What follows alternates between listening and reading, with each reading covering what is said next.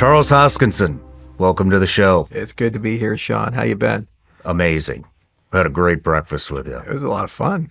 But, well, I've been wanting to have you on the show for a super long time. And so now to have you here, it's awesome. You are a fascinating individual. You've got your hands in all kinds of different stuff, and I want to dive into all of it as much as we possibly can. And then we had breakfast, and I was like, oh man, I could go for days with this guy. Right. There's a lot there. So Thank you for coming.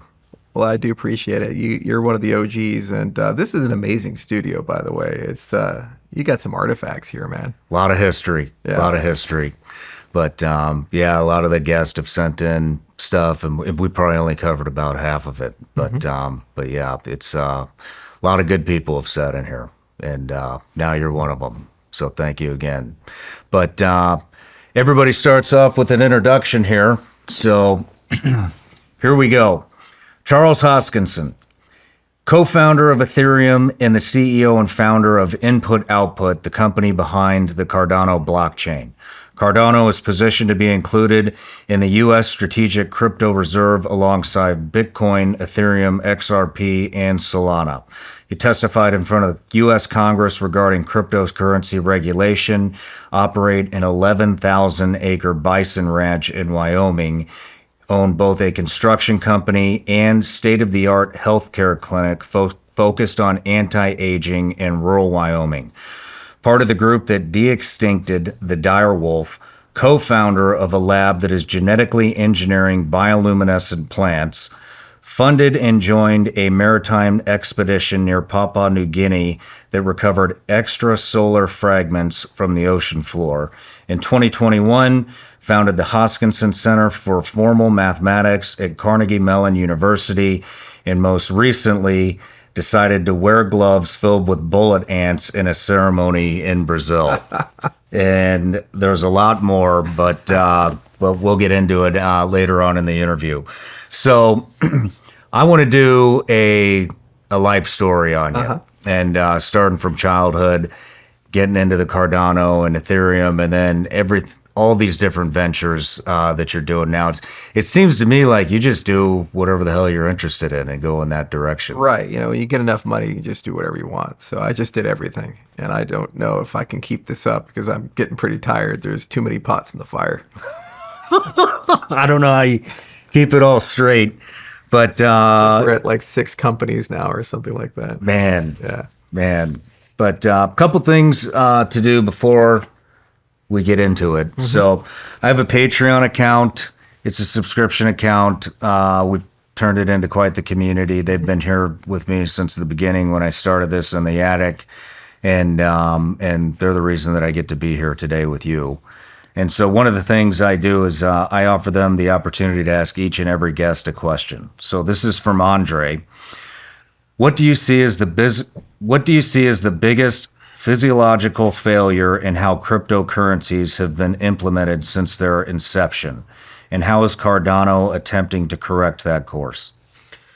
So one of the biggest challenges with cryptocurrencies is that you'd like for them to be successful and adopted to be a cooperative. But the way tokenomics work, the way the actual underlying tokens connected to the infrastructure, they're intrinsically adversarial. You know, so it's like kind of a sum-zero market. So for Bitcoin to win, Ethereum must fail. For Ethereum to win, Bitcoin must fail. And for crypto to win, well, the banking industry has to fail and everybody has to go over to crypto. And that's not how the world works. If you look at real modern business, geopolitics, religion, whatever it is, you have to find cooperative equilibria. You have to find a way that if I win, you win. If I make money, you make money. So, you know, they've been tremendously successful from a growth hacking perspective. Cryptocurrency has gone from nothing to 550 million users within 15 years, from no value to a multi-trillion-dollar ecosystem. But they have still stayed somewhat divorced from the Web 2 world and the legacy financial world. They're not interconnected and interoperable. So really the next 5 to 10 years in the industry, it's about how do you build bridges and how do you reset the incentive layer of the system so that people make more money cooperating together. And we're starting to see this with stablecoins, for example. They're working their way into the cryptocurrency space, and they went from nothing to $243 billion of stablecoins issued with Tether and Circle and the other major standards, about 180 million transactions per month. So huge amount of volume. And probably by 2030, we're going to have stable coins grow to about $1 trillion to $2 trillion vertical, Wow. and probably about 500 million to 1 billion transactions per month. So massive growth. Under the hood, they're just tokenized treasuries. Short-term treasuries, you buy them, you get a few points of interest. And so they just took them, they tokenized them, they put them on a blockchain. Well, why do people want them? Well, the cryptocurrency space, we want them because it's too volatile. Bitcoin goes way up, it goes way down. I was in Bitcoin before it was $1, and I watched it go to $30 down to $4. I watched it go all the way up to $256, down to $80, then up to $1,200, then down to $250, then up to $20,000. Woo, cocaine and hookers, yay! And then down to $4,000, then up to $68,000, then down to $25,000, and then all the way up to $100,000. Right? It's just crazy times. You can't build an economy if you have that level of volatility. So you need value stability, and then you can create credit, and then you can have an economy. Well, the legacy world can do that. There's constructions there, but crypto has to learn how to work with that world. Why does the legacy world want to work with crypto? Well, this allows you to dollarize places that normally can't be dollarized. So you look at Argentina, or you look at Venezuela, or where all these places are, they would much rather have US dollars than pesos. Because the volatility is so high, and you can't trust the banks in these places. So Argentina, for example, the economy is $700 billion through GDP, but there's already $100 billion in cryptocurrency assets that are floating around. So 1 out of every $7 of value is in crypto. Why? Because they don't trust the local currency. So they went to stablecoins. So if you're a bank or an issuer, you say, wow, this is the best business in the world. I embrace this crypto, I tokenize treasuries, I get the yield, they get the stability, and I get basically free money. Which is why Tether is now, I think, the 7th or 8th largest holder of U.S. treasuries in the world. And they're more profitable than Goldman Sachs, even though they only have 250 employees. No kidding. Yeah. So it's those cooperative economics where the legacy world can do something, the crypto world can do something. And when you bring these two things together and both sides make money, both sides get value, that's what we need to do. Now, specifically for Cardano, Cardano was always designed to be a highly upgradable cryptocurrency. And the way we constructed it is we constructed it where there's an angle for the regulated business to exist. We have technology called Midnight that's coming out, and it's going to allow rational privacy and selective disclosure and all these things that are required for how the legacy financial world exists. But then also at the same time, it has the same ethos and values that Bitcoin does, which is the largest market. So it's fully decentralized and it has all these amazing capabilities. So we kind of straddle both those worlds, and we take this slow and deliberate function. But what's nice about it, because of that, the network has never gone down. For 8 years straight, Cardano's operated 24 hours a day, 7 days a week. It's been hammered and attacked, and everybody's tried to kill it. And it's just Johnny Live a Lot keeps going, keeps doing things. So it creates a resilience and a trust that's required for people to build that type of infrastructure. So, it's a challenging space. It's highly adversarial. It's highly competitive, and you think like politics is bad, like crypto Twitter is probably much worse than anything Trump's ever said or Biden's ever said or whatever. It's a tough world to live in. But in general, we just keep that durability, and we always have one eye on the future. Like, what is going to be required to bring trillions of dollars of real world assets into the space?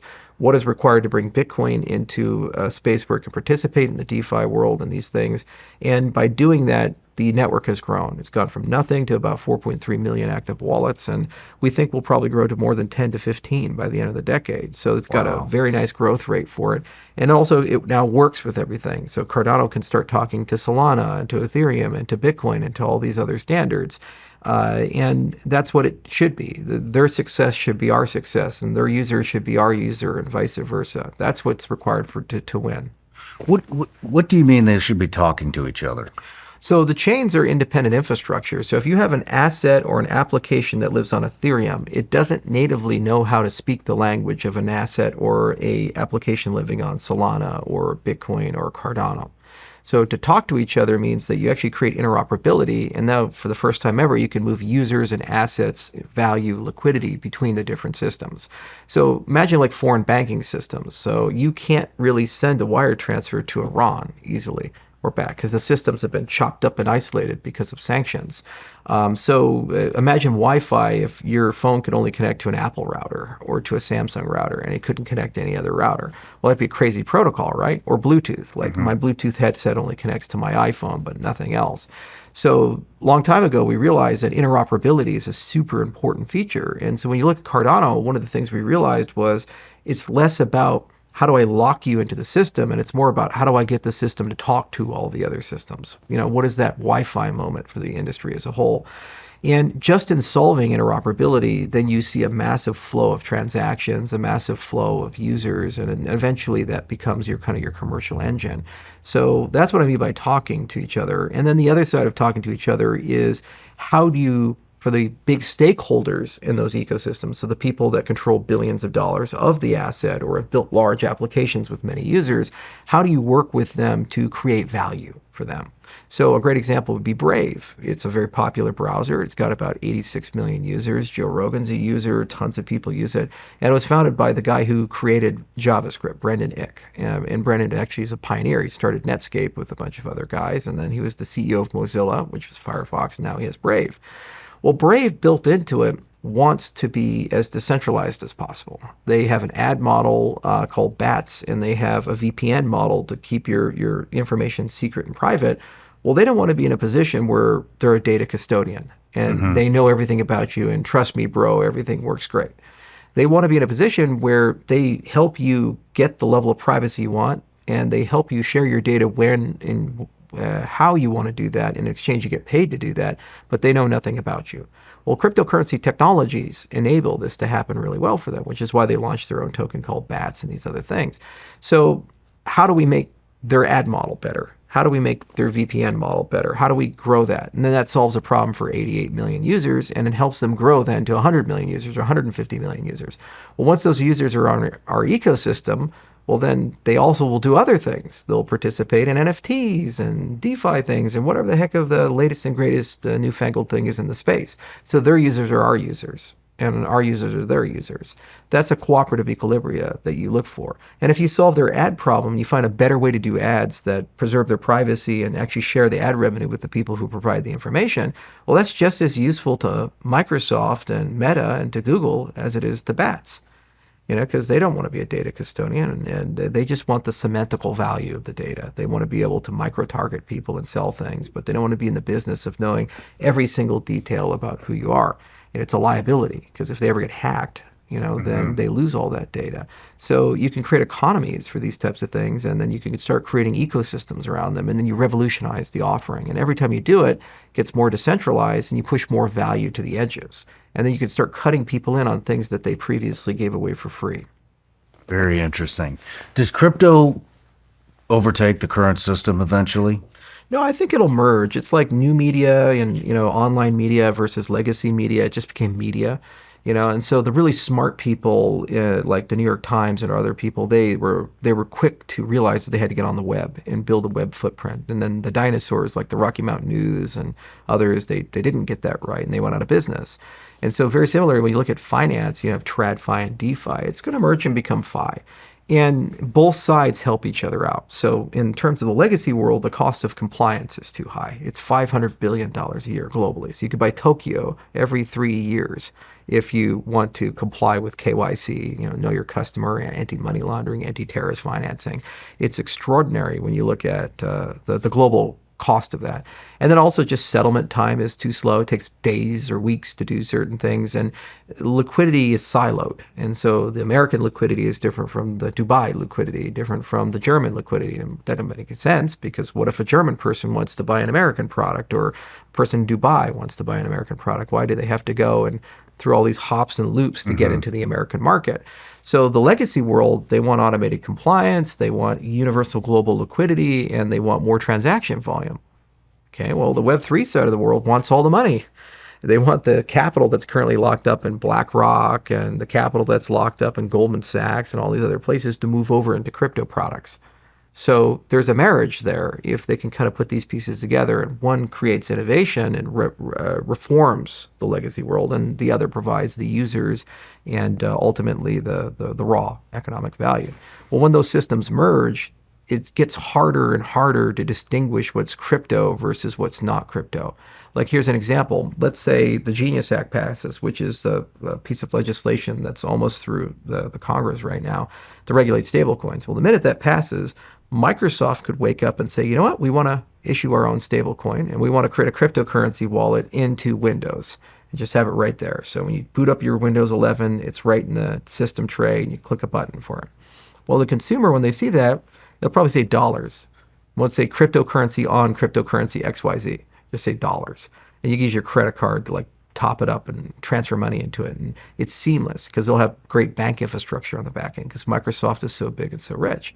What did they just do? They just onboarded 2 billion people into the cryptocurrency space. Now, why would Microsoft want to do this? Well, they have customers in Sri Lanka, and they have customers in Bangladesh, and they have customers in Burundi, and all these other places. And it's really expensive for them to move money in and out of those countries and sell products in and out of those countries.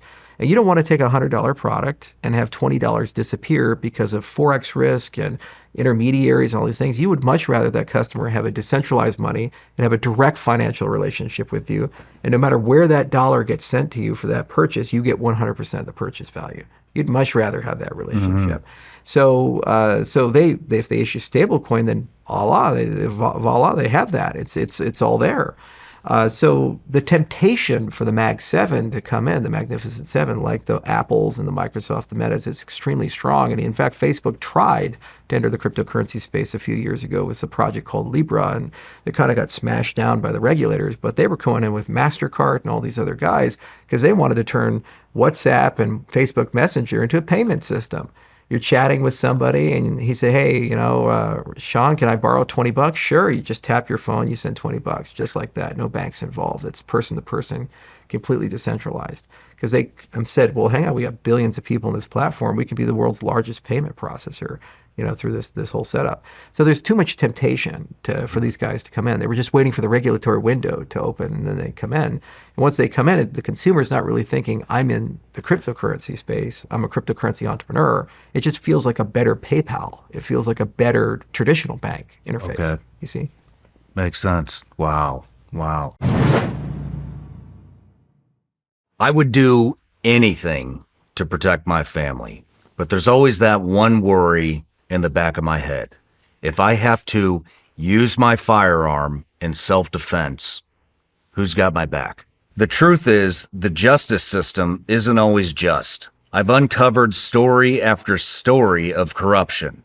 Good Americans who did the right thing, defended their families, and yet still had their lives turned upside down. And that's why I joined USCCA, the U.S. Concealed Carry Association. They've helped thousands of responsible gun owners with legal preparedness, training, and support before and after a self-defense incident. If you've watched my channel long enough, you know I've always said preparedness is more than just training and gear. It's a mindset. And because crime is on the rise in America, which we can all see, you'll need more than just a gun to protect yourself. You'll need a plan. Go to uscca.com/SRS right now to learn more. That's uscca.com/SRS and see how a membership can give you and your family that peace of mind you've been looking for before, during, and after a self-defense situation. Once again, that's uscca.com/SRS. Do it. If you ever feel like the modern world is wearing you down, things like EMFs, artificial light, seed oils, microplastics, chronic stress, it seems like our biology wasn't designed for these modern assaults, and it's probably taking a toll on all of us. Armor colostrum is a bioactive whole food that can help revive cellular signaling and help bolster our health from within. Colostrum is nature's finest whole food, packed with over 400 bioactive nutrients that work at a cellular level to help strengthen your immune health, help fortify gut health, and help kickstart your metabolism. I've been using Armra ever since they sent me some to try, and now I have a lot more energy. It's part of my daily routine now. I take it in the morning and after workouts. Are you ready to reclaim your health? We've worked out a special offer for my audience. Receive 15% off your first order. Go to tryarmora.com/SRS or enter SRS to get 15% off your first order. That's TRYARMRA.com/SRS. These statements and products have not been evaluated by the FDA. These products are not intended to diagnose, treat, cure, or prevent any disease or condition. We're going to get more into this. Before I forget, everybody gets a gift. What you got for me? Those are Vigilance League gummy bears, legal in all 50 states, made in the USA. You can even pay for those in crypto. but yeah, everybody gets a gift. So there it is. Thank you, sir. My pleasure. I'll put that right there. But you know, I want to get into your life story, but I want to talk about these bioluminescence plants first. That you showed me some pictures at breakfast. Wow. I mean, it looks like something out of a movie, and the light that these things are putting off. I mean, if we can't show these pictures yet. No. It looks like they're under a black light and they're just glowing in these magnificent neon colors. And so let's get into that not real quick. Let's get into that, and then we'll get into your life story. Where did this come about from? So, you know, for many years, I always wanted to do a synthetic biology company because when I was in college, you know, I didn't know if I wanted to be a doctor or a mathematician. So I took a ton of biology classes and chemistry classes. And a lot of my friends who went deeper into that, it was because they were right at the beginning of the CRISPR era and the whole gene therapies and all these things. So they were doing all the time genetic engineering, and they kept saying, well, there's all these cool things that will be possible in 10 or 20 years. And like what? And they're like, well, you know, you could take human skin cells and merge them with octopus DNA, and then, you know, octopus can actually change its color. So you can make a human skin cell be able to change its color and camouflage itself, kind of like the predator or something like that. It's like, wow, that's cool. Or you could take luciferase in this case and put it into any plant you want, and you can make a plant glow in the dark. And so for more than 2 decades, you know, I was aware that these capabilities would be evident at some point. It just really, I was looking for a partnership that would make sense. And so it was a serendipity. I met Ben Lamb, and Ben he's a genius. He's a great guy, a wonderful guy. And he's kind of like me, where he likes doing a little bit of everything. We both like the alien stuff and this thing. And he started all these weird startups, and he's made quite a bit of money from them. And he was just getting started with a startup called Colossal, which I invested in. And Colossal is kind of famous for bringing back the dire wolf, and they're working on the woolly mammoth right now, and it's an amazing company. So Ben and I were talking about, was there a way that we could do something with Colossal in the cryptocurrency space? And this was back in 2021. And as like a side conversation, I mentioned to him, hey, it'd be really cool if we could do glow-in-the-dark plants, and, you know, let's think this out. And he's like, I want to do that too. And George Church, the guy that started Colossal with him, like, was an expert in this area. He wrote all the books on synthetic biology, like Regenerative was one book, and over 1,000 papers and these things. He's like a gigabrain out of Harvard. He had all this technology to basically do this. And it was one of those, like, did we just become best friends? You know, type of thing. So we're like, we got to start a company. He's like, yeah, shit, we got to start a company. So we ended up starting a company, and we're still running mostly in silent mode. And they hate it when I talk about this stuff, but every now and then I'll be like, hey, there's some cool stuff coming. And really what we've been working on is more than just this concept of bioluminescent plants, which is super cool and interesting. But also we've been working on this idea of using synthetic biology to engineer plants to be better adapted for our goals in the environment that they're put in. So let's say that you're in Saudi Arabia and you're building NEOM, and you're MBS, and you have this grand vision of like this $1 trillion massive mega city in the middle of damn nowhere, and you want to terraform the entire world. Well, there's only so much you can do with steel and concrete and glass.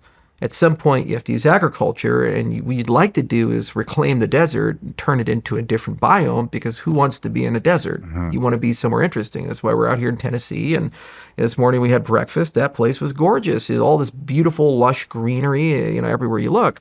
Well, I'd love to see that if I was MBS. And so what if you had a company that understood so well how to modify the ambient environment that it could conceive of plants to do such a thing? Or what if your goal is carbon reduction? You can make plants that sequester enormous amounts of carbon. Or what if your goal is environmental reclamation? Let's say you have a shooting range. What's your number one problem? You're going to accumulate a lot of lead over time, right? And so what if you had plants that seeped it right out of the soil so it doesn't get into the water and sequesters inside the plant? You can do these types of things. So bioluminescence is a really magical thing because it's one of those, like, you can see it. Mm-hmm. It's not a hypothetical, like, if I make plants that sequester carbon, oh, that's cool, they sequester carbon. I can't see it. It doesn't really appear to be anything meaningful. But here, it's like, it's just magic. It's something that never existed before. And you can imagine the art of the possible. Glowing cities, glowing golf courses, organic lighting, all these magical, amazing things. So, and the other thing is that once you've mastered that as a platform, then all those other use cases become tractable and useful and easy. Yeah, because you now know how to pretty much do anything you want with the organism. And what's cool is the bioluminescence can also be a guide to tell you whether those genes have been taken or not, because you can cross-link them. And you can say, well, if it glows this color, it has this property. If it glows this color, it has this property, or these types of things. So there's a method to the madness, and it gets people instantly interested. And they always say, oh, that's AI, or that's a fantasy, or it's under a black light or something. And then they physically see it, and they say, wow, this is incredible. And so at some point soon, we'll go out of silent mode and actually have a big showing of these types of things to get people very excited about it. But every now and then, when I meet an interesting person, I kind of share it because people say, wow, the world is moving in kind of a new place. And then they always ask for something. They're like, can you make this plant glow? Or can you do this color? Or wouldn't it be cool if we could decorate this way or do this thing? And then we say, oh, that's a good idea. And you kind of take it and you say, well, maybe we should work on that or something like that. I don't know how far you want to dive into this, so I don't want to push, but you had mentioned some early detection systems that these plants could be used for. Sentinel plants. And so imagine you're a coal miner and you're in West Virginia or Pennsylvania or something like that. Gillette is like one of the coal capitals of the world, but we have these big open pit mines, which are a lot safer. But let's say you're underground, you're a coal miner. What's your number one problem? You're worried about methane, because it naturally leaches off the walls and you don't smell it. Most people, when they think of natural gas, oh, it smells terrible. Well, that doesn't actually. It's odorless. It smells terrible because after they process it, they put a chemical in it so you can detect it and you can smell it. So if you're a miner in a mine and natural gas is building up, it's a silent killer. It explodes and so it's terrible. So you have to always detectors, and that's why they had the canary in coal mine, this type of thing. So imagine a plant, a cave moss or something, and it doesn't glow unless there's methane, and when it does, it glows red. It's called a sentinel plant, right? And you can use this for military applications, for industrial applications, for environmental applications, these types of things. And that's the art of the possible. And that's what gets people very excited about this technology. Because then you say, okay, the plant is now an information transmitter about something in my environment. And it does it naturally and organically, and it's just there. And once you have that capability, then what that does for you is it puts you in a position where you are able to kind of ask the people you're working with, what do you want? What would improve safety? What would improve the experience? What would improve the ambiance of where we're at? And then you can design the plants, you can design this biology around that desire. So that's what gets me most excited about it. And what's cool is it's the only time ever where like Hollywood is interested and restaurants are interested and casinos are interested and the Air Force is interested. It's like there's this huge spectrum of people. Mm-hmm. It's a magical company. And I love those magical companies. They just make people want to be part of it. They want to be invested in it. They brag to their friends like, I am in this coolest company in the whole world. And Colossal is much the same way. Any Ben Lamb company is this way. This is why he's a genius. It's like you invest in Colossal, you're like, oh, yeah, I'm part of that whole woolly mammoth thing and that whole direwolf thing. And you're like, holy shit, that's awesome. Like, tell me more. It's, I can't tell you anything. I mean, you had mentioned, we were talking about security and a little bit of prepping and all that kind of stuff as well. And you had mentioned that you could modify what sounded like a thorn bush and make a security wall with thorns that are Yeah, like I have a construction company and we have about 200 people in it. We do dirt work and concrete work, and I go every year to World of Concrete and all these things. And if you own a construction company, at some point you're building walls, whether they be concrete walls or wood walls, whatever. And landscaping is a big part of a security element. And so they're all the time you can plant things like the Japanese barberry. It's a perfect bush for security. It can grow about 6 to 8 feet high, which is exactly about how high you want it. And they got these really sharp, nasty thorns, and they're about that wide. So if you create a hedge wall and then back it with like a concrete wall or a wood fence or something, you've already created something that's very hard for somebody to work their way through. Well, why don't people do this? They're horrendously expensive. It takes a real long time to grow one. You have to water it and maintain it and all these things. Well, when you get into business synthetic biology, you can say, okay, well, I want something with the properties of a crown of thorn or a Japanese barberry or whatever the plant is, but I want it to grow like really fast. And then you can just 3D print some lattice structure, you put it in, and then you just grow out an entire wall. Well, if it's bioluminescent, it also glows at night too. So you have your organic lighting, and now you have a denial and all these things. And then you'd also tune it for the environment. So you'd like say, well, I don't want the deer to eat it, so make it bad for them, but it's fine for humans or something like that. So you can really get granular with your design requirements. And what's cool is then you can even blend it with your logo or branding. So you could be like, okay, well, I want it to match the colors of the brand of my corporation or organization, because I use black and red for input output. So those are our colors. So it'd be really cool if we can do like black flowers or red flowers or things like that. And it's all there. And that technology is going to be available, horizontally when you look to the 2030s, especially as AI gets deeper into bioinformatics. You basically have like a CAD for organisms. You can sit down and kind of type in all your requirements, and it tells you exactly what you need to do step by step, and you go and design it for the client. You can do that for bespoke, large-scale commercial landscaping. And it's cool because then you start blending the aesthetic with the functional. You get a lot of wonderful properties that really help you out, but then you also get these aesthetic properties, and it creates a uniqueness about what you have. So you don't live in this world of malls and Walmarts and ugly landscaping. It's more like European cities where every place you go has a very unique architectural fingerprint, and it's very distinct and memorable. Man, that is fascinating. How long have you guys been working on that? Oh, for about 2 years now. That's it? Yeah, that's it. And the first step was just building the science team, and you got to understand, it's like cryptocurrencies. We've been working on it for a while, but the cryptography has been around since the 70s, like as an academic discipline, but it's been around for hundreds of years as like an endeavor that people do. And Caesar encoded things. It's called the Caesar cipher. It's a substitution cipher. So these ideas are there. It's just you have to wait a little bit for the science to mature to a point where you can commercialize the science. So quantum computing, for example, there's all these different incredibly difficult things that have to happen, but once they come together, then you can build a quantum computer. So now that most of those things have happened, we're starting to get to the possibility of a quantum computer. And it's very much the same when you look at synthetic biology. George Church and other people had to spend decades of their lives writing papers and books and articles and training people and conducting experiments and figuring out basically how to do all this stuff. And now that they have all these things figured out, you're in a position where you actually can now commercialize the technology and roll it out.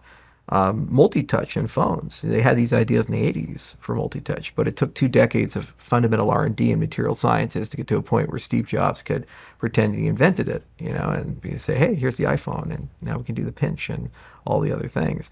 So that's the cool part. Good technologists, they always have one foot in the research side, and they are very connected to the labs and the universities, and they see what's on the horizon. And they have one foot right on the bleeding edge of commercialization. And if you bet too early, you don't really get a good experience out of it. And then the imitators come in and kill you.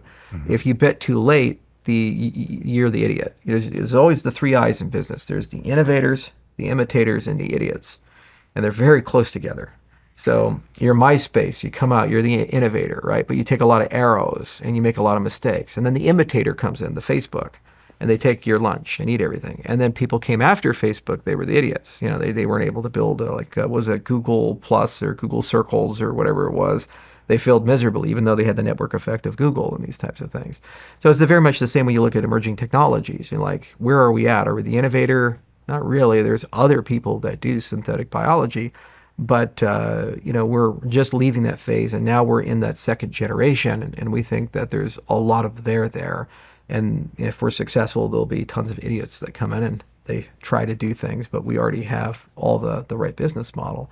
And that's what keeps it fun.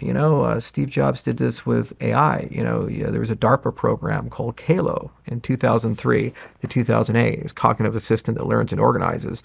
And he literally got weekly reports on the things that were happening there, because the guys who were running it were the guys who ended up creating Siri. So they were basically like talking about this idea of like an intelligent agent. And this is in 2003. DARPA is always ahead of the game. There's like this intelligent agent that would basically know everything about you, and it'd be your companion. You talk to it, and it's like a personal assistant. It'd say, hey, read all my emails. Which ones should I review? Which ones should I delete? I'll do this. Well, obviously it was fantasy. They didn't have the technology there, but the guys learned an enormous stuff, and they spent hundreds of millions of taxpayer dollars to de-risk all this technology. So the minute that they finished, they went and created a small company called Siri, and then Steve instantly bought them and brought them into the guts of Apple. So he was watching that, and he knew roughly when to invest to bring an intelligent agent in. And every great entrepreneur has developed that sense. It's the same for when you look at Larry Page at Google, or you look at Satya Nadella at Microsoft today, and he just knows when to cut it, when to invest in it. Wow. When do you think that what's the name of the plant company? I'm not going to say it yet. When do you think that will come out? We'll probably have something by the end of the year. Who knows? I've already probably said too much. I'm going to get an angry phone call. All right. It's like Inglourious Bastards. They're going to chew me out. We'll move on. I do have a random question. You brought up quantum computing, and I wanted to get to this in a little bit, but we'll do it now since you brought it up. I mean, does quantum computing, would that make cryptocurrency irrelevant? No. So basically how a quantum computer works is it's an augmentation of classical computing, not a replacement of it. So the way I like to explain a quantum computer is, imagine that you meet a really hot girl and she wants to give you her number, but she's kind of a bitch. So she's like, all right, I wrote my number in this library over there inside one of the books. You walk in the library, there's millions of books. And you're like, oh, fuck you. So she's legit. She wrote her number in there, but like, how do you find the number? So a classical computer, how that would work is that you would just start at one of the bookshelves, you take each book off, and you flip through all the pages and see if you find the number. Now, if you want to speed it up, there's two ways you can speed it up. You can speed it up sequentially, meaning that you speed up the rate at which you flip through the books, or in parallel. And in parallel, you get your friends to go and help look through. So maybe you have 5 guys come, so you and 5 other guys are flipping through books. Now you have 6 cores running. And if you want to sequentially, that's your clock rate. You speed it up. So for a long, long time, since the 30s, when we first started talking about these things, to today, that's been the paradigm of computing, is either speed up the clock rate or make it more parallel, and find algorithms that can do that. Quantum computing is fundamentally different. What it does is it says, okay, here's what we're going to do. We have 3 things. We're going to do superposition. So instead of looking through the books, we're going to have this magical way of taking all the books off the shelves and put them in a superposition state. And then we have interference and entanglement. And these properties allow us to, relatively speaking, know the location, the rough location of where that book is. Then we'll put them all back on the shelves, but the area that has the number, we're going to pull those books out slightly.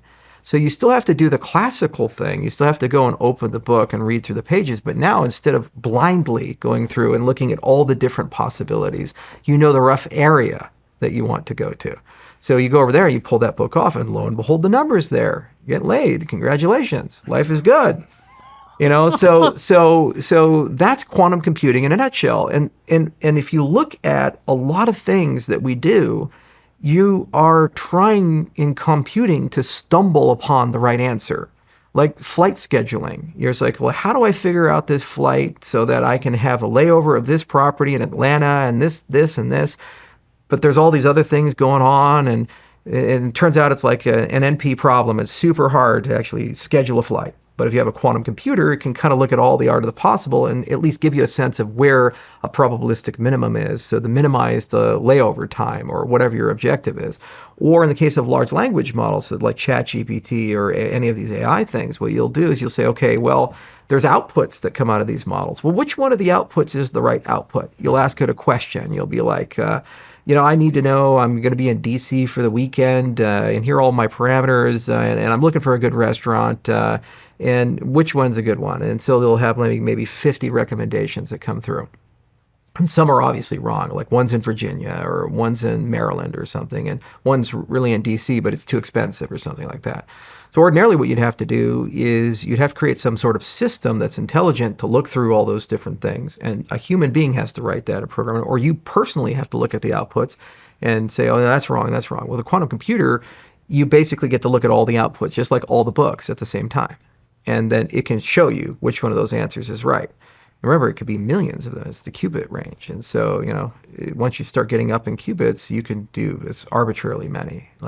And so what this does is it gives you the ability to have a large language model that's exponentially better than a large language model that we have today. And it gets really crazy when you start stacking modalities. Like Microsoft has a technology called MatterNet, and it's a simulation framework. It's almost like Reality Builder, where you just tell it what properties you want. Like, I want a battery, and I want these properties, and it basically gives you a recipe for how to make that molecularly. But the problem is that the simulation breaks down after you start modeling maybe 20, 30 electrons. So with a quantum computer, it doesn't have that limitation. You can look at many, many, many different bonding paths and things. So it literally can print out how to make that material. That's magical. And so you could start talking about, like, let's say I want a Black Hawk helicopter, and I want the skin to have what's called a negative refractory index material so it can go invisible, and I want it to be light but super strong, and I want it to be self-healing, so if I run an electrical current, the stress fractures heal themselves so I don't have to replace the airframe. And then also I want it to be non-Newtonian so that it's soft, but when it gets hit by a bullet, it gets super hard, like a football helmet or something like that. And it'll tell you literally the recipe for how to make that strange exotic alloy, Wow. with all these different properties. You can't do that with a classical computer because there's too many possibilities, and it's like a library with more books than the time in the universe to look at. But with a quantum computer, it can look at all of them at the same time. So it'll tell you the path to get to that and the specific recipe. Because right now how we figured out is just math and trial and error. You go to a lab and you kind of do some stuff and you think, I think it's over here. And then you do a bunch of experiments until you stumble across the material. And everything works this way. It's like this microphone, what would give it the best sound? Or like a battery, I want it to have a high energy density, and I want it to be very light, and I want it to charge really fast, and I want it to be recyclable and be made out of non-rare earth materials because China owns all those and they're screwing us. Like, I want to be able to make it domestically in America. That's a very rare intersection point of trade-offs. And so what material would you need to be able to do something like that? So when you blend these two things together, it's just going to create a golden age. We're going to be able to do things that are incredible.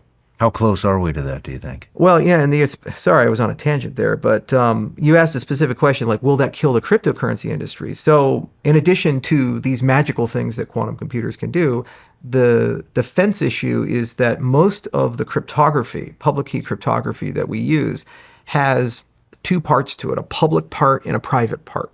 And the public part you give to everybody, and the private part you have. So in cryptocurrencies, you have private key and a public key. Public key is where I pay you, and the private key is, what I use to authorize a payment. So the challenge is that all the math that's behind it, in the classical sense, it only works as long as you don't have a quantum computer. If you have a quantum computer, you have things like Grover's algorithm and Shor's algorithm and these things, and these gigabrains at MIT were basically able to show how to use this librarian book trick to find your private key inside the system. Because you can't find it normally. It'd be like looking for that phone number and going through book after book after book. So the question is, are we done? No, because it turns out that there's algorithms that are not susceptible to this. They're called post-quantum cryptography. So the challenge in why the cryptocurrency industry has not adopted them is kind of twofold. One is that they're new and highly inefficient. So in many cases, to use a post-quantum algorithm, the key sizes are 10 to 100 times greater, and it's much more computationally intensive. And also because they're new, they have not been mathematically rigorously tested as well as they need to be. RSA, which is the backbone of the security of the internet, was invented in the 70s. And we still use it today. So there's like 50 years of acid tests and hardcore analysis that's been done. Elliptic curve cryptography came out in the 80s by a friend of mine, Neil Koblitz, and he wrote this lovely paper called The Serpentine Path of Elliptic Curve Crypto, where even though he invented it in the 80s, it didn't take off into the 2000s. Because it took him more than 15 years to convince people that it was secure. And he had to do all this work and all this lobbying and these types of things.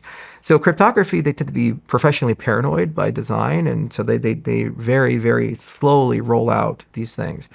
And the other side is standardization. So even if you have a brilliant idea, you never want to implement a non-standard piece of cryptography because you'll get screwed by the hardware manufacturers. So when you look at your phone or your computer, the chips inside of them actually have specialized circuitry for crypto that the Department of Commerce through NIST standardizes. So AES and RSA and certain elliptic curves and these things, there's actual acceleration, and in hardware it'll run 100 times faster. So if you pick a non-standard thing and you're just running on software, you're 100 times slower than your competition that picks a standard thing. So you have to wait for NIST to standardize something. And the good news is they did. We worked with them alongside dozens of other cryptographic groups because we have one of the largest research groups for cryptography. We have 168 scientists we work with in labs at Stanford and CMU and University of Edinburgh and so forth. And they wrote FIPS 203, 204, 205, and 206, which are standards for post-quantum crypto, both on the hash and lattice side. And now that we have them, the hardware manufacturers are going to create specialized circuits for those to accelerate them. And now that they're there, we can upgrade crypto to have those capabilities. And what's really exciting is in many cases, these are going to actually add not just security, but in many cases, acceleration. Because in particular, the lattice stuff can be accelerated on graphics cards. So everything that people are doing for AI to make AI faster can be used to make crypto faster. So it's going to be a golden age, actually. We'll be able to take a lot of these sequential algorithms and make them very parallel in the design. But cryptography is always a game of cat and mouse. If you ever go to England, you can go to Bletchley Park, and it's a lovely tour. It's where the first computer was built, the bomb, by Alan Turing. And the Nazis, they had this thing called the Enigma machine, and it was basically this little black box with a keypad on it, and they put a wheel in it, and they'd have a setting for the day, and they could use it to encrypt messages, and then they would transmit it, and then somebody would have that setting and an Enigma machine on the other side, and then they would decrypt the message. Well, what the Allies did is they figured out how to use computers to basically break those codes. And so if you go to Bletchley Park, you can actually see a reconstructed bomb, and they tell you the story of how like Alan Turing and these other guys figured it out. Well, now that they had computers, people use computers to make better cryptography. And then they use computers to break that cryptography. And so it's always 10, 20 years. There's like a thing and then the next thing, and then a thing and then the next thing. And it's just like warfare in general. You know, if you invent a plane, well, somebody creates a countermeasure to the plane, and then they create a plane that avoids that countermeasure, you know, and you never stop. You just keep getting more advanced with it. How far out do you think we are from this? Well, the problem with quantum computing is the paradigm is not set. There are many different approaches you can take to build a quantum computer. You know, it's ion trap and quantum topological quantum computers. That's Majorana, what Microsoft did, which is so fucking crazy. My favorite's optical quantum computers. Xanadu and these other guys work on it. So there's a lot of great companies, but they're fundamentally different. Like some use the photon as their unit of computation, some use the electron, and you know, some use subatomic particles called Majorana fermions. All these different things, somebody's going to crack it. And the hard part is not the compute side, it's the error correction. The problem with quantum computing is that state of superposition and entanglement is extremely delicate, and so delicate that any perturbation of it can create a cascading failure in the compute. So most of these things have to run at close to absolute zero. You have to cool them super, super, super cool. And then you have to keep all the ambient environment as free of interference as possible, and that even still, the computation falls apart. So the biggest challenge in quantum computing is not scale, like getting more qubits, more compute, raw power. It's error correction. So how do you avoid errors from exponentially increasing and destroying the calculation and basically disentangling? So that's been the big focus. And whether it be Google with Willow or what Microsoft just announced with Majorana, we're seeing very systematic progress in every respect. There's a big national security issue, though, because while we can change cryptography, we and our adversaries do archive all the data. So Bluffdale, Utah, the NSA has this gigantic facility, and it's like yottabytes of storage, and they just basically packet replicate the internet. And they take all the encrypted traffic from China and Russia and other places, and they just store it there. Because if you develop a quantum computer, because that was encrypted with classical compute, you can decrypt it. So security is also, how long do you need to keep the secret for? So battle plans in World War II are probably great for historians, but they have no national security implication because it's so long ago. But from something in GWAT, it's still probably relevant today because that's probably still being used today in the battlefield, and those systems are still around. So cryptography has to last a shelf life beyond just being broken today. It has to be maybe 30 years or 40 years, and then it's no longer relevant. So the United States is getting more paranoid about this, which is why NIST has done this, and the Suite A and Suite B protocol suites for both NSA and then the open one, Department of Commerce, are now recommending post-quantum. So there's already a transition that's occurring to post-quantum, and we're seeing post-quantum algorithms in the commercial side with like WireGuard getting post-quantum support. So if I had to guess, I'd say probably the 2030s is when we'll start seeing quantum-like devices work their way into compute. And by the 2040s, I think there's a very strong possibility that we'll crack it.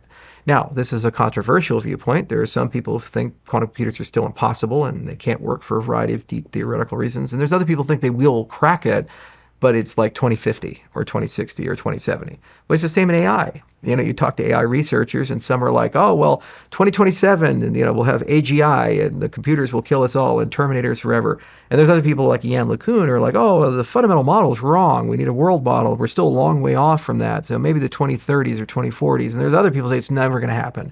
Because Fabrizio Fagan or any of these other guys who invented the microprocessor, because he says cognition is fundamentally different than how we do von Neumann architecture computing. So it lives in a different world. So any expert, you'll always find like 45 opinions on these things. But I always look as an entrepreneur at who's investing, how much money are they putting in, how many alternative approaches are we following, and ultimately, what's the payoff of success? If your payoff of success is you have like a reality machine with MatterNet where you can just enter in what you want and it produces that thing, well, yeah, a lot of people are going to chase that. And it's much the same with AI. You could say, well, we need to slow down for alignment, but you're like, guys, the first person to solve this problem is probably going to be a trillionaire. You're going to get every company in the world chasing that and investing in that. And even if one of them voluntarily steps off the thing, there's too much competition. There's an inevitability behind it. It's just like the Manhattan Project. They actually had not one, but two different designs for the nuclear bomb. The little boy and fat man or whatever they were. And one was an implosion sphere. Another was like a gun where it shoots something and hit. And they did this to de-risk the program because they didn't know which one was going to work. And it turned out both of them did. So the one in Nagasaki was the implosion device and the other was Hiroshima. But when you really want something to happen, you'll just throw lots of money, lots of people, and you have lots of approaches. So quantum computing is exactly the same way. There's a dozen or so different paradigms that you can follow. And there's many billions of dollars and many, many companies that are chasing this thing. So the odds of at least one of them turning out to actually work the way we think it's going to work is pretty high. And the payoff is so large that people will continue to do this until they crack it. Do you think the U.S. will be the first ones to crack it? We have a huge advantage in that we have a lot of the brains and people, and even if we don't, we tend to buy them and bring them into the United States. Like Xanadu, for example, is the world leader in photonic quantum computing, and they're based in Canada. But if they actually solve this problem, they're probably going to end up as an American company. Somebody's going to give them an offer they can't refuse. The other thing is that all the technologies that go into quantum computing, they're mostly areas where America excels. We're like super good at the science stuff, cooling things, and super good at the very subtle environments that quantum computers require. So we have a lead, and it's a very strong lead. But by no means is China sitting back, and by no means are the Europeans sitting back. Everybody's chasing this in their own way. And a lead means you have maybe 6 months to 2 years. But look at the iPhone. It comes out, it's magical and amazing, but does it really feel magical and amazing anymore, especially when you compare it to all the other competitors are there? it's unbelievable how fast that happened. And this is something where the payoff is exponentially higher. Well, makes me a little more comfortable knowing that we're in the lead. We don't get a lot of good news here, but I love America. Our national slogan is "We know, we're working on it." But let's get into your personal story here. Where did you grow up? I grew up in Hawaii, of all places. Like, it's an odd place to be. So my dad grew up in Montana, and my mom grew up in Florida. She was in Winter Haven, and my dad was out in Miles City and Big Timber. And my dad's father, my grandfather, he became a doctor, and he was kind of an outdoor guy, and he just loved the outdoors, but he hated the cold. And so when he was in residency, they said, "Hey, would you like to do a residency down in Panama?" And so he said, "Oh, that sounds a lot of fun." So he went down for a few years to the Panama Canal Zone and did a OBGYN residency down there and delivered tons of kids. But he got addicted to the tropical living. And so when he went back to Montana, he's like, "God, this cold thing sucks. I don't want to do this anymore." So he said, "You know what I'm going to do is I'm going to buy a practice in Hawaii. That's what I'm going to do." So in the 70s, a practice came up for sale, and he picked it up, moved to Maui, and my dad ended up going to high school in Maui, and we have very strong roots then in Hawaii. So my father then went to college in Montana and then went back to Hawaii for medical school at University of Hawaii. So when he went to residency, he was in residency in Colorado at St. Joe's, and that's where he met my mom. She was a respiratory therapist. So when he finished residency, decided to go start a private practice in Hawaii. So my brother was born in Colorado, but then I ended up being born in Maui. My grandfather ironically delivered me. So no kidding. I know, awkward bedfellows. But Wow. but anyway, I grew up there until I was about 8 years old, and then my mother got tired of living in Hawaii, and she told my dad, "I'm going to move back to Colorado, and you can stay in Hawaii and be a single doctor, or you can move to Colorado and be a married doctor. So you take your choice." My dad said, "I like being married," so I said, "Go." Moved to Colorado, and my mom's whole family's in Colorado. My mother's father was in the cable business, and he kind of followed the evolution of the cable business from the 50s. He was a Marine and fought in the Korean War, so he signed up in 48 and got out in 52. And when he got out, he got a job as a lineman. And right around that time period, the cable business was getting started. So he just kept going from place to place as they were laying cable, and Colorado became kind of like the nexus that linked the United States together. So in the 70s, all the cable guys started coming out this way, and so my grandfather lived in Denver. So my mother grew up in all those different places, but then kind of settled in Colorado, and that's where she met my dad. So anyway, they moved out to Hawaii, and and then I moved back from Hawaii to Colorado, and then I grew up in Colorado, and then I became kind of a nomad and traveled the world. What kind of stuff were you into as a kid?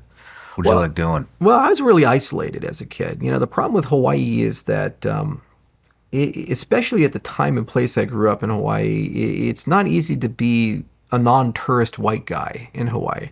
They call you haoles, and so my parents didn't want me to attend public education, so I ended up being homeschooled, which was like a double-edged sword. It was great because I could graduate high school much faster, and I was a voracious reader, and I loved knowledge and these things. But also it meant I was a little like half-baked on the socialization side. It's just my brother and I, and that's it. And so we didn't really socialize with very many people.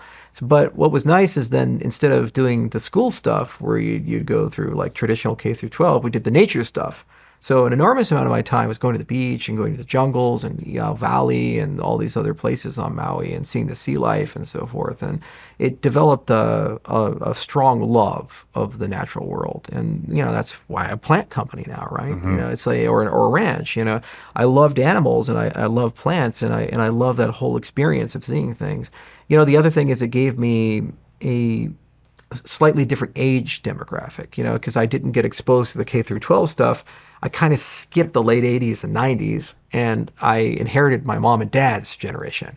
So the early 80s, the 70s, and the late 60s. And so I listened to Boston, and I listened to Journey, and, I listened to all these things like Bread, and, what was his name? did Operator and Time in a Bottle, Jim Croce, all these guys, and all the television was from that time too. So I watched Lost in Space, and I watched Gunsmoke and all these shows, and so I'm always like one generation behind actually my cohort. So it's easier in some cases for me to talk to people in their 40s and 50s than it is to talk to people in their early 30s and 20s, because I have that cultural frame of reference, which is quite strange. The other nice thing about Hawaii is it's like frozen in time. Outside of the fire in Lahaina, nothing changes at all, ever. So you go there, and it's like the same store that I went to when I was 8 years old is still there. And It's probably the same guy working at the same store. He's just a lot fatter and older. He's got the man boobs now and the comb over, but he's still going to the beach like 3 times a week, right? And you talk to this guy and you say, like, God, like, do you have any ambition in life? Do you want to do more? No. I am content. Yeah, and that's the problem with island fever. That's why my mom got tired of it. She's like, it's a paradise for a year. You get island fever within 3 years. If you have any ambition at all, there's no progress, there's no growth. You're just static. You stay stuck in time. Then the tourism thing too is like you live in a place where the population literally doubles or triples every year. And so you go boom, bust, boom, bust. So during tourist season, traffic jams everywhere, all these tourists running around causing chicanery and havoc. And then off season, like everything's nice. So that gets old after a while, and tough after a while. So, I didn't want to leave. I was 8 years old. I liked Hawaii. I walk around with like no shoes on or the flip-flops and these things, had the long blonde hair that turned black over time. It was great. But then as I got older, I realized it was a really good decision to kind of go to Colorado. What do you mean you started traveling the world? Well, kind of following into Colorado, I was homeschooled and I graduated from high school at 15. And then I started at a community college because my parents said, it's probably too much to go to a 4-year university. Like, you never went to high school. You're all homeschooled your whole life. So I did Front Range, and that was kind of my high school. So, between 15 to 18, I was there and I graduated. So I was like 18 with a college degree, which was cool. And I transferred then to Metropolitan State, and then I transferred to CU Boulder. And originally I wanted to be a doctor, because my dad's a doctor. My brother ended up as a doctor. My grandfather was a doctor. My uncle's a doctor. There's a lot of doctors in the family. And I said, I'm going to be a surgeon. This is going to be great. And I was very precocious and arrogant as hell, and I thought I knew everything, and I was the center of the universe and all these things. God help me. And the problem is I was pretty charismatic and pretty smart, so I could get away with it, for these things. So I did the medicine thing for a little while, and took EMT training and became a certified pharmacy tech, and took all the biology and all the chemistry classes you're supposed to do, and it was never a challenge.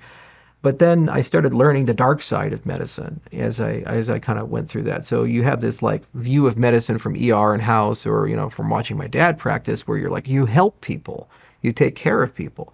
But if you talk to any doctor, the vast majority of their time is not helping people and curing people and solving diseases or things. It's either managing chronic ailments or paperwork, and it's gotten so bad in primary care, you might see 20 to 30 patients per day and have less than 15 minutes of actual time with each person. And then after you see the person, lots of paperwork. And the ICD-10 coding, right? You have to put all your codes in, and they got to bill, and they got to chase your RVUs and all this other stuff. So as I started volunteering in hospitals and actually working in that infrastructure and talking to the physicians, every physician that I met said, you're too smart for medicine, don't go into it. Don't go into it. They were burnt out, and they said, and it's a bad thing when the people who are good at the field are telling you don't go into the field. It's not your way. So the other thing I was really good at was mathematics, and I really loved mathematics. Math it's an infinite well. No matter how brilliant you are, you reach a stopping point that you can't go any deeper, but yet the ocean is deeper. So I loved that about the field. It was like a personal challenge. Like, I solve something, and then I get the next thing, and I solve that thing, and then I get to the next thing. And even math itself is like unsolvable. There's like these boundaries, like Gödel's incompleteness theorem or other things that let's say like you can't win. The game is unwinnable. So I loved studying mathematics, and I got quite good at it. And that's actually why I transferred from Metro to CU Boulder, because they had this nice combined master's undergraduate program. So you could take graduate classes and undergraduate classes. And I just took a ton of math classes, and I went through, and it's a research university, so I interact with like true mathematicians. And then what I discovered was like, it was such a dreary field to actually be a professional in, because while it was super intellectually interesting, to get tenure and to actually climb that chain, you had to do a ton of really boring stuff and highly political stuff. And then in your 40s or 50s, you get to the other side and then you just do whatever the fuck you want to do. But then you make no money. No one cares about what you do. No one understands what you do. And you end up becoming like turbo autistic. You're just in your office looking at a, at a whiteboard. It's like, why doesn't this work? And then you discover something, you're like, oh man, I just discovered this new thing about cobordisms. Like, oh, okay, that's cool. So I got really lost in that. But I was fortuitous that there were a lot of good cryptographers there and there were a lot of good computer scientists there. So as I was studying math, I was also inadvertently learning all these really cool things about all the underpinnings which became cryptocurrencies. Like if you're a mathematician, you study cryptography, it's quite easy then to understand like, how does a cryptocurrency work under the hood? You know how a public key system works. It's like, oh, it's RSA, well, it's Euler totient and this thing. Oh, okay, I get that. Or the discrete logarithm problem. Oh, yeah, I understand that. I understand how that works. That's great. You can read the papers. And so coming from that side, it was, I didn't know at the time, but it was one of the most valuable things for me. But I just got so tired of it. I said, I'm wasting time and I don't really have a path to a career. So I dropped out. And then I took some time off to just kind of go and travel and meet people and see the world a little bit. And I did that, and that was fun, and I got to see a lot of different things. And I also did some political stuff. I worked on the Ron Paul campaign. And, I saw that. Yeah, that was a lot of fun, How old were you when you did that? Well, I was 21 when the Ron Paul campaign was first, and because he did twice. It was 2007 and 2012, and then also there was the intermediate campaign, which was Rand Paul in 2010. So everybody contributed their own way. And again, you don't know at the time that you're going to learn a skill, and then that skill becomes valuable. But on the Ron Paul, we learned about like online fundraising. We kind of invented it. We had the money bombs. Howard Dean was very successful in 2004 with online fundraising, and Obama was pretty good too. But on the Republican side, nobody had really cracked that nut, and we were the first to do that. And the whole Republican Party is like, oh my God, you just like do a money bomb and one day you get $5 million or $10 million. Like, how do you do this? And you get calls from the national guys and it'd be like, can you teach us your secrets? We're like, yeah, okay. It's real simple. You have to vote the same way for 30 years. Yeah, you have to have message discipline for 30 years and you have to have integrity. They're like, yeah, They're like, what's integrity? Yeah, I know. You're like, can we like do it without those things? We're like, no, it doesn't work that way. That's why, people give money that way. But distributed fundraising is like the ICO in the cryptocurrency space. Now, of course, we didn't know that at the time. We invented that later on in the industry, but that was a great thing. Also, that message discipline. People like rules of three. Like Ron Paul, he said, three things and three things only. Like, just choose liberty. So follow the Constitution. If it's in the Constitution, we follow it. If it's not in the Constitution, we don't do it. Pretty simple. Humble foreign policy. It's like, we just don't want to go to war with all these people. I remember in 2007, he told us we were going to lose in Afghanistan. He said Afghanistan's going to go back to the Taliban. He told us that. He said it in his speeches. He'd say it privately. He'd say like, it's going to be, it's just like Vietnam, It was right. And then he said sound money. If you don't have good money, you don't have liberty. Because all the things you do, all the things you're promised disappear. Imagine working hard your whole life, 40 years, you save up, you have a good retirement ready to go, and then inflation eats away at all that stuff, and within 10, 15 years, all your savings are gone.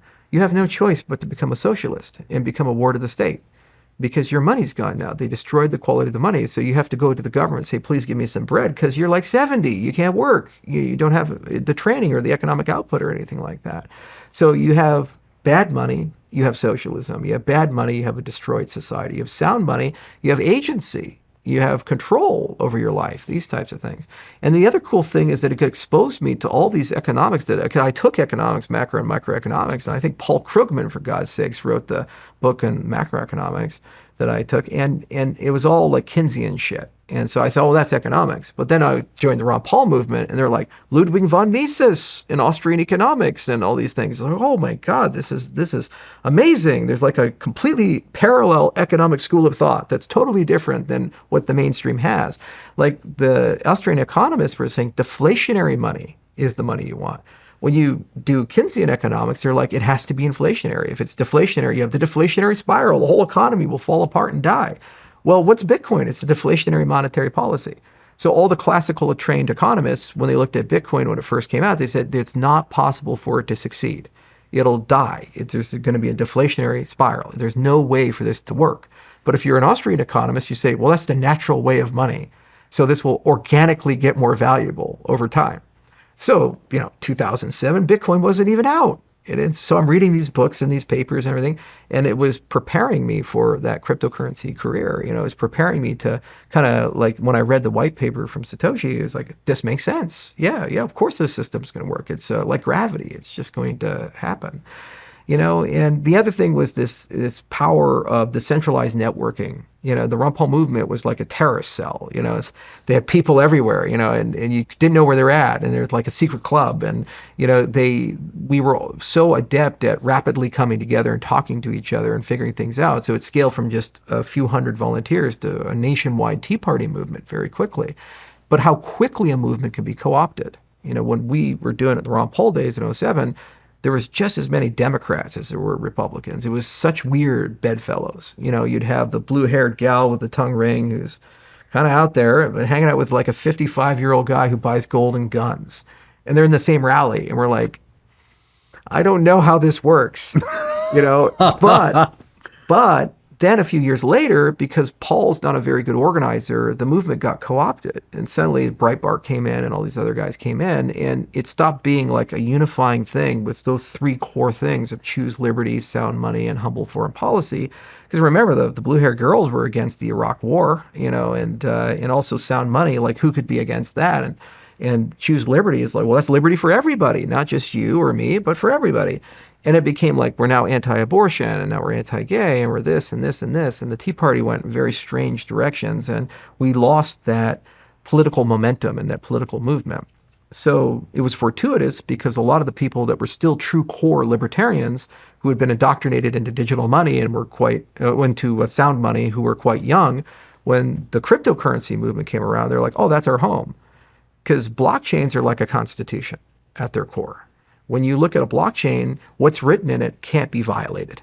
If it says this is the monetary policy, that's the monetary policy. If this is your right as a user of the system, the operator of the system or some power like the United States or China can't come in and change it because reasons.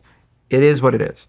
So if you believe in sound money, so deflationary monetary policy, and you believe in choose liberty, meaning follow the Constitution, it's directly compatible with the blockchain. And the other thing is that it's non-aggression principle, nonviolence, this humble foreign policy, everybody in the world is treated equally. So it doesn't matter what language you speak, it doesn't matter where you're born, it doesn't matter where you come from, you have the same rights as the founders of the system. And that's just not the case in the legacy world. If you're Bill Gates or me and you use a bank, they kiss your ass, your private client. They'll do anything. You have numbers you can call and just say, I need this and this. Oh, of course, we'll drop off a pallet of cash in front of your house. And they'll do that. You can't do that as a poor farmer in Senegal or things like that. You're not even have a bank account. Mm-hmm. But in a cryptocurrency, my use is identical to that farmer in Senegal's use. So it was in many ways a spiritual successor to the concepts of that liberty movement and people wanting to have something that was divorced from the corruption and the nepotism and had some principles behind it that were almost like the laws of physics. They're immutable, they're invariable. You can't change them. That's kind of why I was asking if you think crypto will overtake the system. So many people are drawn to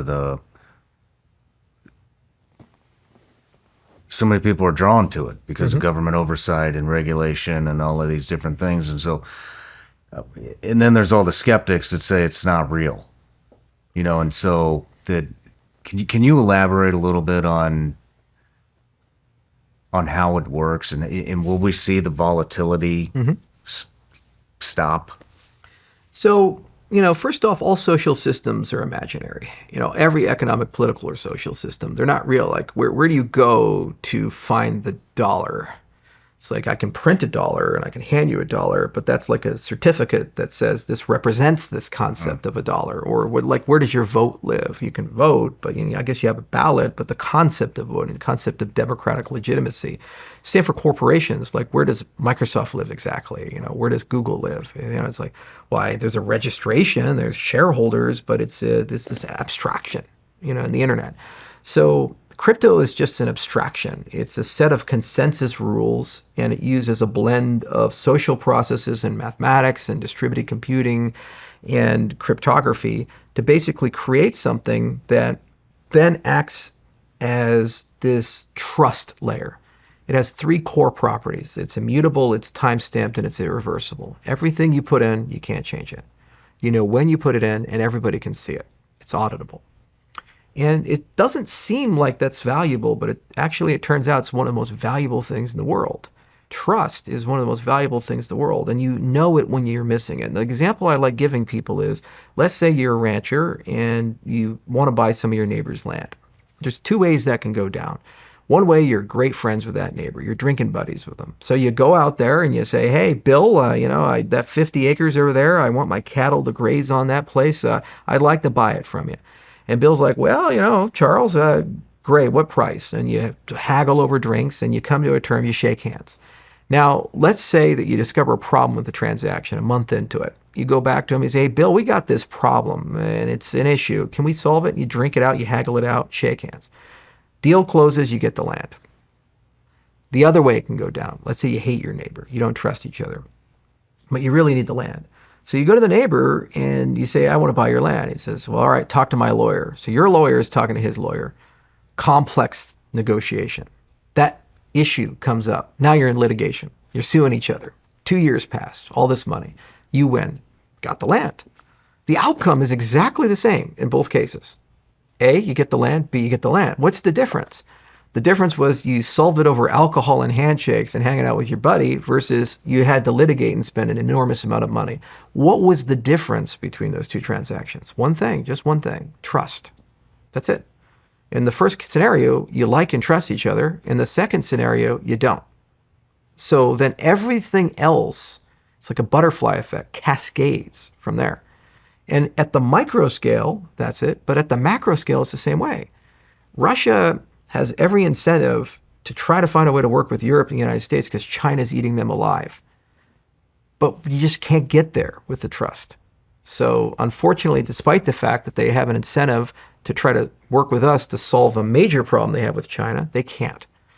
And corporations in many cases have incentives to work together because maybe for some product you're building, somebody else has a piece of technology that you need. Like Apple was a great example with Samsung, where Samsung makes all these chips. Apple needed the chips for its iPhone, but Samsung makes phones too. So how does Apple figure out how to buy those chips and work with Samsung, but trust them enough not to steal the iPhone design to use in the Samsung Galaxy?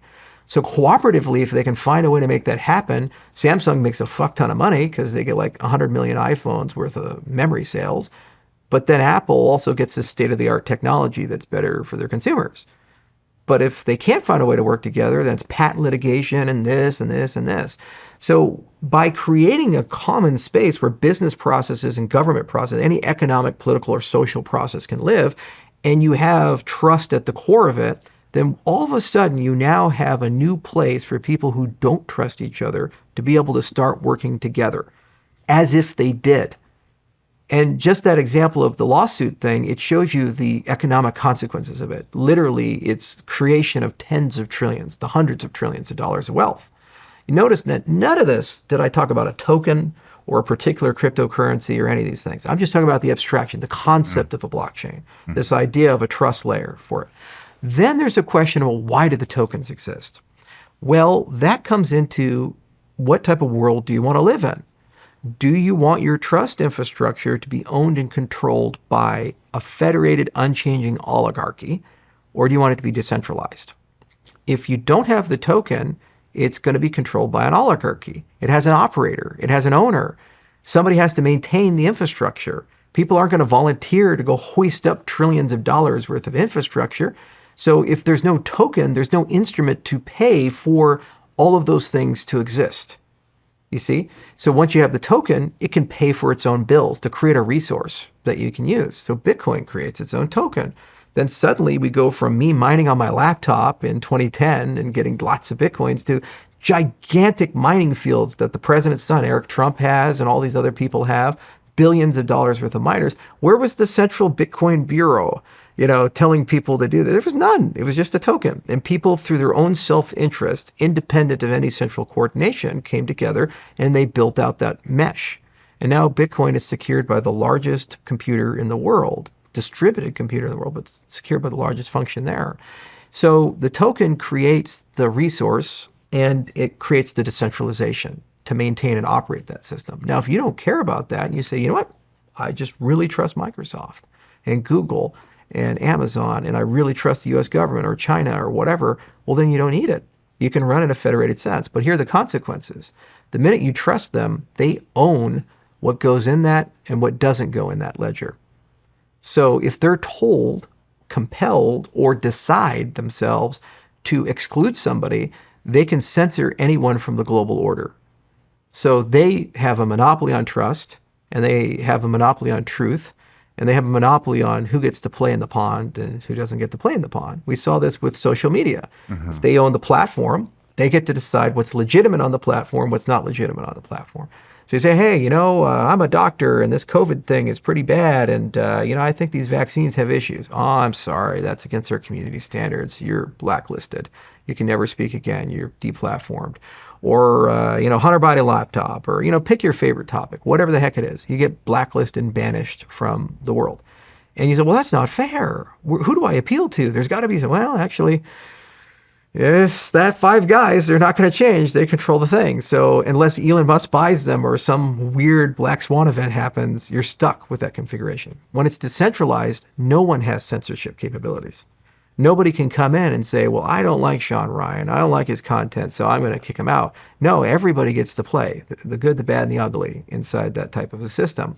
So in a world that's multipolar, in a world that's highly tribal, and there's all these factions fighting each other, it makes a lot of sense to have something where we have something that we all agree on is a universal good thing, and we all use despite our differences. Because once we have that, then we at least have some anchor of trust. Mm-hmm. Because, your agency guys, you probably remember all the Russian propaganda.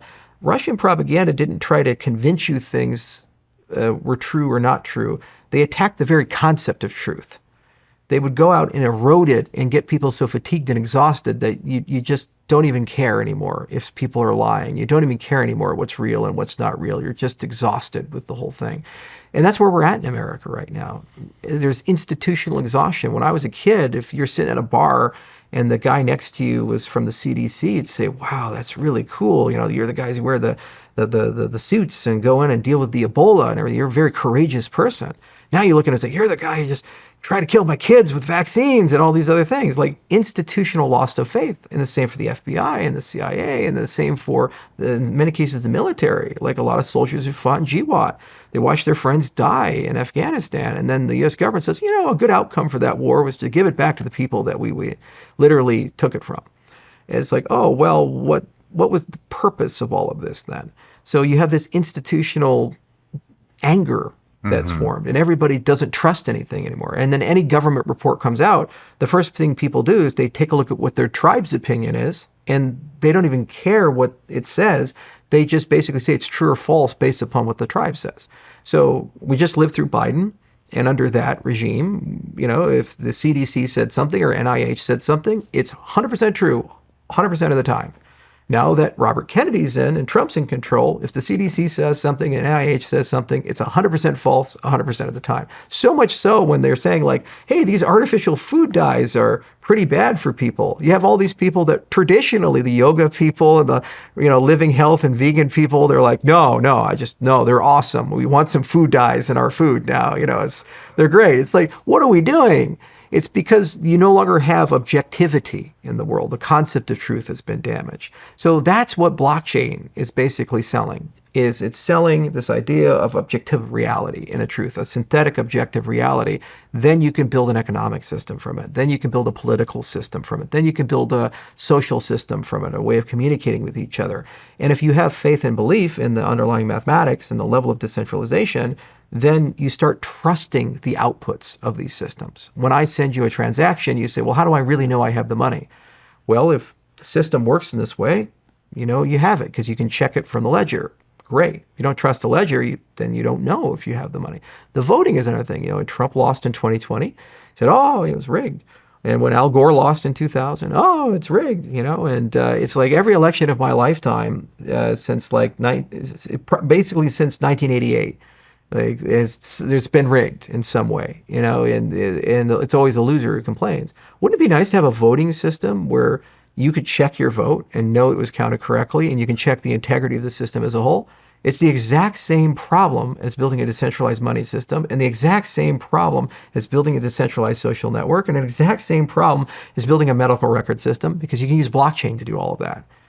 And as long as you trust that the underlying infrastructure is secure, you're good. And my job, my life's goal is, how do I make it secure? How do I get the science right? How do I make it decentralized? How do I make it resilient to attacks? And why the token prices are so awesome is it creates a reward to break the system. When I first started, Bitcoin was under $1. No one cared. You couldn't pay somebody to take it and attack it. Now you have these multi-trillion-dollar systems. So every single day, the most vicious hackers and the most vicious attackers are trying to beat the crap out of the cryptocurrency space to steal money. And they do. North Korea does as a national policy. They attack exchanges all the time and steal millions and millions of dollars worth of Ethereum and other tokens. And so what that does is it creates this learning, and the systems get stronger and more resilient over time. And eventually they get to a point where they can run social scale infrastructure, like a nation state's elections or a nation state's money system or something like that. So that's kind of crypto in a nutshell. And the other thing is a smart cow effect. And this is something that's so cool. So if you're a rancher, you always have a lot of dumb cows, but then you have that one smart cow. And there's the most frustrating fucking cow. If you find it, you shoot it. Because the smart cow figures out how to get out. And they don't just get themselves out. If they can open up the fence, if they can open up the gate, all the other cattle follow them. So if you invent something in a global, open, decentralized sense, whatever idea you have is everybody else's idea. So the minute I figure out a secure protocol, everybody knows the secure protocol. The minute I figure out a secure voting system, everybody has a secure voting system, and they're royalty free, they're open source. So what we've seen is an exponential growth in the innovation in the industry. So a great example would be zero knowledge proofs. These are some of the wildest, coolest things. They were invented by MIT back in the 80s. There's Sylvia Macaulay and all these other guys, and they were geniuses, and they got like the Nobel Prize in computer science for it. But basically the idea of a zero knowledge proof is for me to prove something to you without me telling you what it is. So for example, let's say I want to prove to you my age, and I'm over a threshold. Like you go to a bar and you say, hey, are you at or over the age of 21? Well, how do you normally do that? I show you an identity document like a driver's license or a passport. But then the minute I do it, you know my exact age, you know my name, you know all this information. Well, what if I had a way to just generate a proof and it's yes or no? Are you at or over the age of 21? But you don't know my age. That's zero knowledge proof. And so they invented a way to do this in the 80s, and it was an academic toy. No one cared about it. It was like verified computing and mathematics stuff, and who cares? But then the cryptocurrency space said, well, hang on a second, we could use this to have private money and private voting and all this other stuff. So in just 5-6 years of the cryptocurrency space being interested in this topic, we went from a few papers being written a year, a few lines of code being written a year, to hundreds, to thousands of papers, to millions of lines of code and hundreds of projects and billions of dollars inside these systems. So it did probably in the last 5 years more that's been done in 40 years of academic research for that one thing. Wow. And that's the magic of the smart cow effect, is that when people start catching on to a good thing, they just go crazy with it. Voting innovation too. Like, why is it, a giant turd sandwich versus a giant douche, every frickin' 4 years? Why do we have horrible choices? Because the ballot architecture is wrong. It shouldn't be left or right. It should be a preference order. So instead of picking one guy, you pick your top 5. And then once you do something like that, you never throw your vote away. because you'll pick your absolutely most favorite candidate here, and then your second most favorite, and then your third most favorite. So you can always vote for third parties, and there's no consequence. Because you talk to people, like more than 70% of people would like more than just two options. So if you give that to them, just by changing ballot architecture, you would suddenly get coalitions and third parties get represented in the political milieu. But what Democrats and Republicans did is they got together, and there's only one truly bipartisan thing. It's only Republican Democrats can be elected, no third parties. So they built the ballot architecture in a way to prevent any diversity. So with the cryptocurrency space, because they have to govern these decentralized things, there's no corporation that controls a cryptocurrency infrastructure. You have to create on-chain governance, which means you're in the business of building voting systems and political systems and all these other things. So what do? You go and you say, okay, well, God, I need to dust off these books on political science and voting theory and stuff from written in the 1950s and 60s and literally read them and then implement them. So you have quadratic voting and linear preference. You have board on Condorcet counts. You have anonymous ballots. You have voting rounds and voting times, and then maybe runoffs with plurality. And liquid democracy is another example where you actually delegate power to somebody, but you can pull at any time. So imagine a congressman that their voting power in the House is connected to how much delegation they have. But if you don't like them, you can pull delegation and they get less voting power. And if they fall below a threshold, they get kicked out. It's called liquid feedback. That sounds amazing. Exactly, right? And these things have existed in the political science world at universities and things, but no one ever adopts them and puts them into the governing systems because the cadence of change of a government is by years and decades or centuries. Usually it takes a war and you get conquered and then you build a new political system, or an economic collapse and then you build a new political system. So maybe you get to change your voting system 2 or 3 times a century. But in the cryptocurrency space, you have 1.4 million cryptocurrencies that have been issued since 2010. And a lot of them are starting to get on-chain governance, which means they're building their own voting systems, which means we, in real time, at a scale of millions to tens of millions to hundreds of millions of people, get to test an entire economic system, an entire social system, an entire political system. And it's adversarial. You get people trying to break it and destroy it. And so if there's a bug or flaw in it, it's exploited and the system collapses. So the minute someone comes up with a good system, everybody else steals that, and then they use that as the standard. And then you reset in the standard and reset. Use that as standard, reset. It's so extraordinary and it's so magical because you're literally rewriting the fabric of society, as you do these things. And then eventually the regular world is like, boy, there's a lot of value that these guys have created. So they start adopting it and they start absorbing it. But the problem is that the only way to get the systems to work truly together is for you to go from federated to decentralized. So these big middlemen, they're going to start evaporating because there's no reason to use them. And even if they want to hold on to the monopoly, if there's a more efficient system that with a different configuration, some jurisdiction, maybe Abu Dhabi with the ADGM or Singapore with a monetary authority will adopt it. And you can't compete against somebody that's 30% more efficient or 50% more efficient. The capital naturally moves in that direction. And then eventually you get to a point where the system as a whole becomes that new standard. It's very much like the internet and media.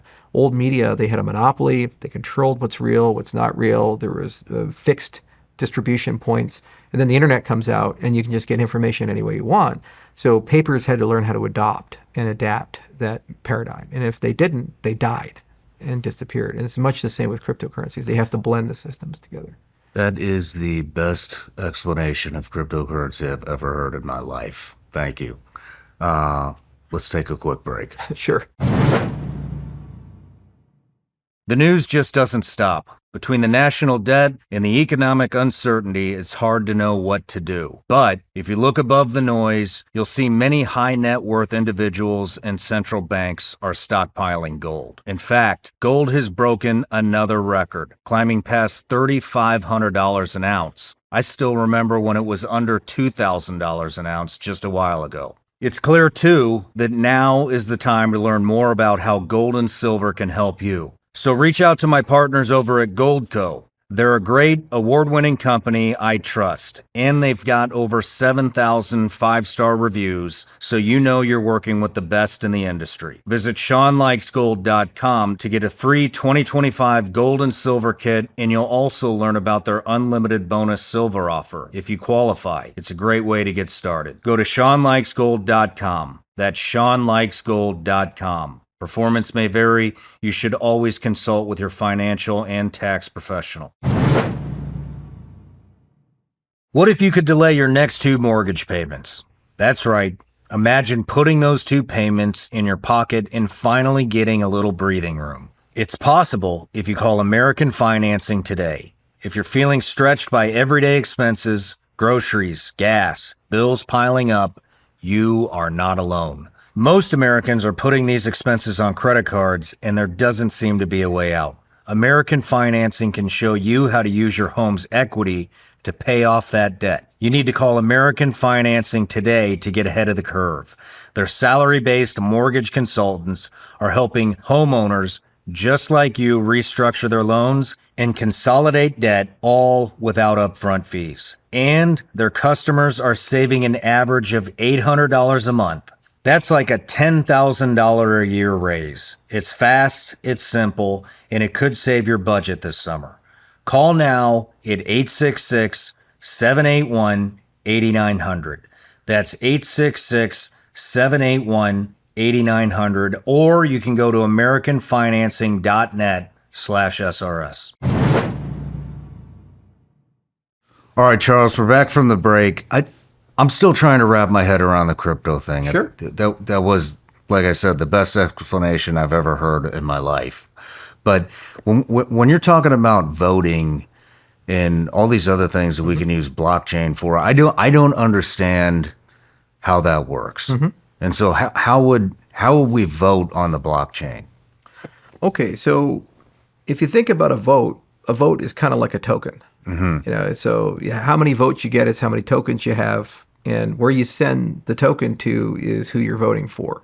And if you're allowed to vote for just one person, it's an atomic transaction. If you're allowed to vote for multiple people, you have a certain amount of power, so that's how much tokens you have, and then you split it amongst multiple addresses. So now that you have that set up, you're like, wait a minute, that's exactly the same as like how Bitcoin works or any of these cryptocurrencies work. You have tokens and addresses, and you can push them around. So when you do an election, there are a collection of things you have to concern yourself with. Like first off, who gets the tokens? So these are registered voters. So the most important part of any election is, what is your voter registration process and how secure is that?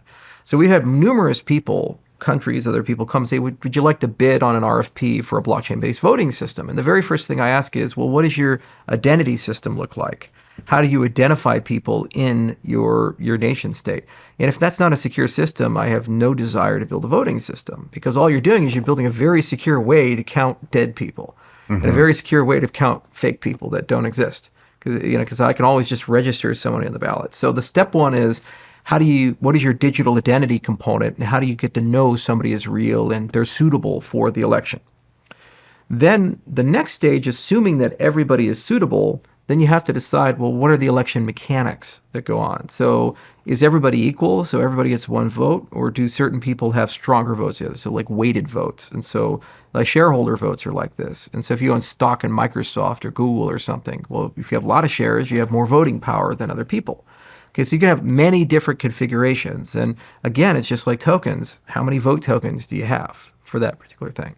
Then you ask, okay, is it an anonymous or is it a public and transparent vote? So in a lot of elections for shareholder votes, you can see who voted where. This person voted against Elon Musk's pay package for Tesla.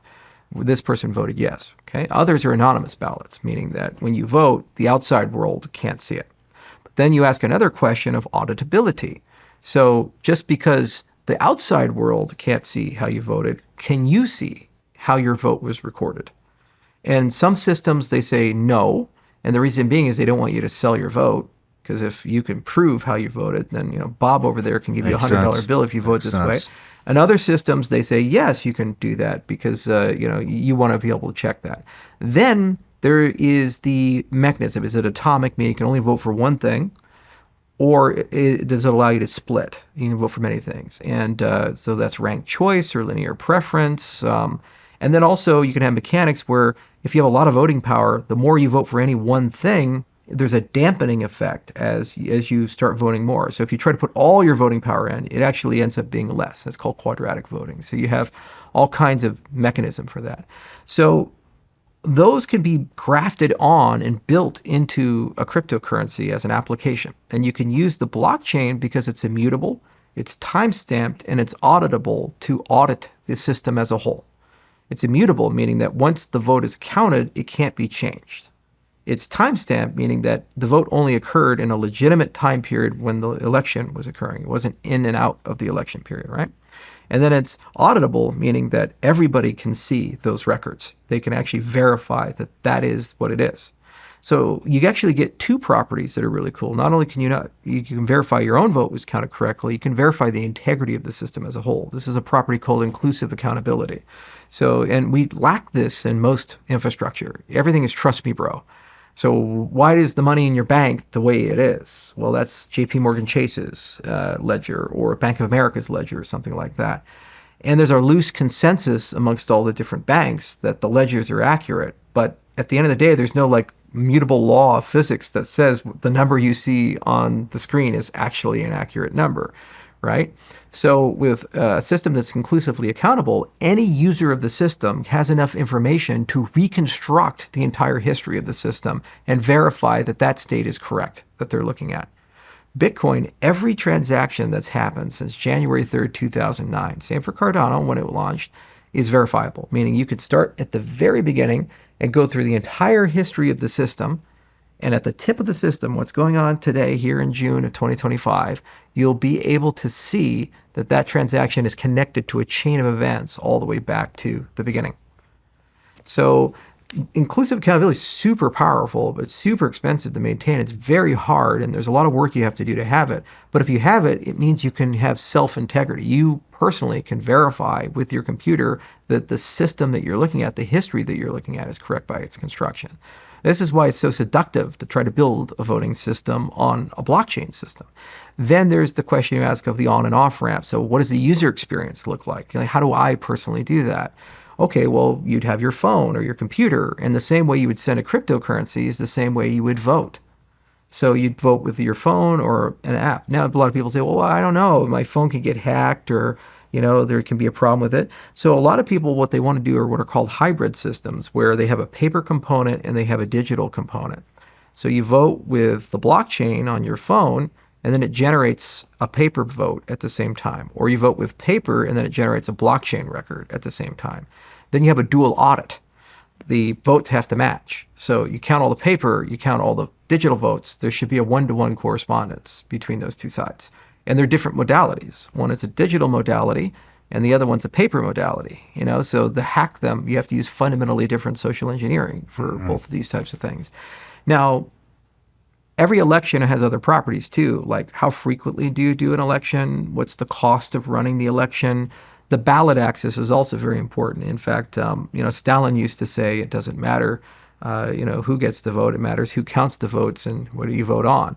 So if there's only one candidate on the ballot, you're always going to end up with Kim Jong-un. You always end up with the guy. So who gets to be on that ballot? And what are the inclusion-exclusion principles of this? And this is how third parties are excluded in the United States, amongst other places.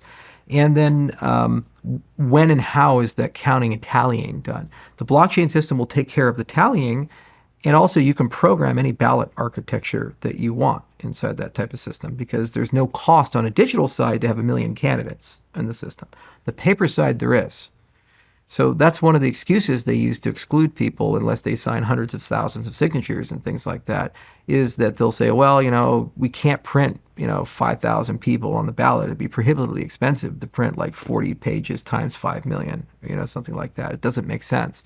So in your trade-off profile, could you just write in a name? You could, and that's not have anybody on it. But that's always available in all ballots, right? There's the write-in spot that they have. But that's disenfranchising, because to vote for Bob, you just fill in a circle. To vote for Bill, you have to remember his last name. And what if he has like Schwarzenegger as his last name, or it's like, who's going to spell that right? And all these things. So it's the more that would be your job. That would be your job as the candidate, to make sure that is addressed. Yeah, you give him a stamp, right? here's the Schwarzenegger stamp. In fact, they used to do that. It's called a down ticket. So In the 19th century, when voter laws were a little looser, people would print out ballots with the entire stuff already pre-filled out, and they would hand it to people as they were walking to the polling thing. So they say a down-ticket candidate meant that the whole party was on one ballot. And so all the Republicans would be on it, or all the Democrats were on it. Here's your pre-filled ballot. Just go and drop it in the box. And they would stand outside the polling places and hand people that. And they'd also bribe people, too. They'd be like, hey, you want a drink? You know, like, you have to take this, put it in the box if I give you a beer. Okay. It's like all kinds of dirty stuff happens in elections. So, you know, at the very least, having the digital side to replace mail-in ballots makes a lot of sense to me, because I hate mail-in ballots. It's one of the worst ways of voting. You don't have a chain of custody of the ballot. You send it out over the open mail, you have no idea who's actually filling in the bubbles. And also, you can sell your vote very easily, because you just hand the ballot to the person who's buying the vote. They can fill in all the bubbles and you sign it. They're like, oh, that's fraud. It's like, who's going to know?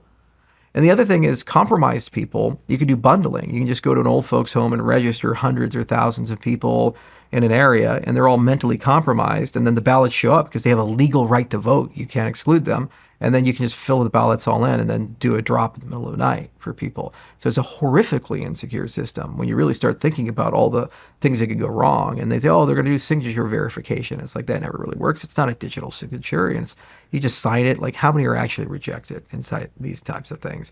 So building voting systems, I like the idea of preserving inclusive accountability, allowing you to check your own vote. And also, you have to have a strong digital ID system for it. Then 95% of the integrity issues are probably gone. And if it's on blockchain infrastructure, you have that inclusive accountability. You know the system as a whole is properly constructed. And again, that smart cow effect that we were talking about earlier, once somebody has designed a secure voting system, it's free. Everybody has access to that design of that secure voting system. So what's nice about the cryptocurrency space is the vote on changes to cryptocurrencies, like new monetary policy or upgrading the code or something like that. You're testing a voting system. And the hacker has an incentive to try to break that, to steal the money or damage the cryptocurrency. Because if you can damage a cryptocurrency, you can short sell it, right? You can go and say, oh, I'm going to take all these short positions here, and then I'll create grievous harm, and then the value goes down, and I make tons of money because I'm leveraged short selling for it. So everybody has a strong financial incentive to break your shit.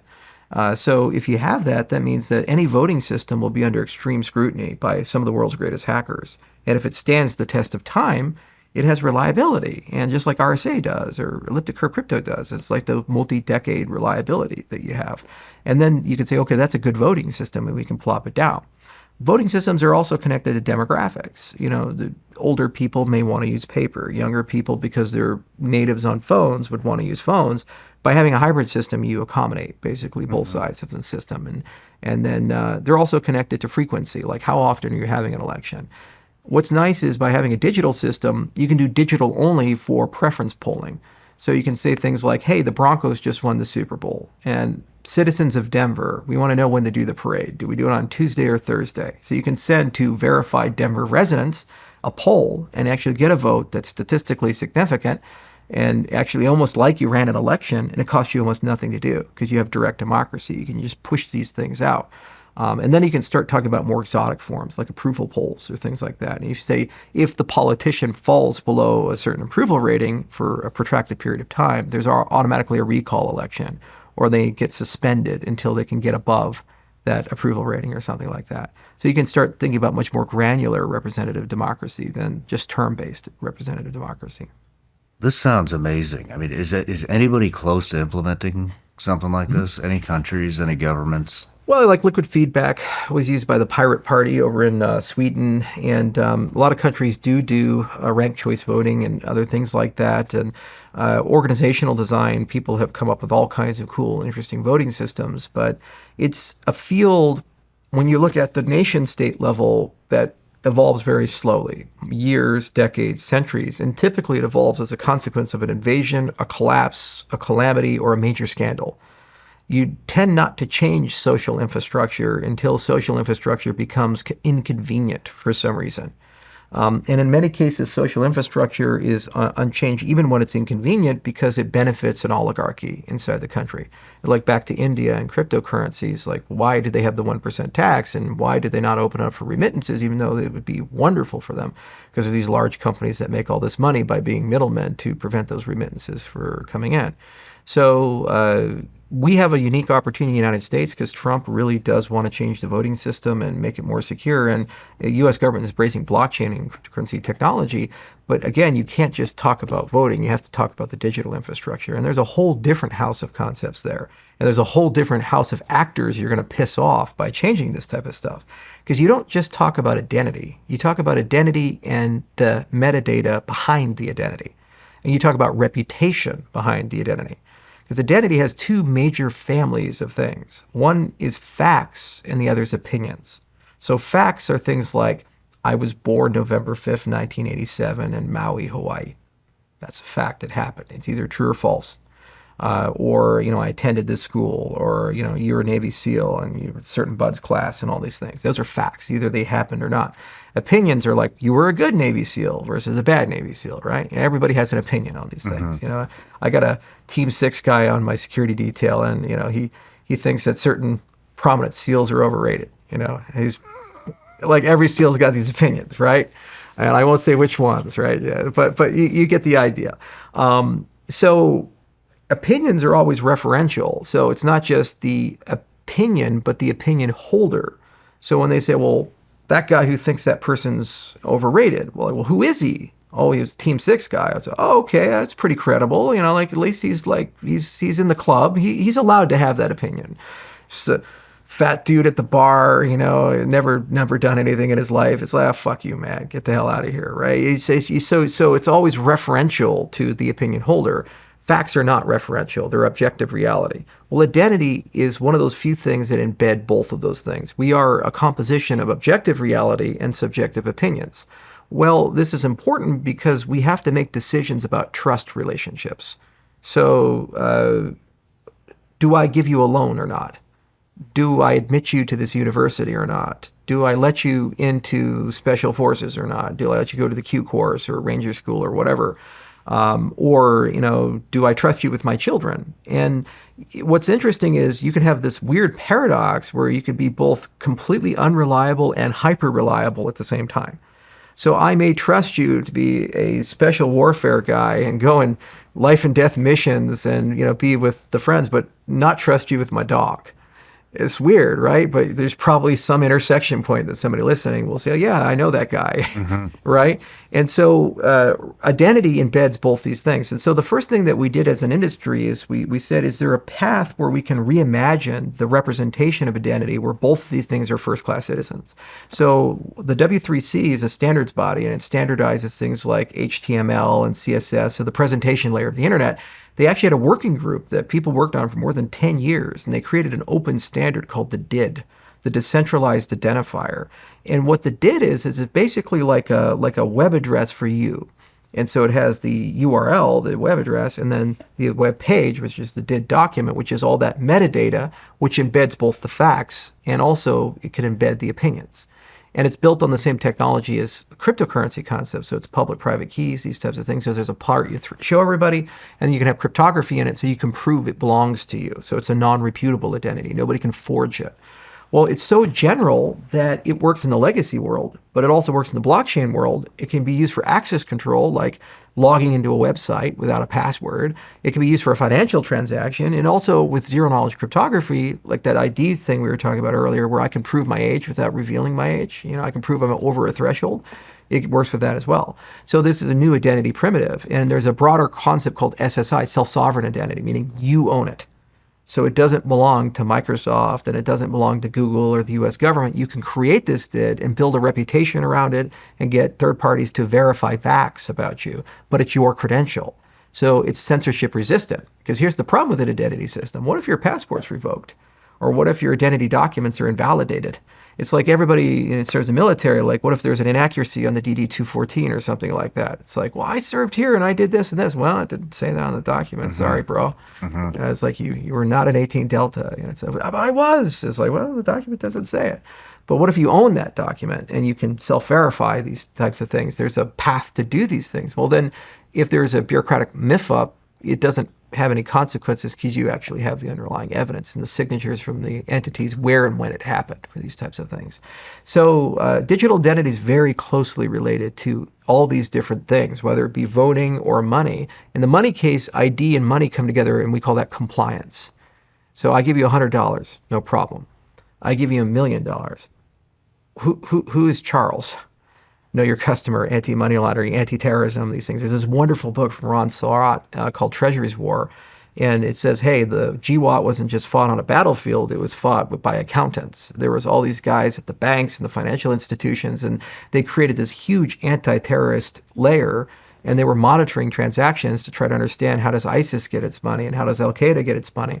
And so they got a very pervasive and aggressive understanding of basically how money flows and who's sending the money and these types of things. But inadvertently in the process of doing that, they removed any notion of privacy from the system.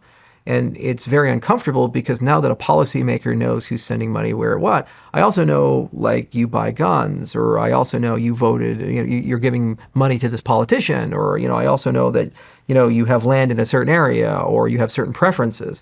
Well, if I'm against that preference set, or I think that's politically inconvenient to me, I can now use that information to weaponize it and go against you and politically censor you or, harm you with soft power. So you really want to try to preserve some sense of anonymity inside the system if you can get away with it. So the great part about reconstructing digital identity is that you can have safety but anonymity. I can prove that you're a U.S. citizen, or prove that you are a credit investor, or prove that you're over an age, or you meet the suitability guideline. Like, here's a great example. You have all these guys running around who hold top secret clearances, like SCIs to the fucking nines. They know special access program, this, that, and the other. So they're literally the most trusted people that you can imagine. I mean, the government knows what their colon looks like at this point, and they do the adversarial polygraphs and all these other things. But then when they go to the airport to stand in that security line, they get molested by the TSA guy, because there's no interoperability between those trust systems. So on one hand, we trust you with the nation's highest levels and secrets, but on the other hand, we don't know if you're going to bring a nail file on the plane. It's like, it doesn't make any sense. But if you have a unified trust system with zero knowledge proofs, you can prove you're in the trusted category. The TSA guy has no idea why you're in that category. He doesn't know that you're a secret squirrel dude doing crazy stuff. And he just knows that you're in the trusted category, and he doesn't get to molest you, inside the line. And that's how it should work, is that you have these proofs. And so you have a DID doc. It has all these identifiers. Some are public and some are private. You can have different DIDs for different personas. So you can have one DID for an alias. Maybe you're doing, tradecraft, and you have that. You have another DID for your military life. You have another DID for your personal life and for your professional life, et cetera, et cetera. Your LinkedIn profile, that's the DID here. And then there's various public fields and all these things, and there's provability with all these things, and then you can at any time pick up that. You own all of them, but they're unlinked.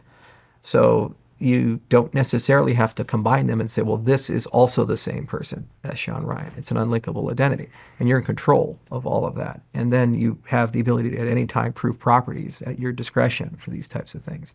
So that's the other side that the cryptocurrency industry has been really thinking about, because it's so pivotal to everything we do. If it's an engine of trust, where does trust come from? Well, some of it's objective by the structure of the system, but then some of it's subjective, like who are the members of the system.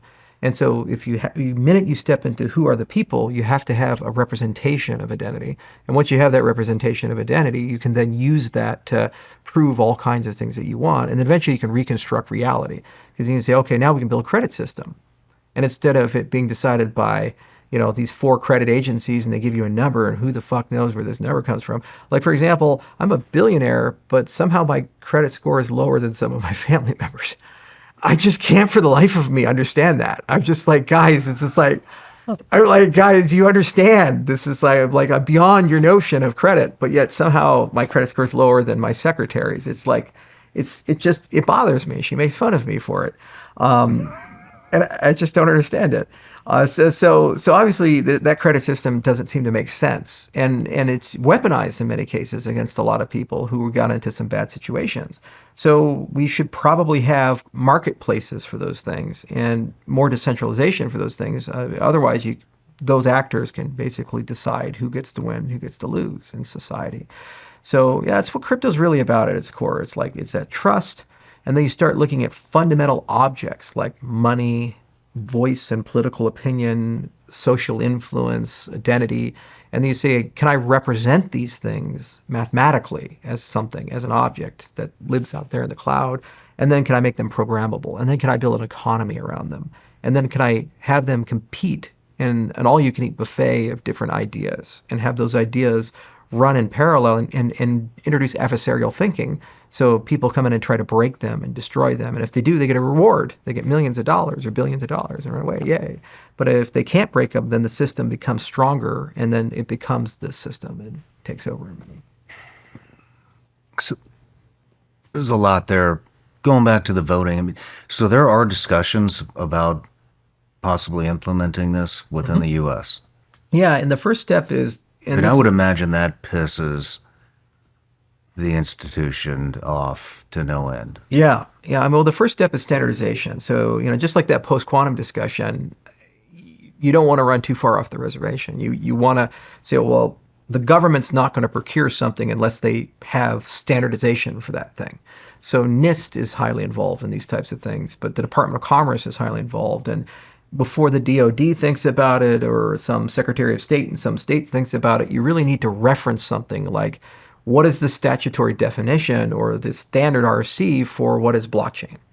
And for this, and for that, and this. And you have to build all those components up as a house of abstractions and codes and numbers. Like if you want to secure something and use it in the military, maybe you need FIPS 190-2 or something like that. There's some processor standard, they point to that, or mil-spec is another. You point to it, you say, that's that thing. Then once you have it, you say, okay, now we can have a conversation about writing an RFP and building something. So what's happened is we've had kind of a lot of chaos because it's hard and it's complicated, and the people making the decisions are pretty divorced from the realities of the technology.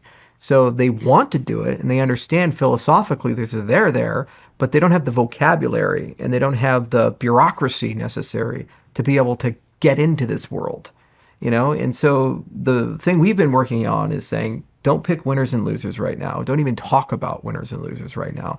Focus on instead a taxonomy. Get the words right. Get the language right. Get the standards right. Have a notion of what is decentralization. You hear it all the time in the crypto. We're decentralized. What the fuck does decentralization mean? I asked this question. We've written 240 papers, academic papers at my company, over 10,000 citations. So we said, we should write an academic paper. And we thought, that'd be really easy. We'll just have paper in 2 months. And it took like 6 years. And then we created a standards group at University of Edinburgh. We created something called the Edinburgh Decentralization Index. And it turns out there's 8 different lenses you could look at for decentralization. Everything from the token distribution to the consensus algorithm to how the code is written, all this stuff. And it's a trade-off matrix. It's not like one number that you can get to and say, this is the only number that matters. It's more like, what do you value? Do you value operational resilience, or do you value a large distribution of the money? You can have a fully decentralized system, but one guy owns all the tokens. Mm-hmm. It doesn't really make sense, right? Okay, you have a system where a lot of people own all the tokens, but only 3 people run that ledger, and it's federated forever, and you can't get rid of them. Doesn't really make any sense. So it seems like there's some combination of these things. So we just started measuring these things a few years ago. The next step is to take that model to NIST and other standards bodies and say, how do you integrate this? And then start creating some infrastructure so then the government can use this tool to measure this from a qualitative and quantitative way when they're assessing technology. Because the military probably doesn't want to go and adopt a blockchain technology that has a backdoor in it or has an operator that China can coerce, and then suddenly the whole thing comes down. And it's the same for a voting system. You don't want to adopt a voting system that's fundamentally insecure or has some sort of hidden vector of attack inside of it. So the standards get you to a point where you can have that conversation. Then the RFP process then allows the government to start experimenting with it. Now, that said, there have been plenty of pilots that have been run, and DARPA's done stuff, and DOD's done stuff, and various states are doing things. Like the state of Wyoming's passed over 30 cryptocurrency-related laws and created all kinds of cool and innovative structures. So there's a lot of stuff that's happening at the state, county level, and some in the federal level. And thanks to Trump embracing cryptocurrency, there's an all-of-government mandate now to say, hey, we should actually consider blockchain technology and cryptocurrencies as a first-class citizen. And in solving future problems, we actually think that there's a there for these types of things. The challenge, again, though, is that the bureaucracy, it runs at a different clock speed than we do as an industry. So we think if it doesn't happen in like 5 days, it didn't happen. The government, if it doesn't happen in like 5 months, that's actually pretty good. Come back in a few years, maybe we'll have something for you. It's a different clock speed.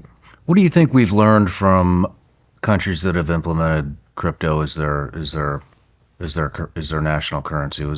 Is it El Salvador, Honduras? Did they do it too? I think El Salvador, that was Bukele. I actually went down there after he did it.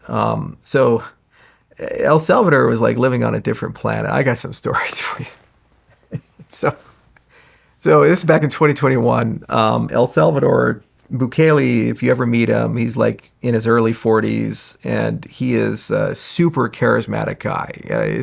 He was like a nightclub manager for a bit, and then a mayor of something. Now he's the president of the country, right? And he's just got this style that's just magical. So El Salvador adopted Bitcoin as their national standard, and then he said it, but they had really no plan for how they were actually going to adopt and bring Bitcoin into their country. And so they had these guys that were local, and they were just terrible. And so Bukele's like, I need some help.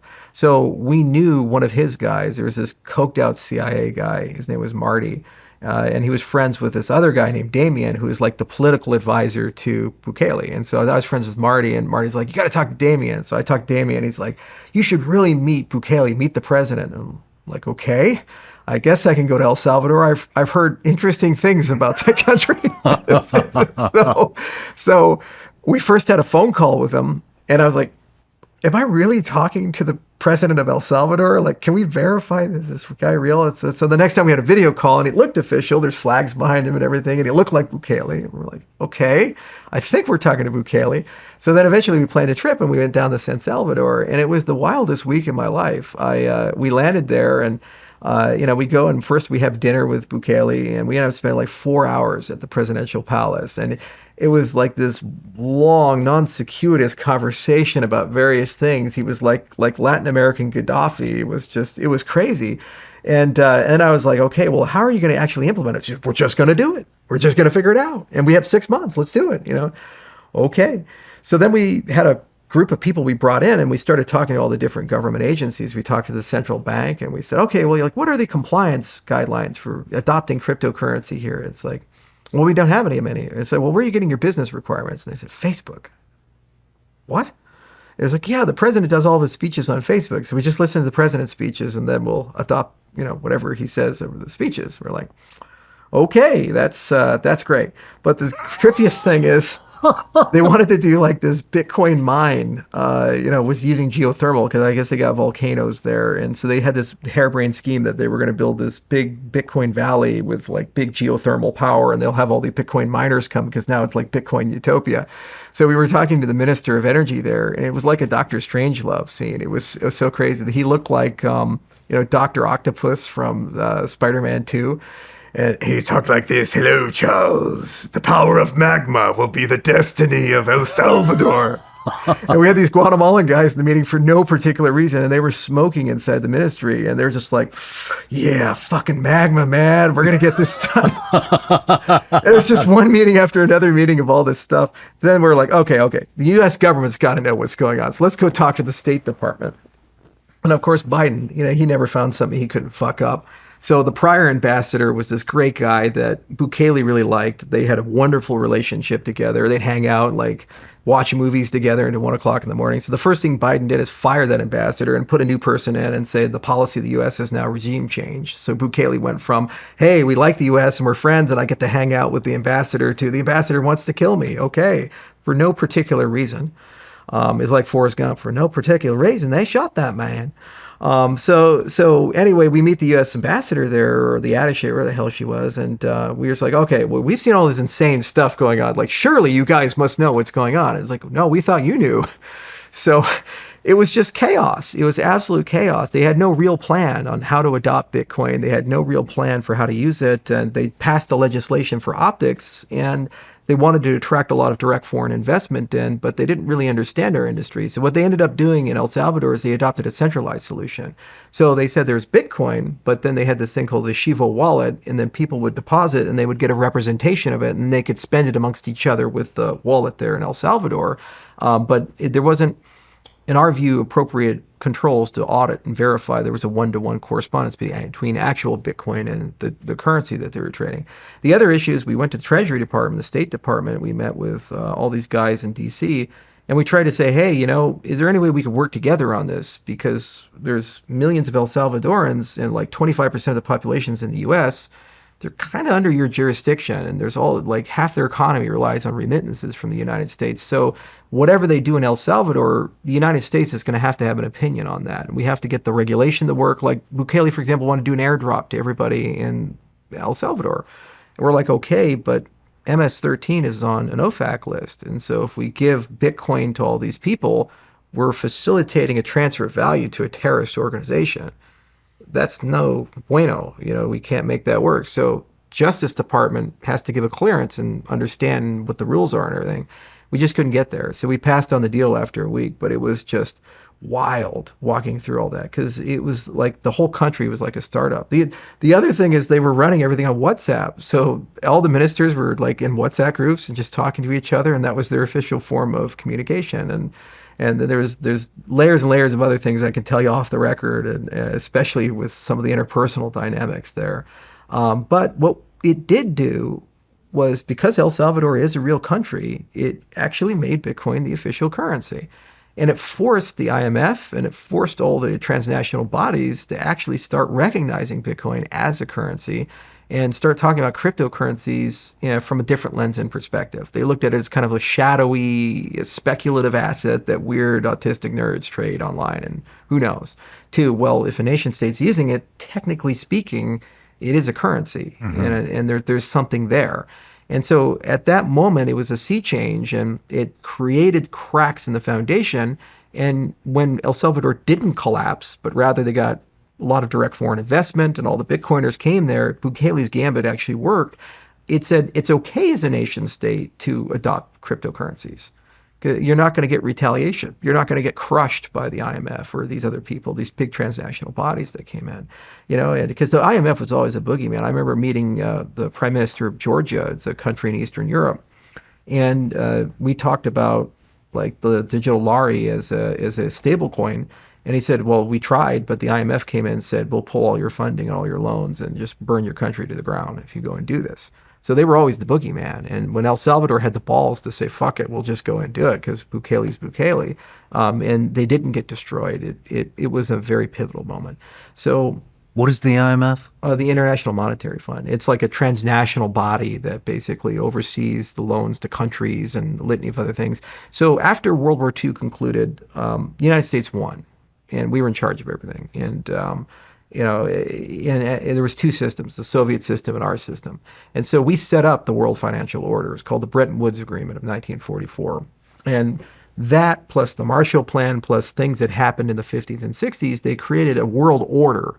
And we established these big transnational bodies like the World Bank and the World Trade Organization and the IMF and SWIFT and so forth. And basically what they did is they created a management layer for the entire financial system of the world. Any place the dollar touched, any place America touched, you adopted not just America stuff, our blue jeans and music, but you got our banking system and you got wired into it. So how America projects soft power is we don't have to invade you. We can just blacklist you from the world financial system. So like FATF is a great example of that. It's a controlling body that does all the compliance and regulation. Well, if you get on a FATF blacklist, it's like really hard for your regulated financial vehicles to have correspondent bank relationships with the rest of the world. So effectively you become a financial island, and money can't get in, money can't get out, and all your rich people are no longer rich because their money doesn't do anything. So we don't have to invade you, we just put you on a blacklist, and then you're done. So these transnational bodies, they've grown so powerful that they literally can influence foreign policy and also domestic policy. So you can go in and use them and say, hey, you got to treat this ethnic group a little better, or this group of people should be allowed to vote, or you need to change this law or something. If you don't change that law, you're just not going to get credit anymore. You can't borrow money. So sorry. Or, all your debt, we're just going to collapse it, and nobody will buy that debt. Or, actually you just can't travel anymore. Just cut your passports off, or these types of things. And it's especially for smaller countries, it's not a small concern. You're literally told what to do as the president of the country for these types of things. So This initiated BRICS. yeah, well, Brexit was a component of that because that was the European system in the UK, and it's still a mixed bag. We have a lab in Scotland for a long time, and so we kind of hear both sides of the politics, the pro-Brexit and the anti-Brexit people. But that populist uprising did have that same sentiment. Why is it that I, as a voter in the UK, can say my opinion, but then some European bureaucrat can override my opinion that I can't vote for, and I have no control over? Is this a democracy or not? And so when you look at a transnational body that comes in and they have some say or control over your country, no matter who you vote for the president, no matter what you do, basically you're not in charge. It's like Bane, like, do you feel in charge? It's like that's these transnational bodies. They do these types of things. Now, of course, in America, we don't mind because we run these bodies. It's one of our batteries included on the American empire. It gives us the ability to project force. And for the most part, it does create stability inside the world because you get standardization and your money works everywhere, and contract law. And also if somebody gets kidnapped or ransomed or something, then maybe like we'll have international coordination on law enforcement and these other things. It's a way to kind of solve problems without having to go to war all the time or having to send spies and kill people or these types of things. But on the other hand, it's a system that's rife for abuse because if you can take over those anchors of power, you can use those to benefit the people that put you there. You see? So it creates a shadow system of transnational governance across the world as a whole. And then also it creates very strong incentives for people to try to opt out, which is why you have competing systems like the BRICS system that Russia and China and these others are trying to push and propagate through. So these guys will say, oh, well, the American system is terrible and look how bad it is. And to a certain extent, you can see the anger, like in Switzerland after 2022 when the Russians invaded Ukraine. The U.S. government went to Switzerland and said, the Russians are persona non grata, get rid of all those Russian accounts and all that Russian money. So the Swiss complied, and like $50 billion plus left Switzerland. Very expensive for a small country. So then the Swiss government says, okay, we were good kids, so what do we get? And we're like, go fuck yourself. They give them nothing for that, And so then the Swiss remember that. They can't do anything about it right now, but they remember it. And then the next time China comes and says, is it really worth your time being like so friendly and nice with the United States? And in some cases, the country doesn't comply. Like I remember I was in Abu Dhabi. I'll never forget this. I was in Abu Dhabi and I was sitting eating dinner. And then suddenly I saw fighter jets fly overhead and they were painting the Russian flag in the sky. I said, what the hell is going on? And it turned out Vladimir Putin was visiting Abu Dhabi that day, and they gave him a hero's triumph. He comes in like a Roman general returning with the purple robes on, for a triumph. Because what happened was that just a few weeks before, the Treasury Secretary was there, the prior Treasury Secretary, and they were threatening Abu Dhabi with sanctions and all these things, a FATF blacklist over having Russian money in Abu Dhabi. And the king was very offended. And so he upgraded Putin's reception from, hey, you're a foreign head of state, to welcome, hero of the people, just to fuck with the Americans. Wow. Thing. And you can still find it on Twitter. You can see because it was all a big news item of Putin coming to Abu Dhabi and these types of things. Because, they did the calculation and they told the Treasury Secretary this. They say, if I add up China, Russia, Middle East, and Africa, that's twice the size of Europe and the United States in terms of GDP. And if you look at the GDP growth of that block versus the GDP growth of America and Europe, it's growing much faster. So if we're going to pick a side, we're going to pick that side. You understand that? And then they realize they overplayed their hand. So that's the other danger of these transnational bodies. If you abuse them and overuse them, the resentment builds and you create a coalition of anger. And then over time, that forms into another economic bloc, and then eventually people opt out of the system, and then you lose the whole system as a whole. So that's another reason why cryptocurrencies are so appealing, because it's a reset. How close are we to losing that system? Well, it depends on a variety of factors. If a world war happens, it's a reset, and whoever wins gets the new system. So China, U.S., if that breaks out, Thucydides' trap, we'll figure it out. If the dollar collapses, we lose the system. We're at 37 trillion in national debt right now. That's the stuff on the books. But then when you look at the long-term liabilities, it's well over 50 trillion to 100 trillion, depending on how you count it. And at some point, the interest on that's untenable. In fact, at the current rate of interest, we spend more on the interest on the debt than the entire U.S. military. Just gives a sense of that. And if we continue spending the way we do, within 10, 15 years, we'll spend more than the U.S. military, Medicare, Social Security, and education combined on interest on the debt. It's a very bad situation to be in. And the thing is that we don't feel real interest rates on our junk debt because we're the world reserve currency. And so we project that into the other countries first. They get first hit, then we get second hit because of our status. It creates a very strong incentive for them to de-dollarize and get off the dollar. And it's a gradual thing, little by little. And we see this Belt and Road in China with the digital yuan. They are slowly moving through, and they don't just give you money, they give you an economic system. So you adopt social credit, you adopt the digital yuan, you adopt the Chinese companies, you adopt the Chinese infrastructure, and you de-dollarize in the process of doing that. So they have a 50-year plan, and they just go country by country, and they've taken all of Central Asia, they're taking big chunks of Africa, like Zambia and other things like that. So as long as that continues, there's an inevitability of a de-dollarization of the world, and then we have to pay real interest rates on the debt. The money collapses, and then that provokes a huge issue, for us. So if left to the own devices, nothing else changes, then probably around the 2030s, you'd be looking at that collapse. Now, that said, never bet against America. Because every time people said we're going to be dead in the water, then shit changes. Some new leader comes in, some new policy comes in, some new innovation comes in. And really all it would take for us to get out of it is just 5 and 5, 5% GDP growth rate and 5% reduction in the budget of the U.S. government. Run that for 10 to 15 years, you cut the budget in half, you double the economy. And we can pay down all of our debt. It's not really a long time if you think about it. When Bill Clinton left office, we were only at $4.5 trillion in debt. Now we're at $37 trillion in debt. That wasn't a long time ago. Yeah. When you think about that. And so things can change very quickly in a very negative direction or in a very positive direction. But you have to have an adult conversation about things. And the reason why people aren't willing to have an adult conversation, it goes back to what blockchain is for, which is trust.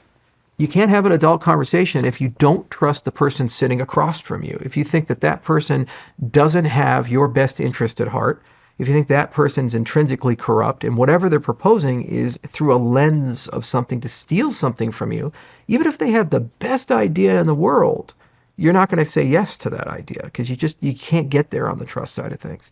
So the real reset is the trust reset. How do you get to social systems where whether you're a Democrat or Republican, left or right, you're one political persuasion or the other, you trust that system. You say that system is okay. That is the space you can negotiate. And then you can bring problems into the debate. And objectively speaking, is it sensible that we have 37 trillion in national debt? No. Is it sensible that when we fight wars, we lose them now?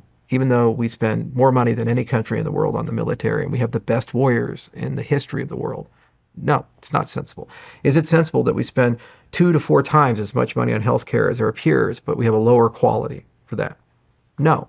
Is it sensible that, Social Security is basically a Ponzi scheme? You're going to pay in it your whole life. You're not going to get anywhere near what you paid into it back if you just invested it. And there's a strong possibility when they means test it, a lot of people will just be dropped out. So they never get anything, even though they paid into it. Probably not. No. Okay. So we start getting some consensus that these are not sensible things. Notice we didn't say universal health care or complete free market or this thing or that thing. We just get an agreement that these are problems. Then you can negotiate and start talking around that. And because you have a negotiation from a position of trust, everybody's working in the same direction because they're trying to solve the same problem, and it's just a matter of compromises. So that's the only way to solve it. And until that's done, there's an inevitability of collapse. And typically what happens is the collapsing empire tries to provoke a conflict to restore itself. And so that's what begins with a world war, against emerging powers. So we'll see what happens, but it's a difficult time. The other thing that really causes some complication is that we have too many exponential technologies. So the 20th century was the introduction of an exponential technology. It's multiple ones. The nuclear weapons were the first example of that. bombs were linear before that. More explosive, bigger blast, linear scale. With nukes, like a little bit, wow, it's big. A little bit more, oh my God, it's exponentially larger. And so the first atomic bomb was in the kilotons, and within just a decade, we were in the megatons, thousands of times more destructive. Look at Zarbomba. It was 50 megatons. Hiroshima was like 30 or 40 kilotons, of destructive power. So exponential growth meant that we had invented something for the first time in human history that could actually wipe out the entire species. And we actually came ridiculously close once in 1962, and it was literally a first officer in a sub who decided not to turn his key. And then again in the 80s, and it was a lieutenant colonel who was running a nuclear silo in Moscow, and it was a computer software bug, and it was telling him that we had launched weapons at Russia, and he was instructed to launch nuclear weapons at us, and he wouldn't do it because he didn't want to end the world. So literally, two people prevented the world from nuclear Armageddon just by themselves. And in both cases, they were harshly punished by the Soviet system, which is just ironic. But anyway, exponential technologies are very dangerous. And then when you look at it, now we have multiple exponential technologies sneaking their way through. You have synthetic biology, we talked about a little earlier. It can be used for many things. We saw, some people think COVID was made in a lab. Well, whether you believe it or not, it's undeniably true that people are using gain-of-function research to build diseases that have a 50% mortality rate or 60% mortality rate. And they just blithely pretend like that's a good idea. That you've made something that if it ever got loose would kill 3 billion people. It's so foundationally unethical. But it's exponential because it's not a billion people working on that. It's 10 guys in a lab working on something that has a consequence at the scale of 3 billion. And it's the same when you look at artificial intelligence. Is it 500 million people working all together? No, it's like OpenAI has a few thousand employees, and Anthropic has a few thousand employees, and Google's AI group has a few thousand people, and Microsoft's AI group is a few thousand people. There's 800 million users for OpenAI. So a few thousand people translate to a scale of 800 million. So our governance systems were not designed for this, and the world order was not designed for this. This idea of such a profound asymmetry. You can't have a few thousand people just do something, and then somehow now that impacts a billion people. Nobody consented to that asymmetrical relationship because it's always easy to go Jim Jones and have a few thousand crazy people. And then suddenly those few thousand crazy people get to inflict upon the world their whole philosophy and their ideas because of that consequence. We have no governing system for exponential technology. The blockchain is probably the only layer that can do it because it's born of that. But you need a regulating system for these, and it has to be global in nature, and everybody has to get along for it to work. Well, if they can't trust each other and they can't get along, how do they make a decision? You want to solve climate change or whatever. If you believe it, you don't believe it. How do you sign a treaty if China is not going to be part of it, India is not going to be part of it, Russia is not going to be part of it? It's one global commons, and that's one problem. But then there's another problem, like AI, that's another problem. Then there's synthetic biology, that's another problem. Quantum computing, that's another problem. There's all these things you can use. They're very dangerous if they're misused. So global governance has to solve that as well. And one way of doing it is create a transnational order, one world government, and they run everything, and they just control people in a dystopian Klaus Schwab way. Another way is to try to decentralize it and try to push these things into the commons and have them jointly controlled by as many people as possible. Because you can even, for example, AI, you can build a decentralized AI with blockchain. You can have the inference, like Bitcoin is held up with a supercomputer, right? Well, you could build a different kind of computer with graphics cards and create a distributed computer that's more powerful than Microsoft Azure or Amazon Web Services or any of these things. But that's not owned by a company. It's a digital commons. And then you can put those rules in for the alignment of the system and the inference of the system. And it's the very same rules that would garner a money system or a supply chain system or a voting system or something like that. So you could just have all that stuff in there. And that's the magic of what we do. So it's fun because just like when I was studying Ron Paul's stuff in the early days, I didn't know that knowledge base would be relevant for cryptocurrencies. I didn't realize that what we were learning in the blockchain cryptocurrency space is just as applicable for how would you regulate and control an exponential technology or create a global governance system or these types of things. It turns out it's an emergent property. It's something that you actually have to solve.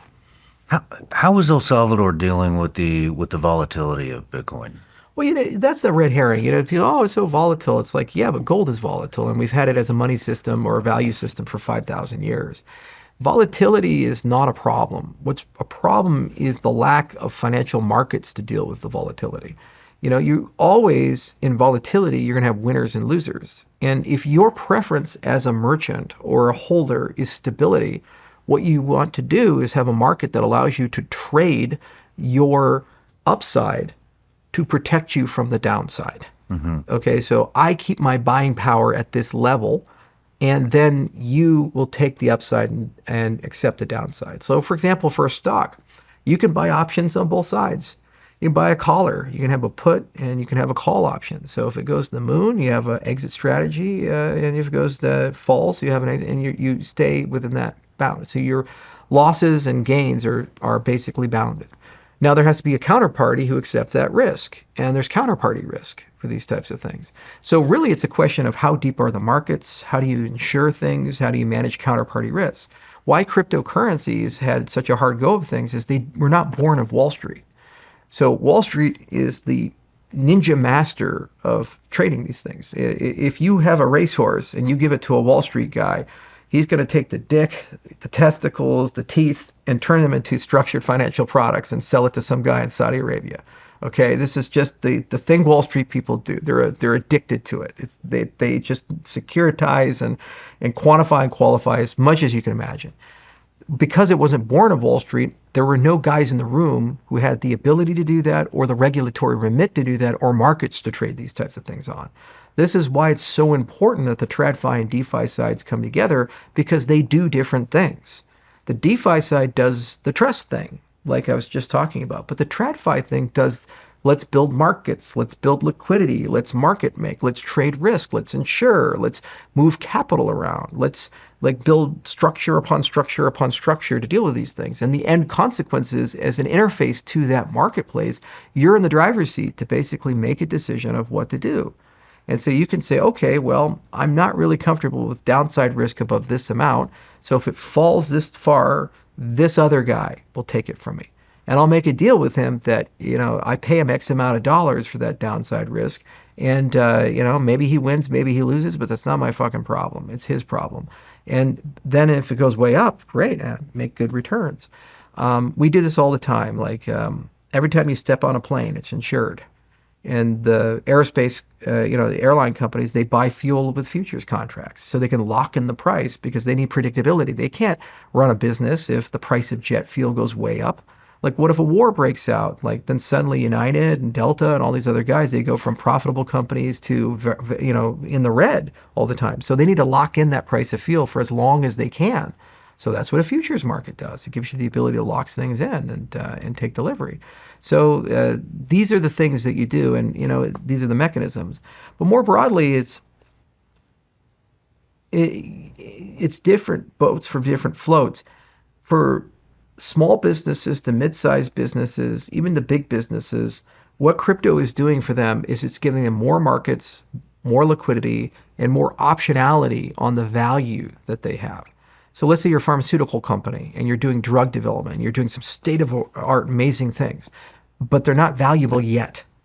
You have the patents, you have all these other things. So what's your option for liquidity? Because you got payroll. You got to pay your scientists. You got to pay for the clinical trials. You got to pay for all this stuff. Now, if you get it right, you're now a multi-billion-dollar company. Pfizer buys you tomorrow. Congratulations.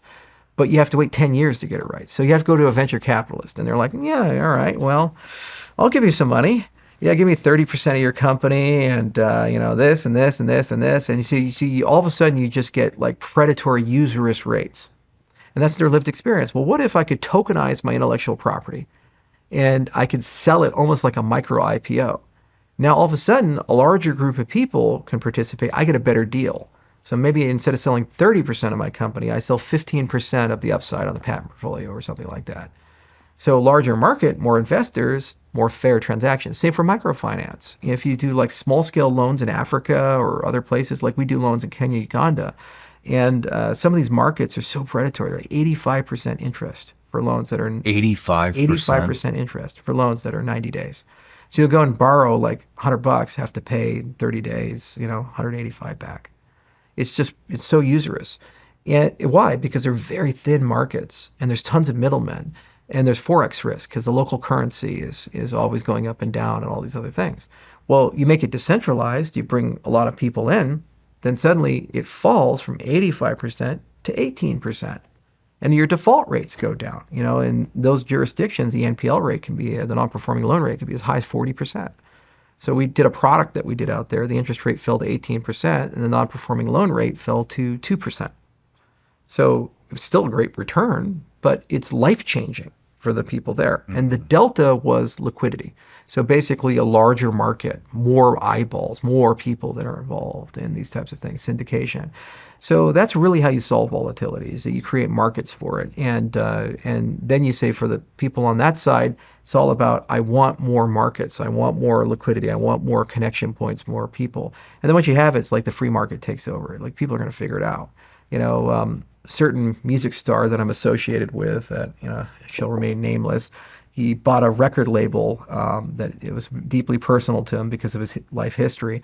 And he's thinking around, how does he tokenize the intellectual property there, all of the IP behind those records? Because it's really hard in practice to get liquidity on music IP. You have 5 or 6 big companies that control all the IP, and they're like cartels, and they set the market. So they set the prices. But what if you can just go sell part of it to your fans?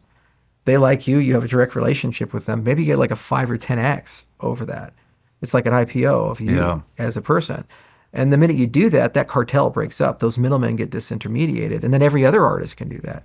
Taylor Swift can do it, or, country star can do it. Garth Brooks can sell his IP or whatever. You see, so the artist now can monetize the direct relationship that they have with it. The exact same concept as running a smart contract on Cardano, or an exact same concept as running an election. It's the same infrastructure. That's why the tokens are so valuable, because they're universal. They're like a financial stem cell. They can become a heart cell or a brain cell or a kidney cell, or they can become a commodity or a security or intellectual property or an NFT or a game token or something like that. It's the exact same thing. It's the exact same concept. How was it co-founding Ethereum? That one was tough. People ask me all the time, because I run a venture capital firm and I advise young entrepreneurs all the time. And I say there's 3 rules that I got out of Ethereum. First off, you can't have 8 founders.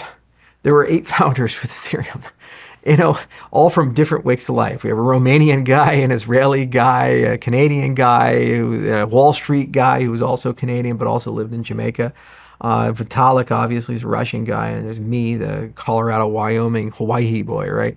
And there's others. And we all had radically different ideas and philosophies, and we were unified on this idea that we wanted programmability with the blockchain. It's kind of like when JavaScript came to the web browser. Before that happened, you just had pretty pictures and pretty websites. But when JavaScript came, you had programmability, so then you have Facebook and Amazon and YouTube and these things. You can build beautiful, rich experiences. Well, Bitcoin has no programmability until recently. So what does that mean? It's like you just move Bitcoins around. That's all you can do. It's a very simple network. But then when you have programmability, you have a programming language, so you can just do anything you want. You can create decentralized exchanges and voting systems and all these other things. So we all said, this is a really good idea. So that was the first level of agreement.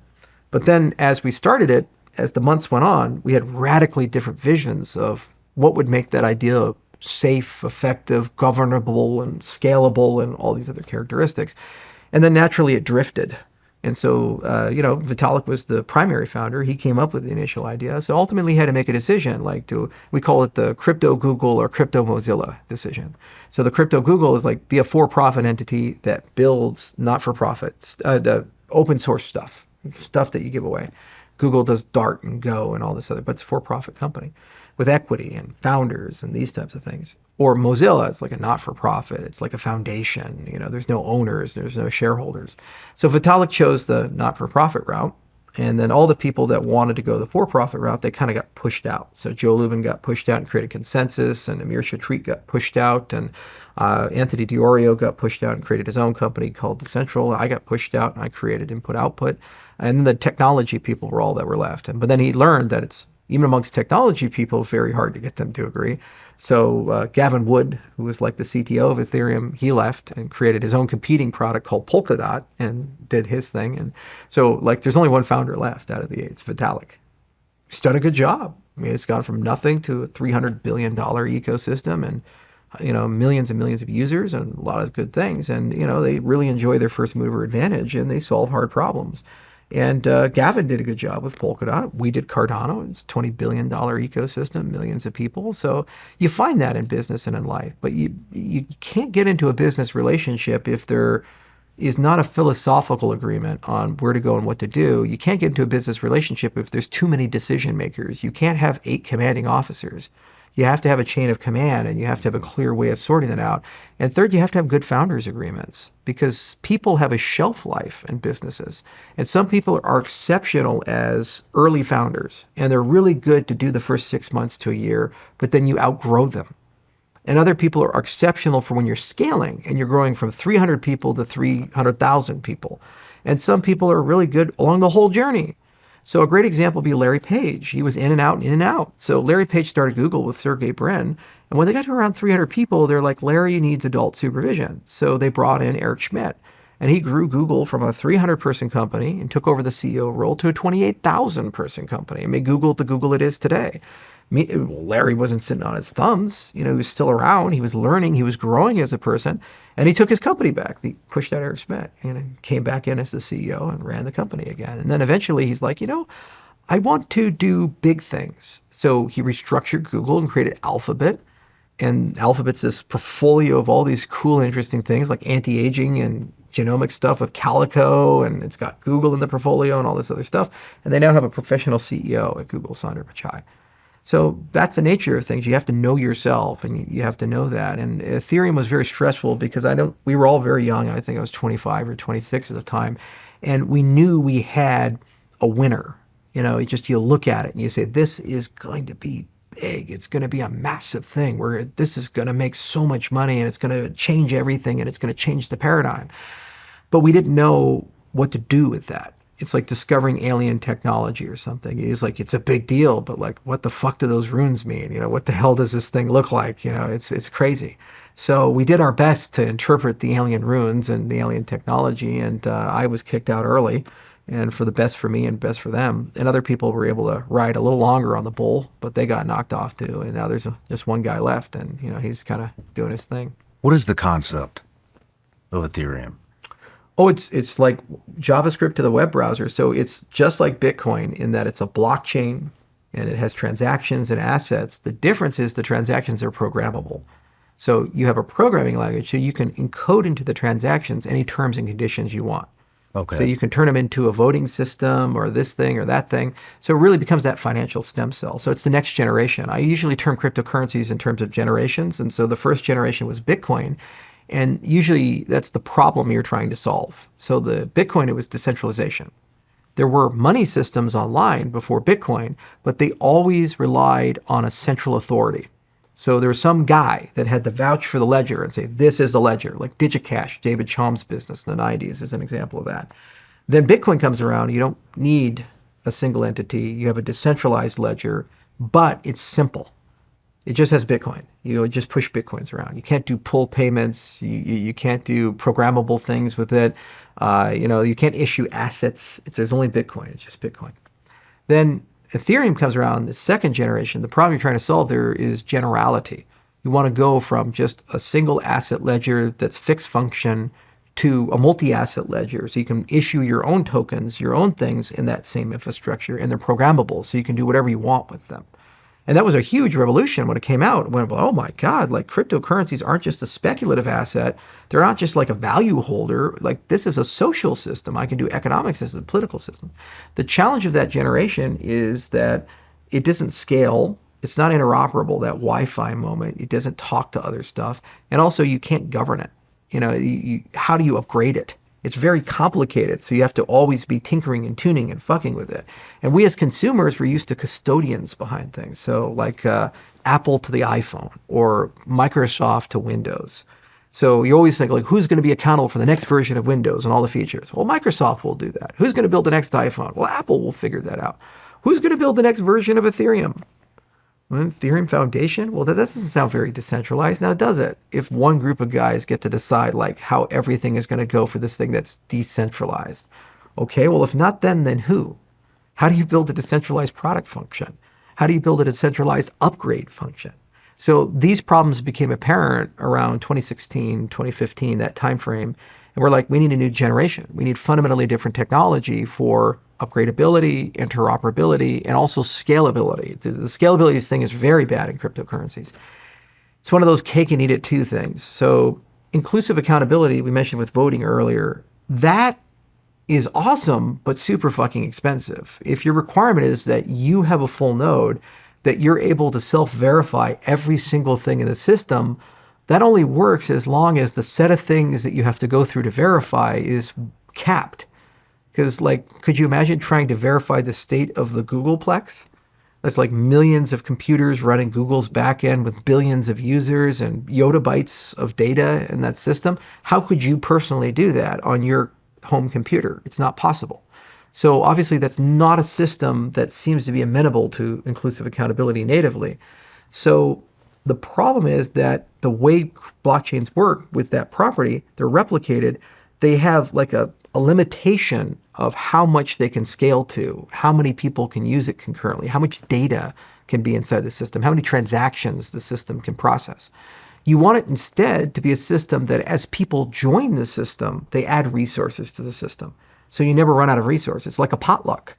You know, instead of a dinner where you show up and there's a fixed amount of food, if a potluck, everybody shows up with food. So no matter how many guests you have, your set of food grows. And so if it's a good potluck, it should grow with the guests. So you never run out of food. You always have enough food to feed everybody inside that situation. So there are protocols that do this that are scalable by design. Like BitTorrent is a great example of that.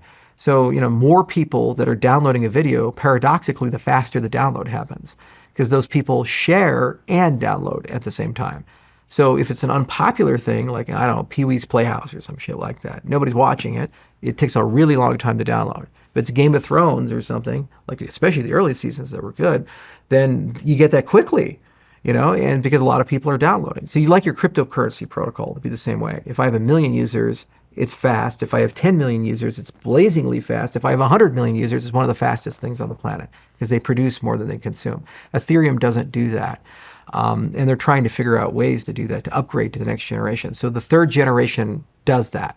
Scalability, interoperability, and governance, and they have those things. And they're actually creating a fourth generation now because, you know, there's not enough work to do, right? And the fourth generation is the regulated side of the world. So how do you get identity back in? And how do you get privacy and these things? Because blockchains are public. So everything in them, everybody can see. That's great for land records and, you know, that's great for open financial systems, but maybe just maybe our search history and what we bought on Amazon and maybe like where we spend our money is probably not, should be public. We should keep that private.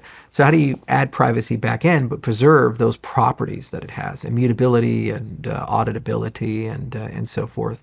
And so that's where the zero knowledge proofs come in. They have to come in. So the third generation is nearly over. We have scalable protocols. Interoperability is getting sorted out. And governance, that's all the voting stuff we were talking about.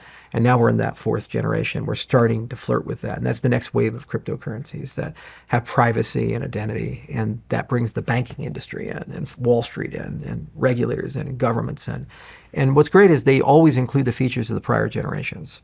So Ethereum has a blockchain like Bitcoin does. And a third generation thing has everything Ethereum does. It has smart contracts. So if you have a fourth generation, it's a third, second, first generation as well. It's like a telescope that comes through. How long was it after you left Ethereum that you started input-output? I had the game plan for Ethereum, and so I wanted to do it. So I was like, fuck it, I'm just going to do it myself. So I started input-output about 6 months after I got booted out. And so because I was like, had to figure out how to like start something, you know? And so there's these guys in Japan who are like, well, if we still like you and we still want you, so why don't you come into Japan? So it's like you're a celebrity, you're not making like life good in Hollywood. You go become a B-list celebrity in Japan and star in Japanese movies. And I'd never been to Japan before, and that was fucking wild, man. I was in Osaka, and Osaka's like the gangster mean area of Japan, and you know everybody's a little rough in Osaka, you know, and it's where all the movies are. So I moved there for a while, and I had to basically learn how to do business in Japan, how to raise money in Japan. We raised $72 million in Japan. At the time, it was the largest ICO that was ever done. Ethereum was $18 million. And then I had to build a company. Like I had to build an army of engineers and scientists and all this other stuff. And I was still in my 20s and I had absolutely no experience in any of these things. Wow. So it was a pretty wild ride, and just this is crypto circa 2015. So it was still a very colorful time. There were a lot of like larger than life people, like John McAfee had just come into the cryptocurrency space. And my frame of reference for John McAfee was like, wasn't that crazy guy who like shot his neighbor and then like escaped into Guatemala and was blogging real time while he was doing it? And he's probably a drug addict. Yeah, but he's really cool. It's like, all right, let's go party with that guy. That sounds fun. And we did in Malta, which was awesome. But anyway, like there's these amazing stories and just meet all these just super crazy people. And then also there was all these adjacent industries to crypto that were kind of shady. Like DMM, for example, is a big Japanese content producer, but also they probably control all the pornography in Japan. And they're like, yeah, we really love crypto. And I was like, okay, I don't really want the porn money, but yeah, there's a lot of it, So there was all these like conundrums of like, who do you partner with and how do you partner with them in a way that doesn't have horrific blowback at some arbitrary point in the future. So those were fun days though, and I kind of like lived in Osaka, and then I would ping pong to Hong Kong and back because there was a huge crypto movement that was in Hong Kong at that time, and then when the Chinese government cracked down on it, they moved to Singapore. So then you went from Japan to Singapore, and then for a while it was in South Korea, and they got super big there. And then exchanges got hacked, and the South Korean government said, "Oh, we got to shut this all down." So then they all fled to Singapore. Now they've all gone to the Middle East. So everybody's in Dubai now and speaks Arabic instead of Chinese or Korean. But it's just wild. But what we were able to do is we were the first to market to actually introduce the concept of peer review at scale as an entrepreneur. It exists in academia, but nobody thought it was a valid business strategy to go and like hire scientists and do rigorous research and write formal papers and go through the peer review process and all these things. They're like, dude, that'll set you behind by years and years and years. And I said, I have plenty of time. And they're like, why? And it's like, well, here's what's going to happen.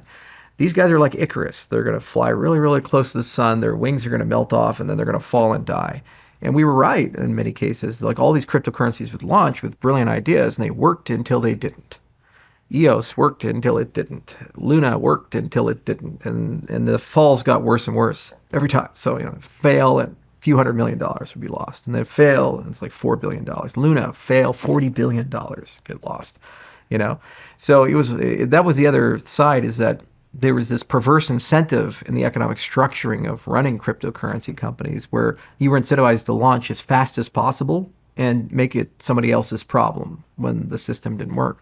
So what we did with Cardano is we just said, we'll just ignore all of that. We'll just pretend like the rest of the world doesn't exist. We'll be on the Cardano island in Japan, and we'll just go and build this thing that's designed to run forever and never fail. And so when we launched Cardano in 2017, it's been running 24 hours a day, 7 days a week for 8 years and never been hacked and never gone down. And so I was really proud of that. Now, we had to do a lot of crazy shit to make that happen. Like we use these weird programming languages like Haskell that like maybe 50 guys and the whole fucking world actually use and care about. And, they're just thoroughly unpleasant people.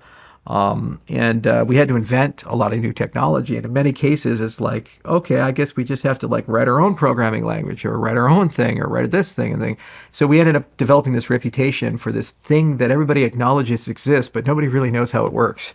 It's just over there. It's like Cardano. It's here. Don't touch it. Don't think about it. And then what I've had to do in my second act in the cryptocurrency space as I've gotten a little bit older is kind of somehow move that strange thing and make it get into the real space and normalize it and everything. So I'm coming back from Japan, being a star, and going back to Hollywood and seeing if I can find a way to, be an A-lister.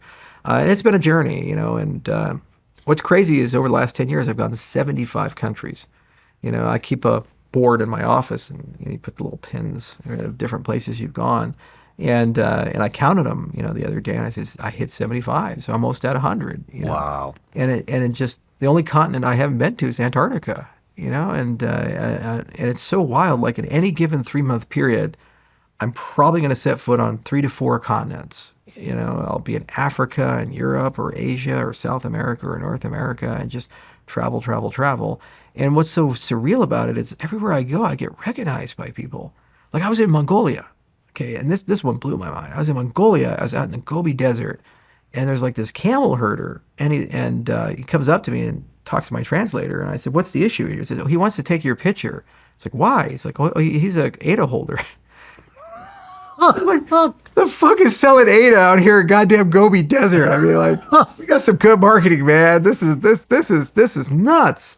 So there's, that's fun, but it's also a little weird because there's asymmetries now. If you're recognized everywhere you go, you don't start at zero. They already have an impression, either positive or negative, and the markets are doing well. It's very positive. The markets aren't doing well. It's very negative. So you got to be a little careful with it. Lot of stuff there. Yeah. Lot of stuff. Let's switch it up a little bit. Let's talk about what was it you were looking for? Solar. All the alien stuff. Yeah, let's talk about the alien stuff. Oh God, people love aliens. All right, so I watched Avi Loeb on Joe Rogan. He was talking about Muamua, which is like this cigar-shaped alien vessel thingamabob that doesn't seem to be from our solar system, and it doesn't seem to be natural. And I was like, wow, this Avi guy is really cool. And he had something called the Galileo program. And so I reached out to Avi and I said, hey, I'm a big fan. And, I heard that you guys are doing some interesting stuff. Is there anything that I can help you with? And Avi's like, well, we've been tracking this one heavenly body, this meteorite that hit Earth in 2014. And we think it's from a different solar system because we did all the mathematical calculations and we figured out where it landed, roughly speaking. And we think there might be a chance that it's not natural. I was like, oh, that's interesting. I said, where is it? And they said, well, we got some data from the Air Force, but they won't give us the right resolution, but we have enough resolution that we think it's like, roughly speaking, 50 miles off the coast of Papua New Guinea. I'm like, okay, so what do you want to do? And he's like, well, we want to set up a sea salvage operation and go, find it. He's like, do you want to be part of it? I was like, do I? Fucking sea salvage operation off the coast of Papua New Guinea. This is going to be interesting. All right. So it was like a heist movie. We had like assembled this team of people, and we had this weirdo Air Force guy that went with us, and then we had this old sea captain who was like 87 years old named Art Wright, who is like the Navy's Find It guy. He found like Russian nuclear subs and all these other things, and he fought in Vietnam as like a captain in Laos and all these other things. So he's just seen some horrible shit his entire life. It was crusty as hell. And then we had this guy from New Zealand whose name will come to me in a second. He was like a famous submarine diver, and he was good friends with James Cameron, and he'd gone to the Titanic a dozen times and all these things. So it was a really eclectic crew of people. And I put in the money, and a Netflix crew came down, and they actually shot a documentary while we were down there, and they're still working on it. So we also had a documentary crew that was led by a really unique director who's special. And then obviously Avi himself and all the Harvard scientists. And we got on this ship called the Silver Star. So we planned out the whole expedition. We flew out on my jet to Manus Island, and then we took off. And what we had to do is we designed this sled with magnets on it, and basically we had it fall behind the ship and sink all the way to the seafloor, 6,000 feet down, and then we dragged it. It's kind of like Spaceballs when they're combing the desert. They're out there, so just drag this sled behind the ship for 8 hours. Then you bring the sled up in a very dramatic way, and then you take the sled off, and then we had to clean the magnets off to see if we can find fragments from the meteorite that was there. And we did this for 2 weeks. And it almost became like a horror movie because we were like tightly confined on the ship. And because of the schedule, you had a polyphasic sleep schedule. We were running 24 hours a day to save money. Nobody was sleeping properly, and it was very high stress, and things kept breaking and things kept going wrong. And like the experienced sailors like Art, he would be super stoic guy. Like every morning, go down at 5 a.m. talk, morning, Captain, morning. Like, I heard you were a rowing champion, and at 87, like, how do you do that? And they all died. I mean, it's like, he's a man of few words, Art. But then, Avi, he decided to stop sleeping in his cabin and sleeping instead in the common areas. And then, oh God, we nearly killed him because he kept turning off the air conditioner. It was like 120 degrees with the humidity because we're right on the equator and it's the middle of fucking summer. And for some reason, I don't know why, in the common area, which is the only place we can hang out on the ship, anytime he was working his laptop, he would turn off the AC. and it would get just unbearably hot inside the area.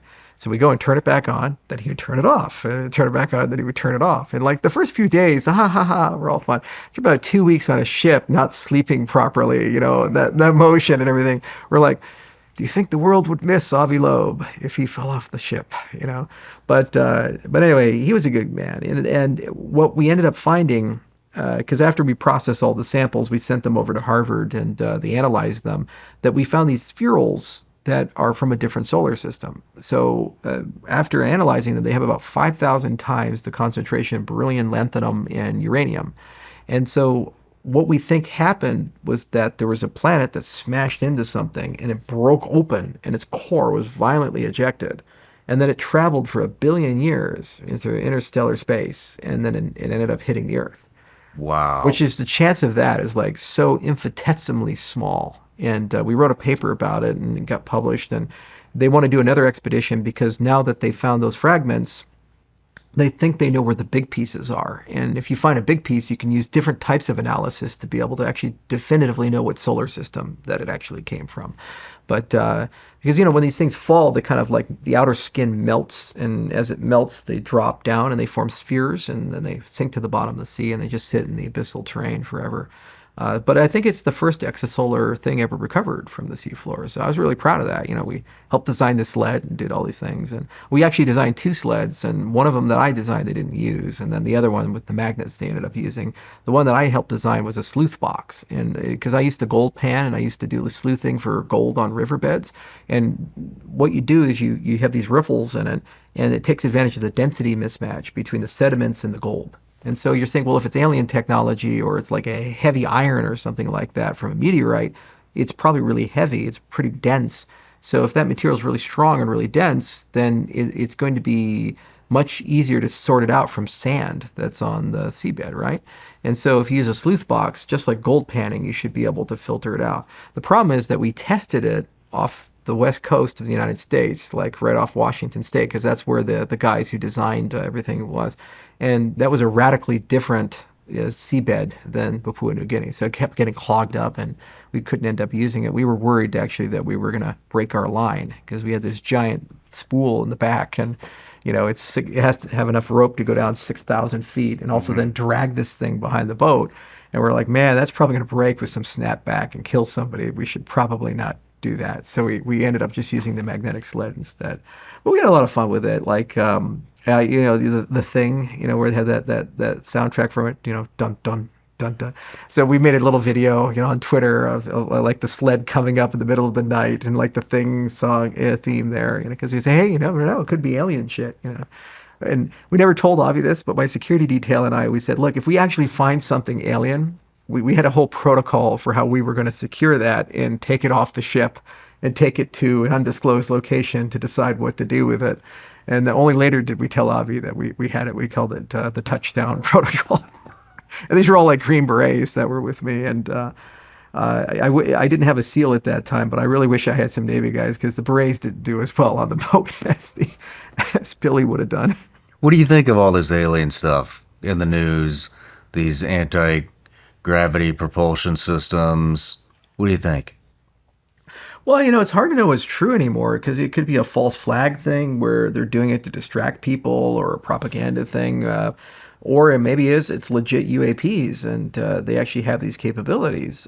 Certainly the tapes are compelling. If you study aerospace engineering, it's like it's not possible to do the maneuvers that you're seeing with conventional propulsion.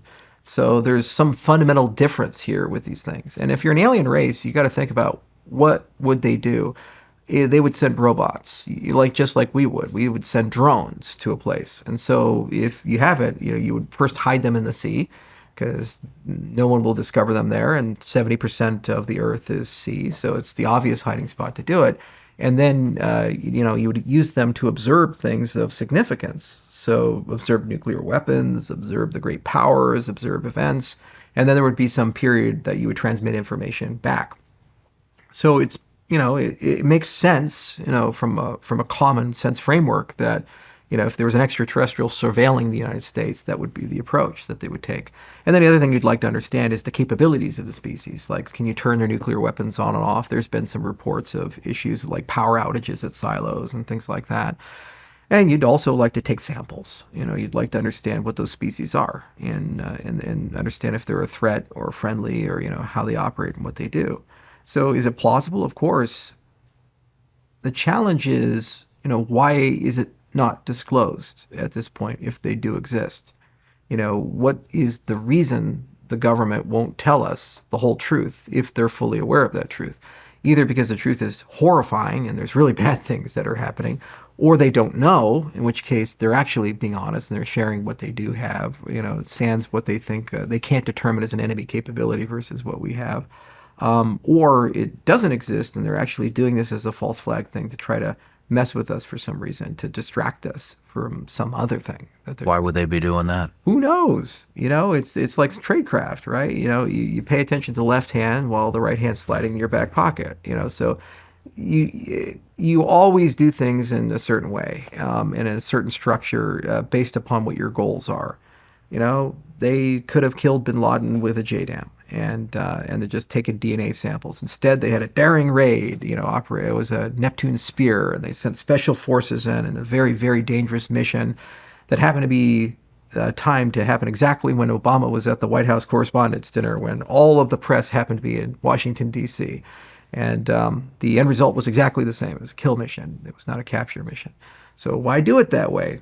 I don't know. Maybe the president had other objectives other than just killing a target, And so politicians do things and governments do things all the time to distract people and say things. And if one distraction is not working, then perhaps another distraction is going to work.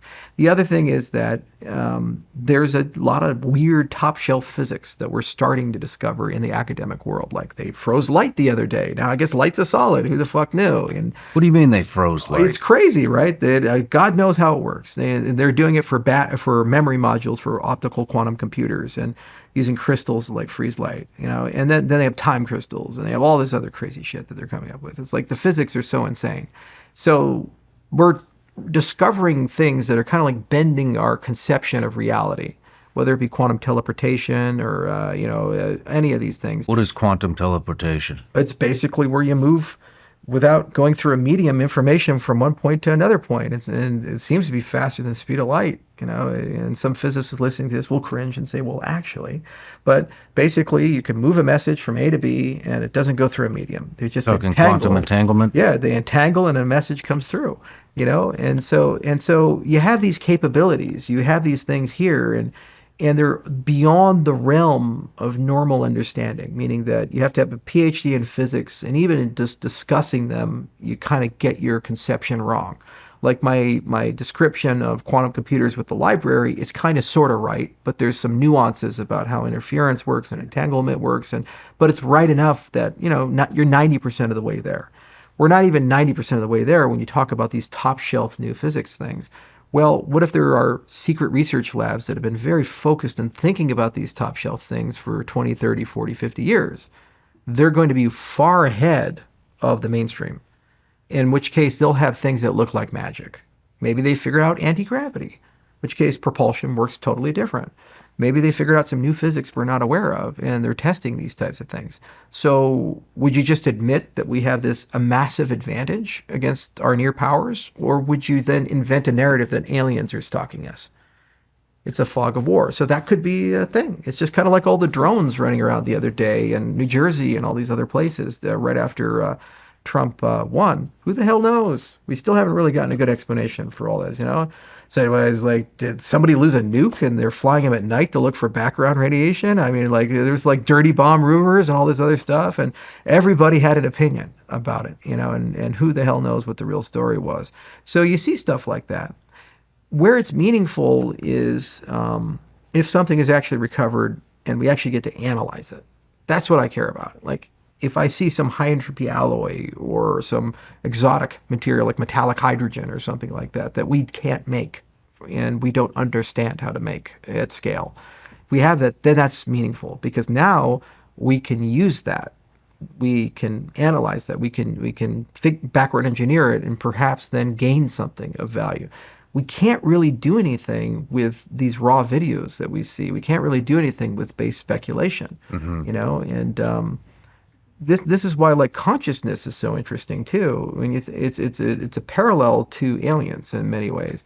So consciousness is like this thing that everybody has an opinion on, and there's all these things like integrated information theory and panpsychism and other concepts where like, well, is consciousness just an emergent property of your brain cells working and doing things, and it's completely encapsulated within the brain? Or is your mind more like an antenna, and consciousness comes from some global commons? And so people take psychedelics, they're like, well, I'm seeing the same things on DMT as these guys over here, and we're both sharing an altered state of consciousness. We're not imagining it because I never talked to him beforehand. So why did he see the same thing I saw, the whole DMT elf thing? But if consciousness is kind of like a global thing and you're changing your state of consciousness, you're retuning your antenna to a different frequency, you're seeing something now, right? Okay, so maybe consciousness works this way, or maybe it's just an emergent property of the brain and it's completely encapsulated there, and that's is what it is. What do you think? Well, there's compelling evidence for consciousness being in the panpsychism side. And if that's the case, it explains remote viewing, it explains telepathy, it explains all these things. Like there's this thing I saw on YouTube that a friend of mine, the Neural Meditation Institute, we did some work with him years ago, Dr. Jeffrey Tarrant, where he did these studies with nonverbal autistic kids. And they basically had so bonded to their caregivers, they had basically a telepathic bond with their caregivers. So they actually tested it. So what they would do is the caregiver would look at a number, and the kid would be in front of them, and then the kid would have an iPad or something like that. And as the caregiver looks at the number, the kid would type the number into the iPad. And they did it round after round after round, and it's just incredible to see these things. And as soon as I saw it, I called Trent and I said, "What, Jeff, what the hell's going on?" And he's like, "Yeah, it just blew my mind." So there's all these YouTube videos where you can actually see the kids doing this type of thing. Well, that makes no sense if consciousness is an emergent property of just the brain. But it makes a lot of sense if panpsychism has something to do with it, because then you have to have some sort of mechanism for the brain to communicate that we don't know. And there's a wonderful physicist named Roger Penrose who came up with this ORCH theory, this idea that these microtubules in the brain are like a quantum computer. And if that's the case, you could do quantum entanglement. And so you can entangle with people, and you can entangle with like a different consciousness. So if you can figure out that code, well, then you could transmit information. So then suddenly telepathy makes sense, and remote viewing makes sense, and all these mystical things that we've been talking about for years and psychedelic people talk about, that all fits in there, saying, well, we're just retuning your antenna, your microtubules, and tuning that computer to now have the ability to connect better to other things. So you see different things, and information can transfer these different things. So maybe that's true, maybe it's not true. It also explains why it's so hard to prove it exists, because if it's quantum entanglement, it doesn't travel through a medium. So there's no electromagnetic radiation or anything. So these James Randi professional skeptics guys, when they put you in a room and they say, well, there's no signals coming out. So what's the mechanism of action of the telepathy? Well, if it's quantum entanglement, you'll never see it, because it's over an arbitrary distance, and it's basically instant. It's basically faster than light. So there's great books, like one is Irreducible from Federico Fagan, and he was the inventor of the microprocessor that talks about this, and there's dozens of others that kind of float around where they're kind of exploring the art of the possible. And it was a big scientific taboo. Everybody was so damn mechanistic and scientism. They're like, if I can't see it, it doesn't exist to me. But now people are starting to reevaluate things and say, well, okay, let's imagine if this was possible, what would then have to be true, and then how do we test it? Like, here's something I'm going to do. I invested in this company called Immortal, and they build these amazing chambers that are multimodal. They're like, it's like almost like a tanning bed. You lay in it, and it's got pulsed electromagnetic fields, and it's got red light, and it's got vibroacoustic, and it's got molecular hydrogen, and it's got sonic, all this cool stuff. And the guys who started it are like really into some of these out there ideas, including remote viewing. And so I said, it would be really cool is to partner with the Monroe Institute, because they did all the CIA stuff from like the 70s to the 90s with Project Stargate and all this other stuff. And there's still some of those old CIA guys floating around. They're actually teaching at the Monroe Institute. And I got this big ass ranch, 11,000 acres. So why don't we do this? Why don't I just go randomly bury caches of things and mark them and put them on the ranch, and run the guys through the remote viewing training program and see if they actually can find those caches.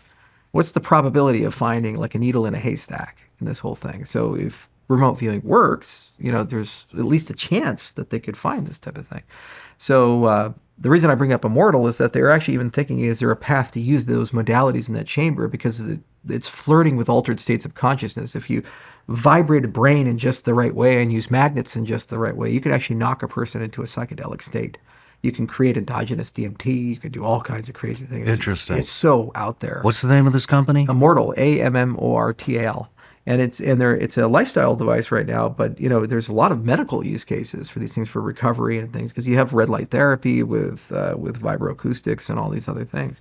So anyway, it's really cool to see what you can do with this technology, because it's currently one lens, but if we move over here, we might even be able to use it for remote viewing or use it for something else. Who knows if it works? Very interesting. Maybe you could connect me with them. Oh, of course. I would love to have a conversation. Yeah, they're super cool dudes, and since they launched it, they're selling it to everybody. Like professional sports teams are buying them. I bought 3 of them just because I wanted one in my clinic. I have one at my office, and then I sent one to the president of one of my companies because she really liked it, and I gave it to her for a Christmas gift. I said, "Here you go." Wow. Let's take another break.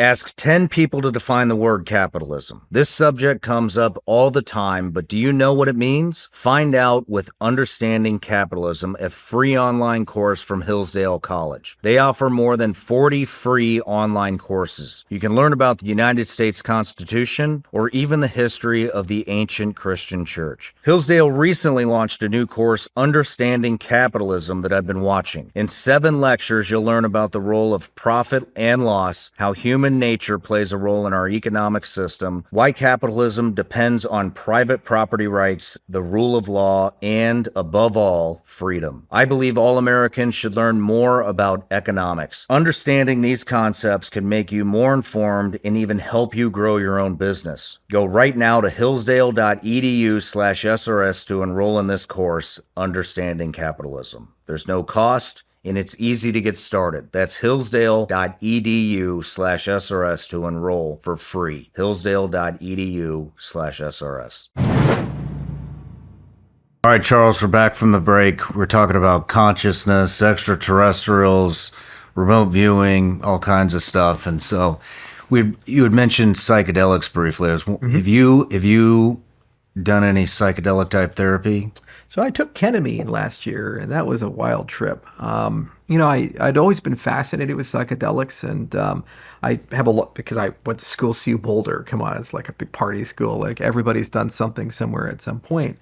But I came from a medical family and came from a traditional medical family, so there was always kind of a dreary view on psychedelics. Oh, well, these psychedelics do bad things or things like that, or they're the best case scenario, kind of like a party thing as opposed to like an enlightenment thing. So I didn't take it very seriously in kind of the first part of my life. But then as I got older, one of the unfortunate consequences that anybody who's well-traveled is you pick up a lot of friends and acquaintances who get damaged by circumstances. Maybe they have a traumatic event or they go to war and then they come back and they're all messed up. So as you see people get damaged, they try to heal themselves in the conventional, traditional way, and then it doesn't work. So then they try other things. And almost always somebody tries a psychedelic, like they go on an ayahuasca journey or a boga, or they take, DMT, or they take, a psilocybin or mescaline, and then they come back, and if they have the right set and setting, it really changes them. So after I started noticing that, I read Michael Pollan's book, How to Change Your Mind, and he's a great guy. And I said, wow, there's a there's something interesting. So then I started going down the rabbit hole, and I love plants. And so I said, well, mycology looks like a lot of fun. So I read everything from Paul Stamets, and I started going through his stuff and learning how to cultivate mushrooms and these types of things. And knowing the mycology community, you kind of get to know the psychedelics community really well. Because as they say, oh, no, we do different things. Well, all you guys do the psychedelics too. Come on now. So you get to talk to all those guys. So I'd always had that intellectual curiosity, but I didn't really have a really effective way to engage with intellectual curiosity. I was always busy, and I didn't want to go and take ayahuasca or something, because I said, well, I have this company, I have all these people that rely upon me. If I go off on this spiritual journey, what if I radically change as a human being. And I come back and I say, I've sworn off all wealth and I'm just going to sell my property and these types of things. So I said, no, I should probably wait. But then I'm friends with Dave Asprey, and Dave told me, hey, you got to try out this 40 years of Zen, and we've added ketamine to it. And I said, all right, that sounds fun. I'll go try it out. So I went to Washington for 5 days, and I did his program, and I took the ketamine with it for 4 of the 5 days, and it was a wild trip. You're like in this pod, and you have your brain is hooked up to an EEG, so you can actually see your brain signals while you're on a ketamine trip. And then you have your earphones on, and they give you an injection, and then you just kind of sit back. And ketamine makes you disassociate, so it's a disembodying drug. And so you kind of, it gets dark, and then suddenly you lift off, and then you're just kind of in a different place, and you no longer feel the sensation of proprioception. You're not in your own body. You're basically in a different body. And the first time I did it, it was kind of like a journey, just you're on a roller coaster, you're going to all these different experiences and places.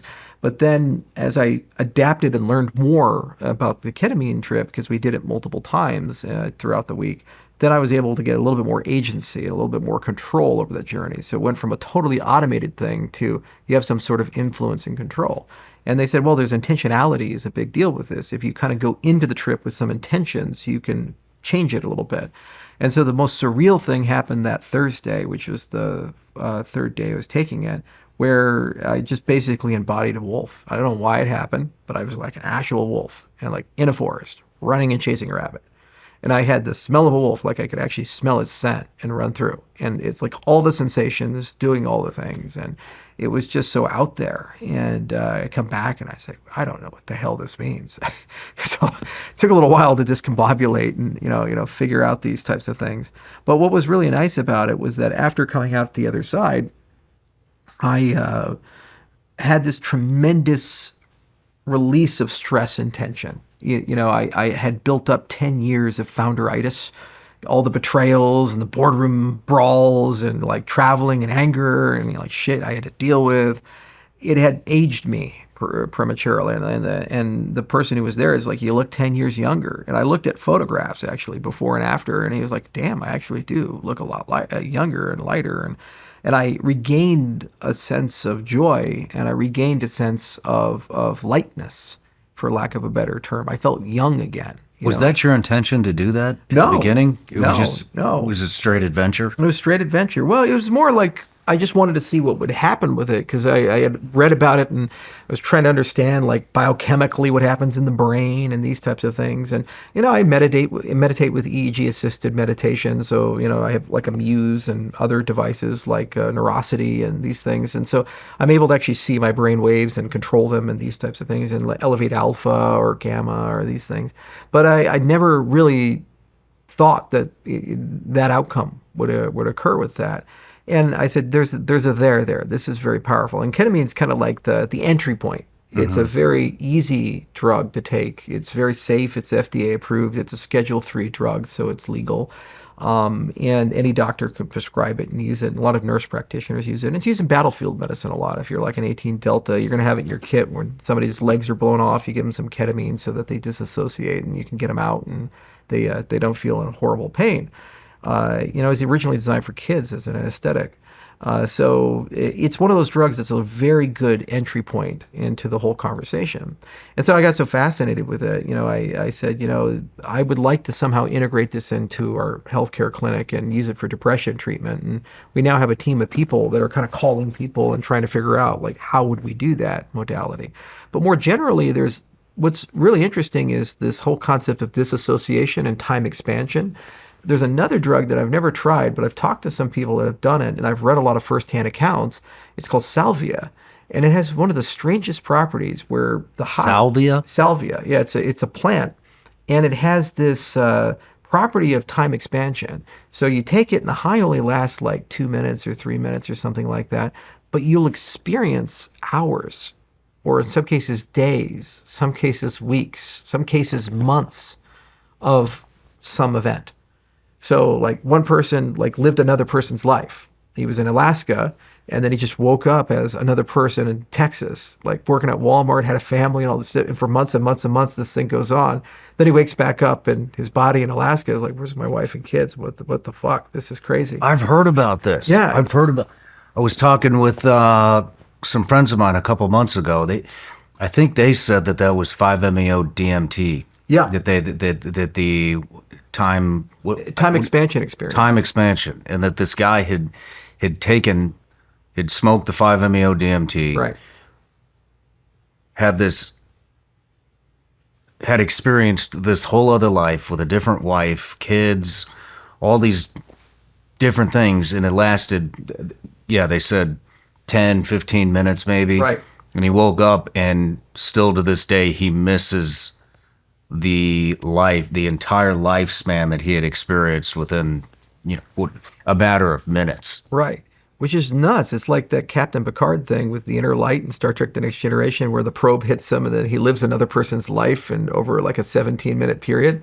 It's like, that's fantasy, it's fiction. But then you have 5-DMT and the frog venom, and then you have salvia, and there's other drugs that do this.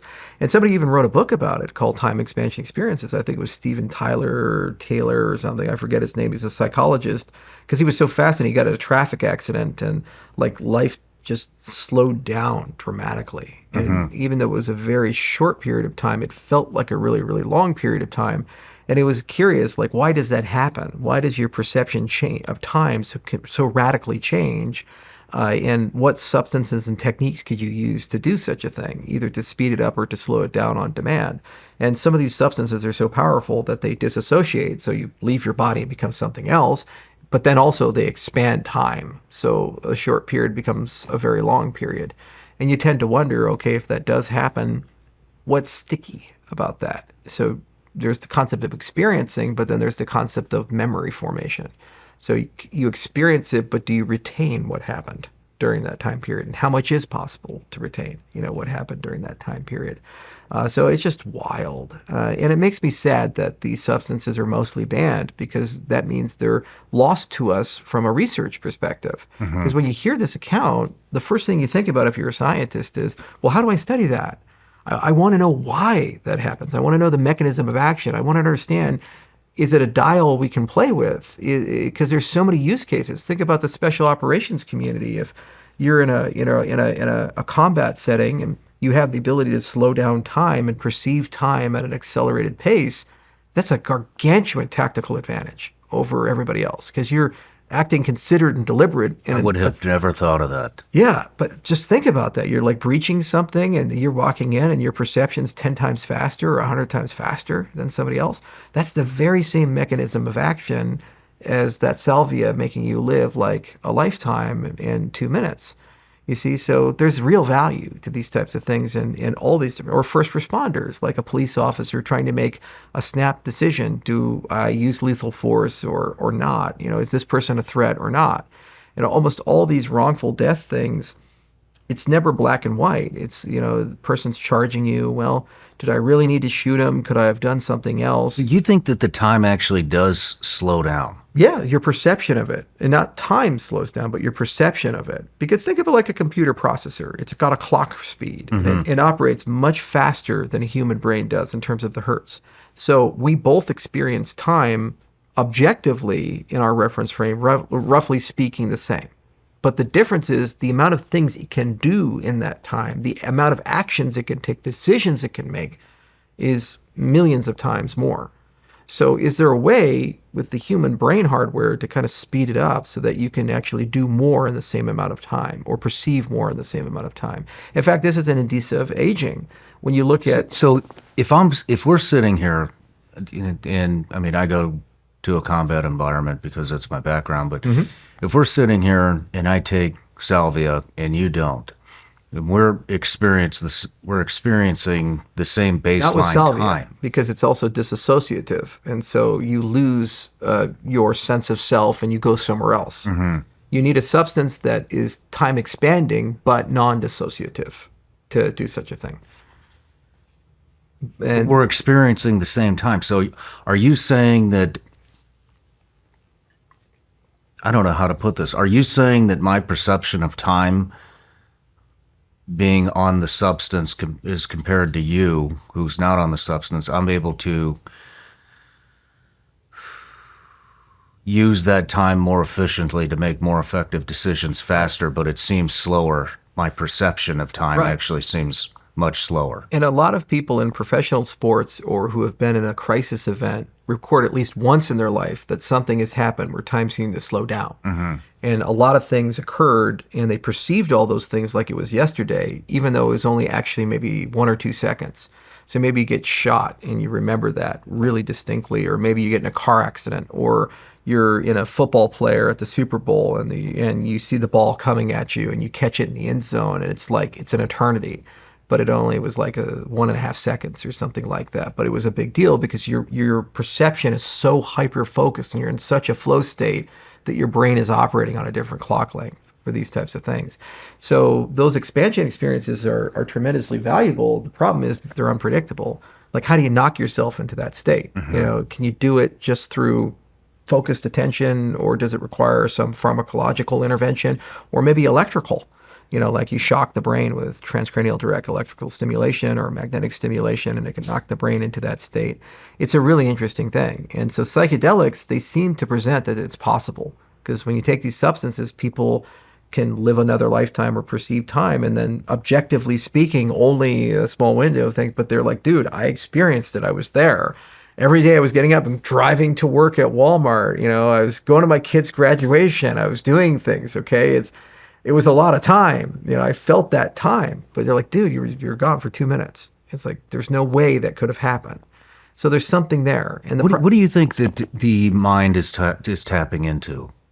well, I just think, because again, it's a clock speed. Like if you're running a simulation of a civilization, for example, on a computer, you can run thousands of years or millions of years of a simulation, and that doesn't take millions of years to run the simulation. You can run that simulation in like an hour or something like that.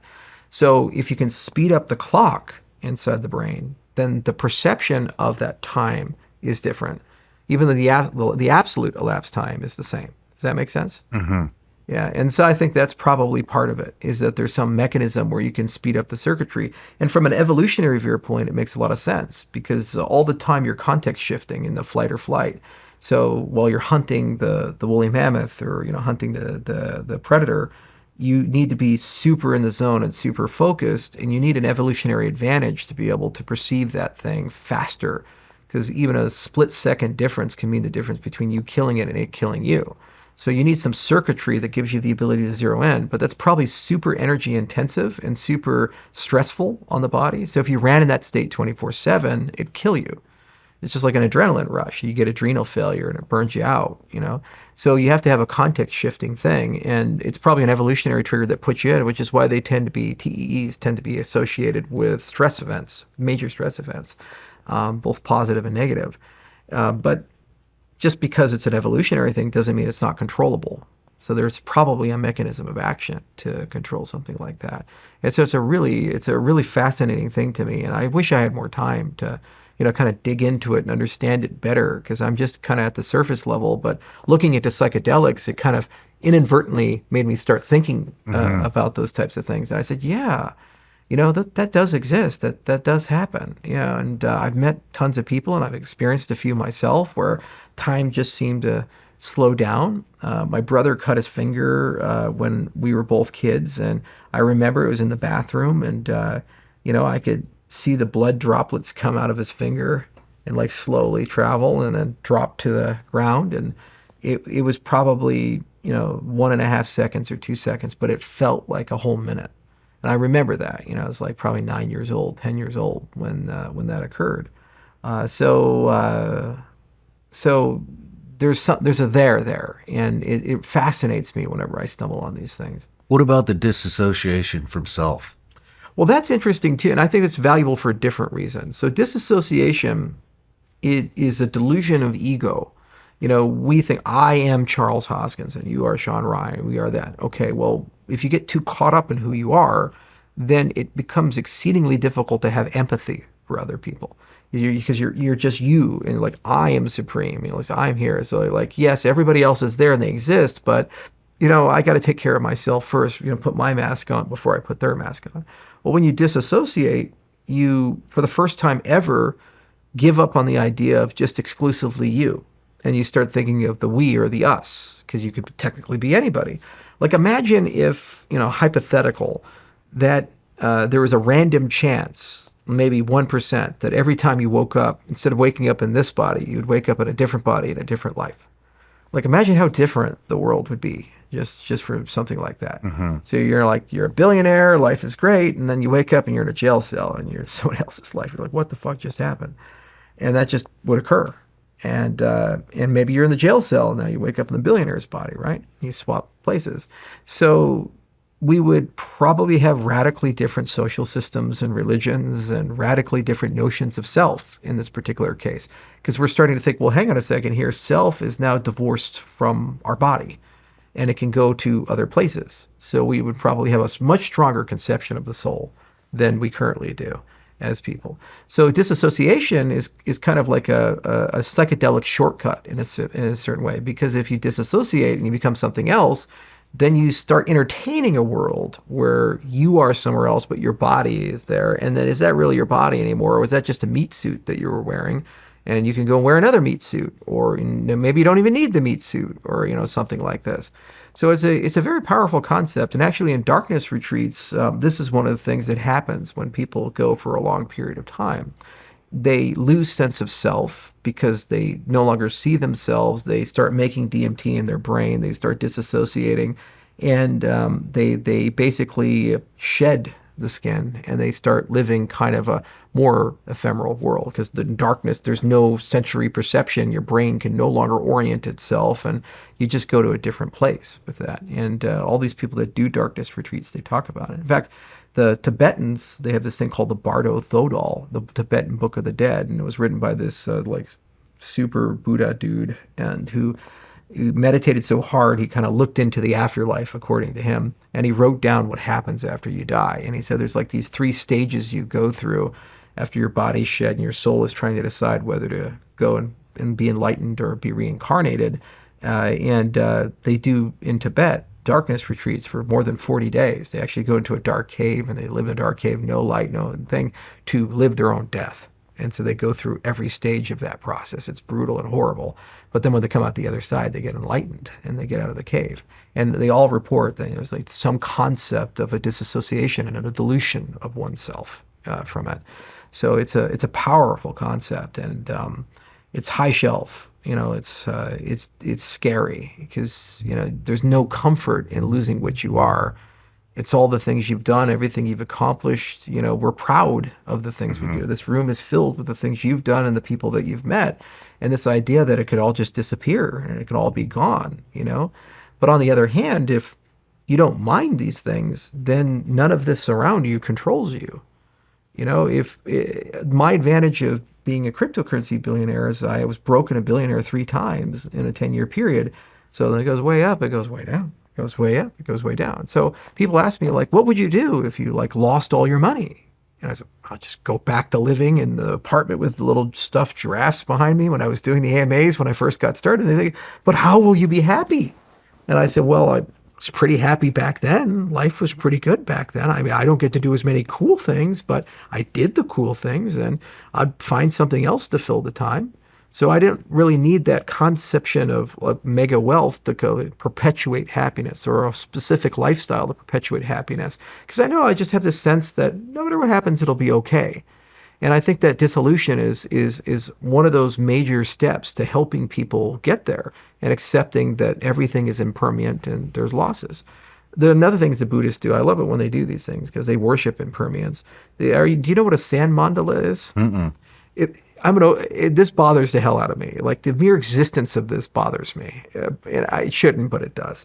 So these monks will meticulously sit down for weeks and weeks and weeks, and grain of sand by grain of sand, colored grains of sand, sit down and put together this beautiful sand tapestry. It's called a sand mandala, on a table. And usually they build it as a group. And it's just absolutely stunning. It's like super artistic and nice because every single grain of sand has been set by hand by these guys. It's so meticulous.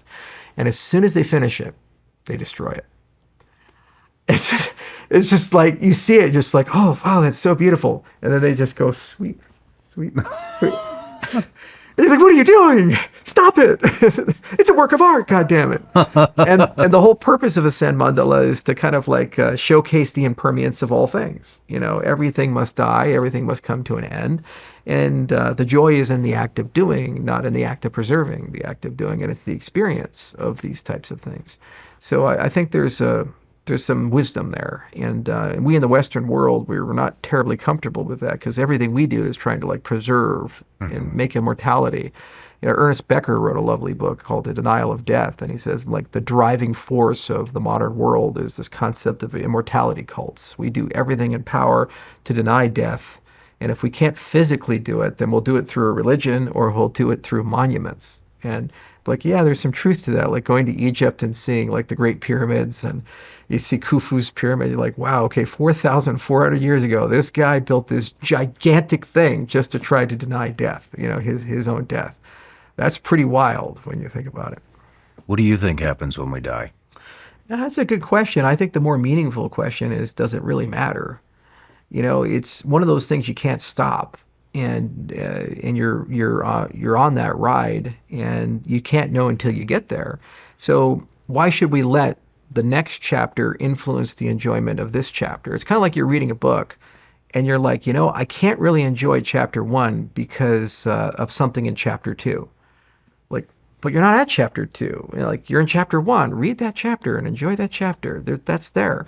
Chapter 2 is it's somebody else's problem. It's you'll cross that bridge when you get to it.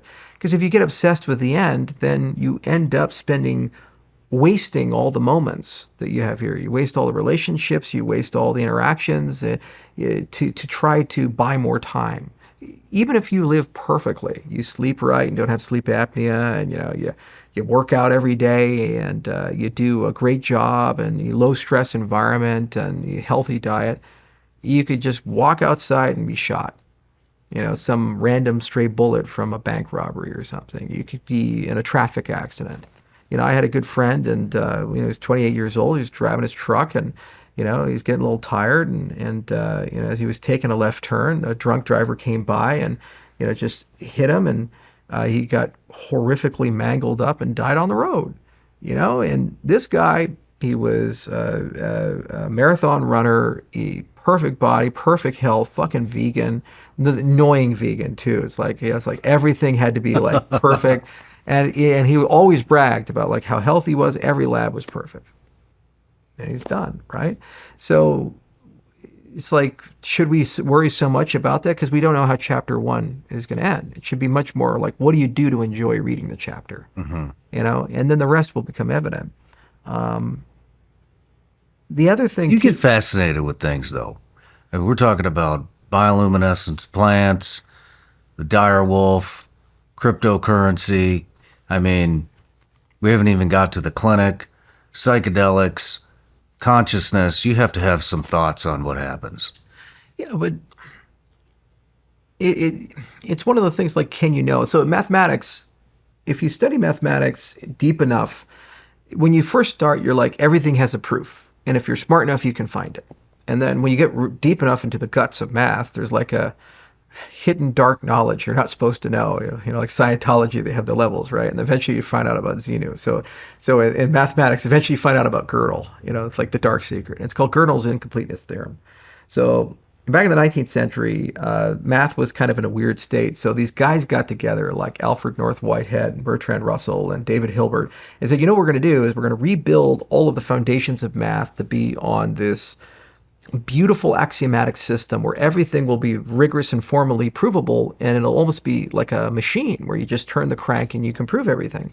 So in any formal system, you have 4 properties to a formal system. So you have your axioms, the base level of the system. So these are the things that you assume to be true without proof, because you have to have some rules, And then the next step you have in a formal system is independence. So once you have axioms, do the axioms contradict each other, or are they self-standing? Then the third thing you have is completeness, and the fourth thing is what's called decidability. So completeness says that if I give you a statement in my formal system, you have enough machinery to be able to prove whether that statement is true or false. And decidability is, can you build a machine that if you turn the crank enough times, it will derive that truth value or false value? So all these mathematicians in the 19th century, they absolutely believed that math had all four of these properties. That you could build some set of axioms, who knows what the hell they are, that will cover everything in mathematics. And then those axioms will all be independent of each other. So they're not too many, not too little. It's like Goldilocks, they're just right. And then it's complete. So no matter what you tell me, I'll be able to build a machine and it'll turn the crank and it'll tell me it's true and false. So then in the 30s, there's this paranoid schizophrenic graduate student named Kurt Gödel. And he's like, yeah, actually, math can never be complete. It was called Gödel's incompleteness theorem. He just broke math. And basically what he did is he said he invented this thing using what are called Gödel encodings outside of math. And he said, okay, this thing that you can't prove it within your system unless you introduce another axiom. But the minute you introduce another axiom, I can use that to construct another thing that requires another axiom. So there's always going to be a statement outside of mathematics, inductively, that is unprovable with the current system that you have. So effectively, mathematics is forever incomplete if you want to do interesting things. So it's like the hidden secret of mathematicians. Like there could exist things in math that you can state, but you can't prove. So then they're like, well, could we at least build a machine that can tell us whether it's true or false or undecidable? So then they said, well, let's at least try to do that. And then there was another brilliant kid named Alan Turing who basically said, no, actually, math is fundamentally undecidable as well. You can never build an abstract machine to basically always show you what the answers are. But at least there we got computer science, because inadvertently, while Turing was trying to solve that, he invented the Turing machine, which was the basis of all of modern programming languages and computer science and these types of things. So why is this related to death and consciousness and things like that? What we have just shown in mathematics is that there exist things outside of a formal system of provability. And no matter how smart you are or how capable you are, it's so far outside of the realm, there's no way to actually meaningfully talk about it, because I can't prove it. I can't solve it. And death in many ways is like this. Our perceptions are bounded by these electrical meat sacks we walk around in. And there are things we can see and perceive, like light and sound. There's other things we can't perceive, like radiation, for example. We don't sense it and just feel the consequences of it. Death is like this thing that happens after, and you can have an opinion like, okay, well, there's a soul and the soul will go somewhere, or there's reincarnation and you become something else, or you can say it just all comes to an end and you're just like the plant that dies and this other thing. Or you can say there's like this collective panpsychist consciousness. In fact, there's a variant of Christianity that believes it. It's called Gnosticism. It was a competitor of Christianity after Jesus died, and it was like heretical. They said that actually the God that the Christians worship is actually a fake God, and there's actually another God in a different realm, and this fake God is here to actually deceive all the people, and only through gnosis can you discover this other God.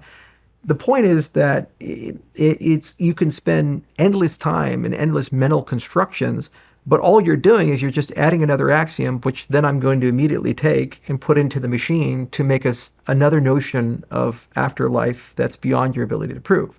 And then you add another axiom, and then we repeat it. So death is an inductive process.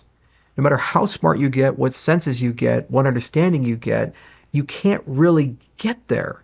There's even this ship of Theseus problem. Your cells replenish and change themselves, so what is death? You are you today, but in 7 years, all your cells have rotated out and changed out. So are you still you then?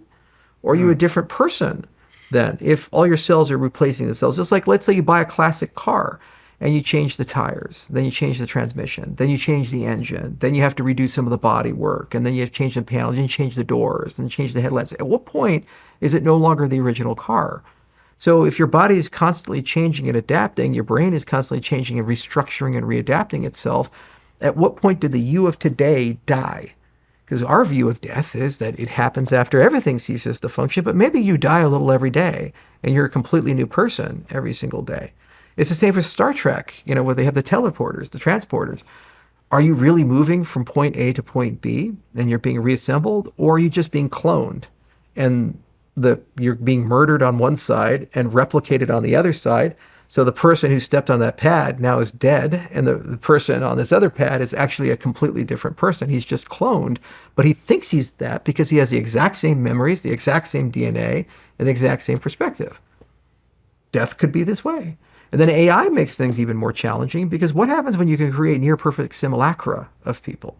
So all this interaction with AI and all this data, at some point, a computer can probably create a pretty realistic copy of you, so much so that it's indistinguishable from other people. And we'd be like, well, that's not you. Okay, but what makes you you? If I know you as a person and I spend time with you as a person, and every time I interact with you, the computer gives me the exact same experience, for all intents and purposes, it's you from my perspective. So is your you defined by you, or is your you defined by me and my interactions with you? It's another interesting part of life and death, right? You see?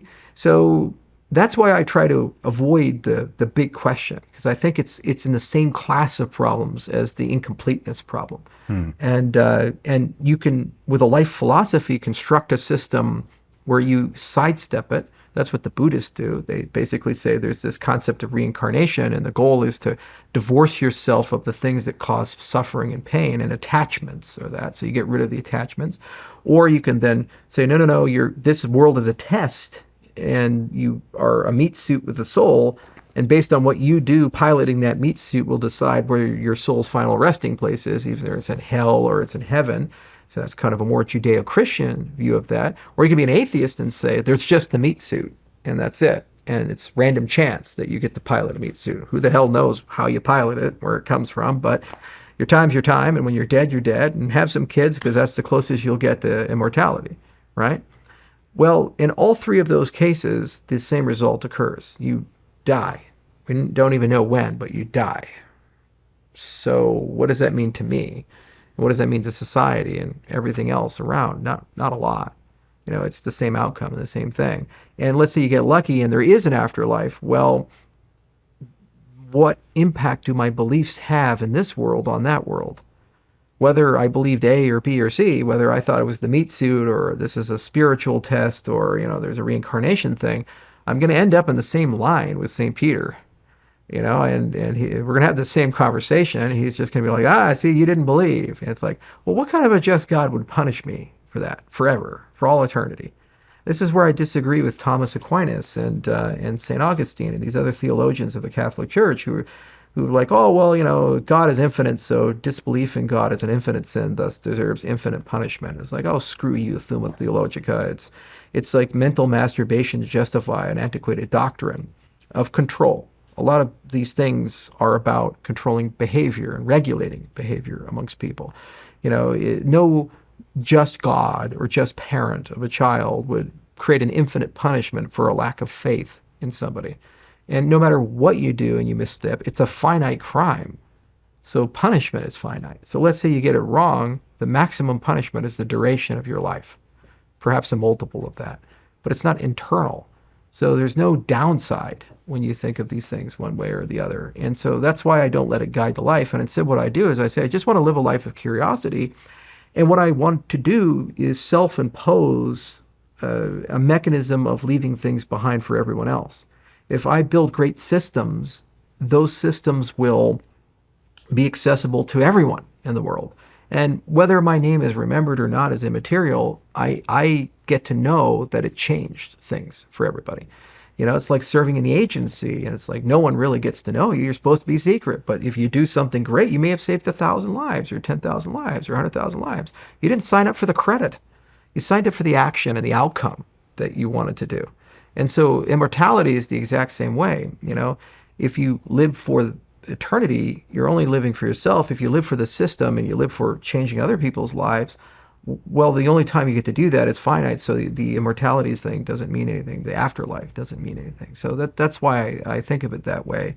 Otherwise, I just go crazy. I just sit down all day long with theologians and philosophers and other people, and we'd just be mentally masturbating. It'd be just one big circle jerk all around, and getting sprayed a little bit over here by Christianity and right here by Vishnu and these things, and just one big bukkake of philosophy. It's impossible to get anywhere.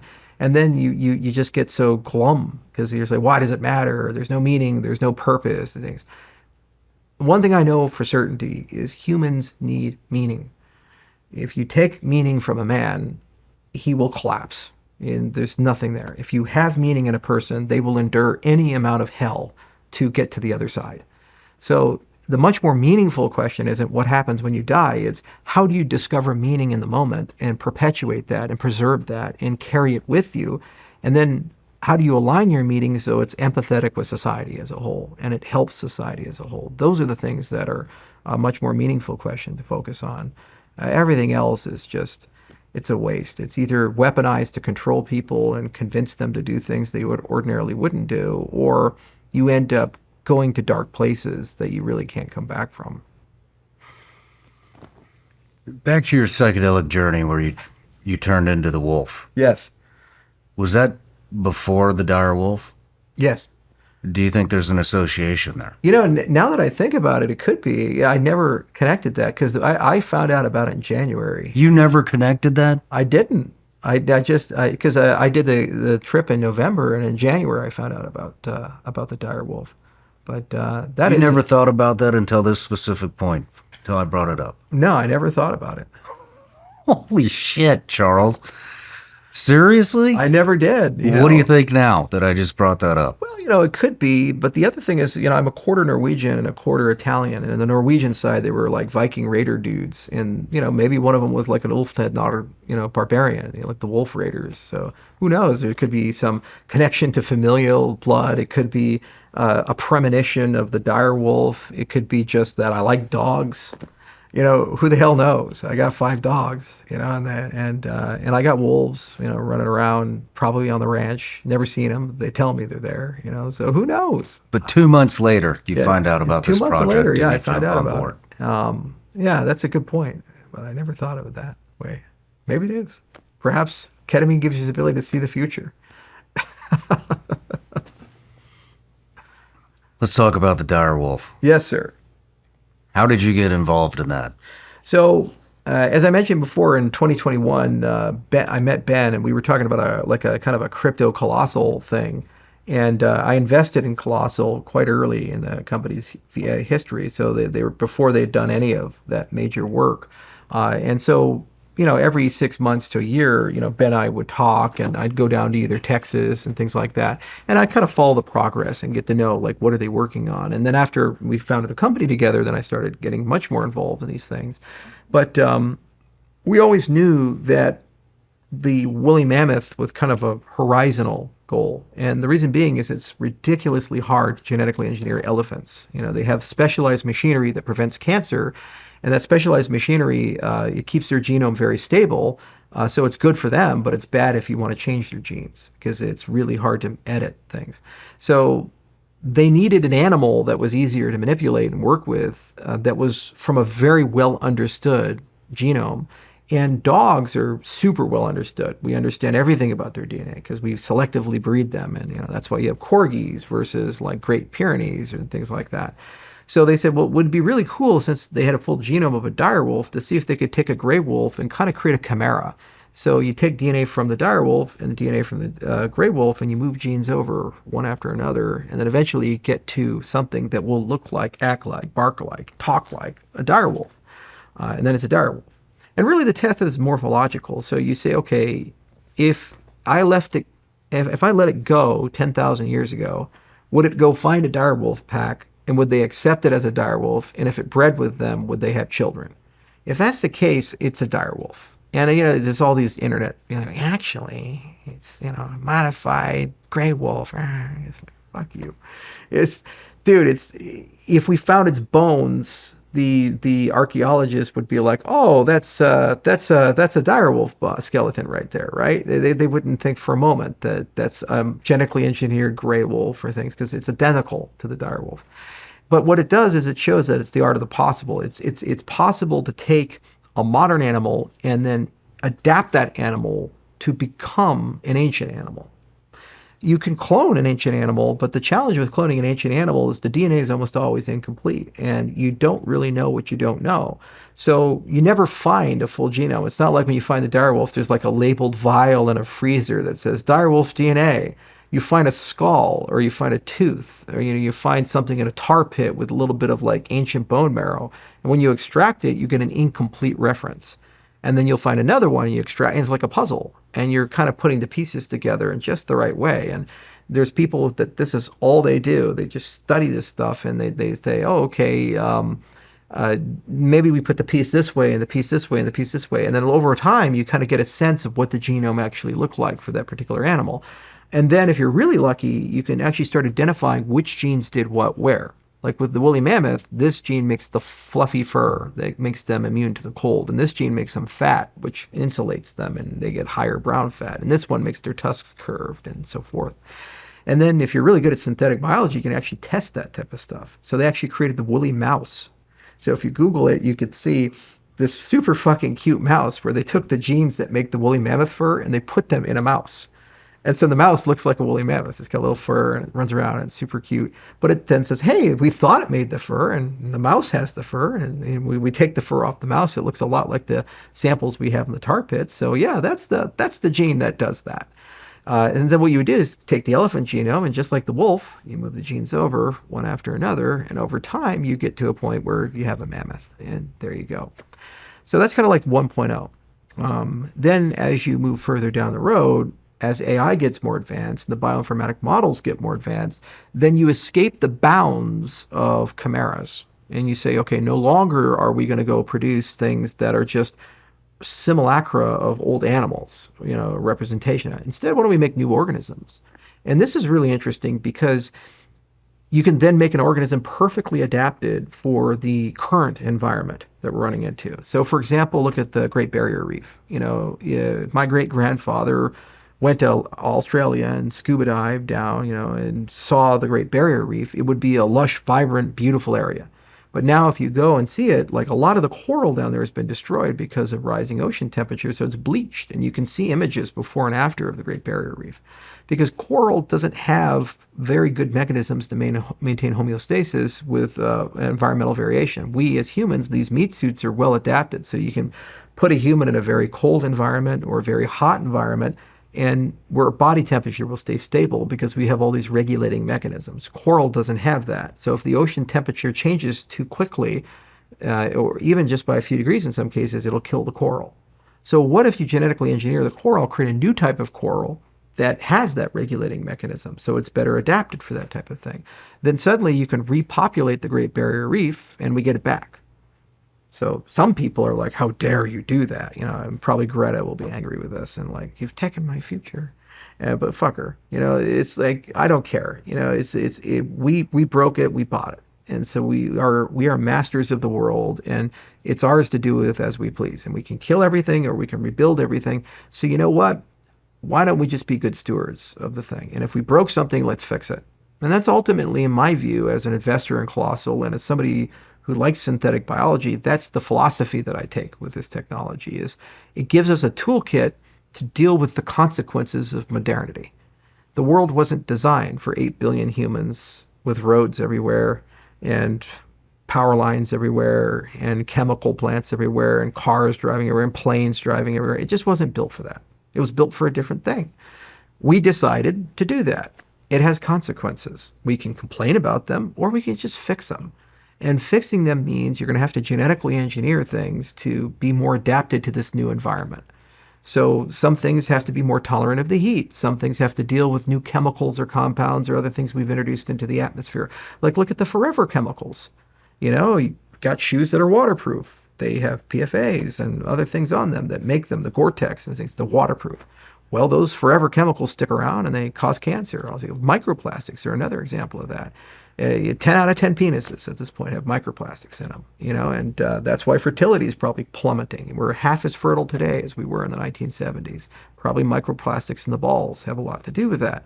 We can complain about it or we can fix that problem. So why don't we make organisms that eat the microplastics? So there's a recycling mechanism so nature can process that. Nature will do that, but it does it on a scale of millions of years. We can do that. We can do it on a scale of months or, years to decades, which means that we have some hope of solving the problem before it destroys. If we made an organism Eats microplastics? Yeah, we've made organisms that do it. There's bacteria that now eat plastics, and pretty much anything you want to do, you can do. In fact, they've even developed an STD for mosquitoes to basically kill them so that they don't spread malaria. So they're right now working on this fungal STD, and they're just, I don't know how they administer it to the mosquitoes, but they're getting all these mosquitoes jacked up, and then they go and breed with each other, and it spreads like a parasite, and it's eradicating big piles of mosquitoes. Why? Because they spread malaria. And they've killed hundreds of millions of people because they spread malaria. Is it a good idea? Is it a bad idea? Who knows? There's people go around irradiating a special type of parasite fly in Central America and South America, and they take these radioactive parasite flies and they airdrop them down, and they've been doing it for decades, because then when they breed with the other ones, they actually don't propagate the species, and it controls the population. So geoengineering and genetic engineering and synthetic biology, it has its role in place. And the problem isn't the technology. The problem is we don't have the right mediums to have an adult conversation about the technology. Whenever you look at these things, there has to be a way for humans to come together and say, what should we do with this? And come together as a community and have an adult conversation. It's like, okay, so should we eradicate the mosquitoes with gene drives or not in these areas? Should we change the coral so it's better adapted for this? Should we do this? Should we do this? And what are the consequences of this thing? Is it irreversible? Meaning if we do it, we can't fix it. Procedural inevitability. Is it reversible but expensive and costly?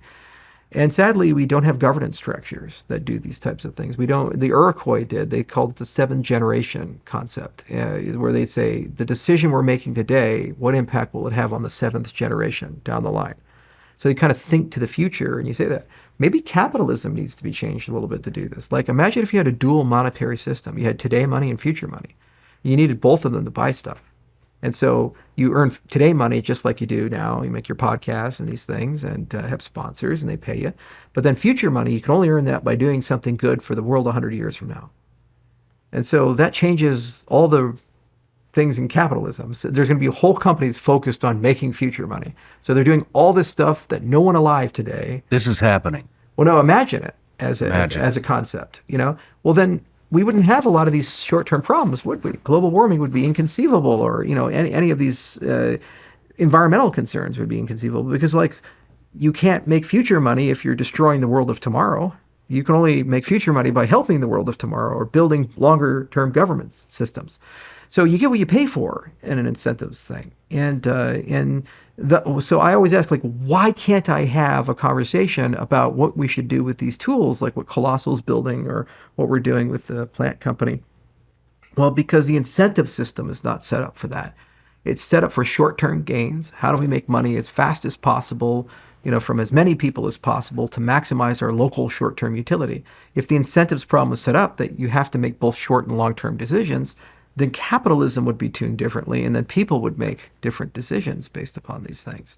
What's cool about Colossal, though, is it does show the art of the possible, and it's one of those few companies where it's so blatantly obvious that there does need to be a conversation. There does need to be a different way of discussing this than how we've historically done these types of discussions. There needs to be a different zeitgeist about these types of things, because we're so far removed now from I'm making a cell phone application, or I'm making a website, or I'm making Black Rifle coffee or something like that. It's so far removed from that standard thing. You're literally talking about hey, what type of animal should we make today? Would you like a turducken? Would you like your jackalope? You could do it if you really wanted to. And I even thought about if we made a unicorn, what would that be, like a narwhal with the horn, or is it more like a rhino? Is it a horn, or is it more like a fingernail that just got really big? How would you do that with him? What would a horse's skull look like to make it like a unicorn? How would that work? You could probably figure it out if you're really motivated to do that. You can make them glow in the dark too if you wanted to. You can do all kinds of crazy stuff with these animals. Should you do it? Who gets to say no? When do they get to say no? What conditions do they get to say no? How do they say no? It's an interesting thing. Why don't we talk about that instead of taxes at this rate, or who gets to use this bathroom, or this thing or that thing. It's so exhausting. It's like the same 15 fucking conversations again and again. Meanwhile, the world is moving at this breakneck, blinding speed, and we're gaining all these amazing new capabilities and technologies, and we're just stuck in the same 15 conversations. It's amazing how bureaucracy can get in the way, isn't it? Yeah. And also social structures. They're due for an upgrade.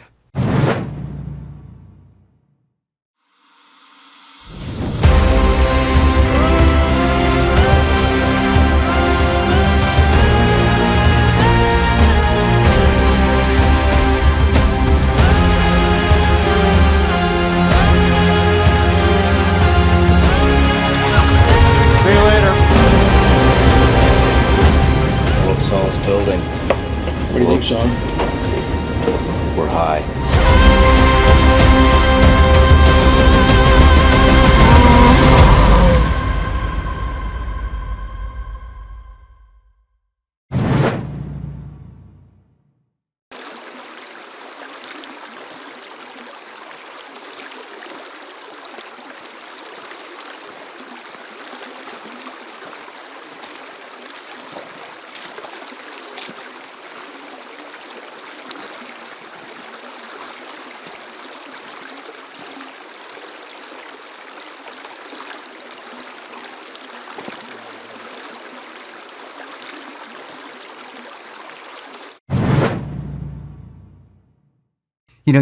You have some fears with this though as well. We had talked about at breakfast how you have had some conversations with, I believe, senators on how to regulate this kind of thing, and you had briefly brought up China's experimentation program where they're trying to build a super soldier. Yeah. Well, we are too. There's a DARPA program for it and these things. So it's like everybody wants a super soldier, right?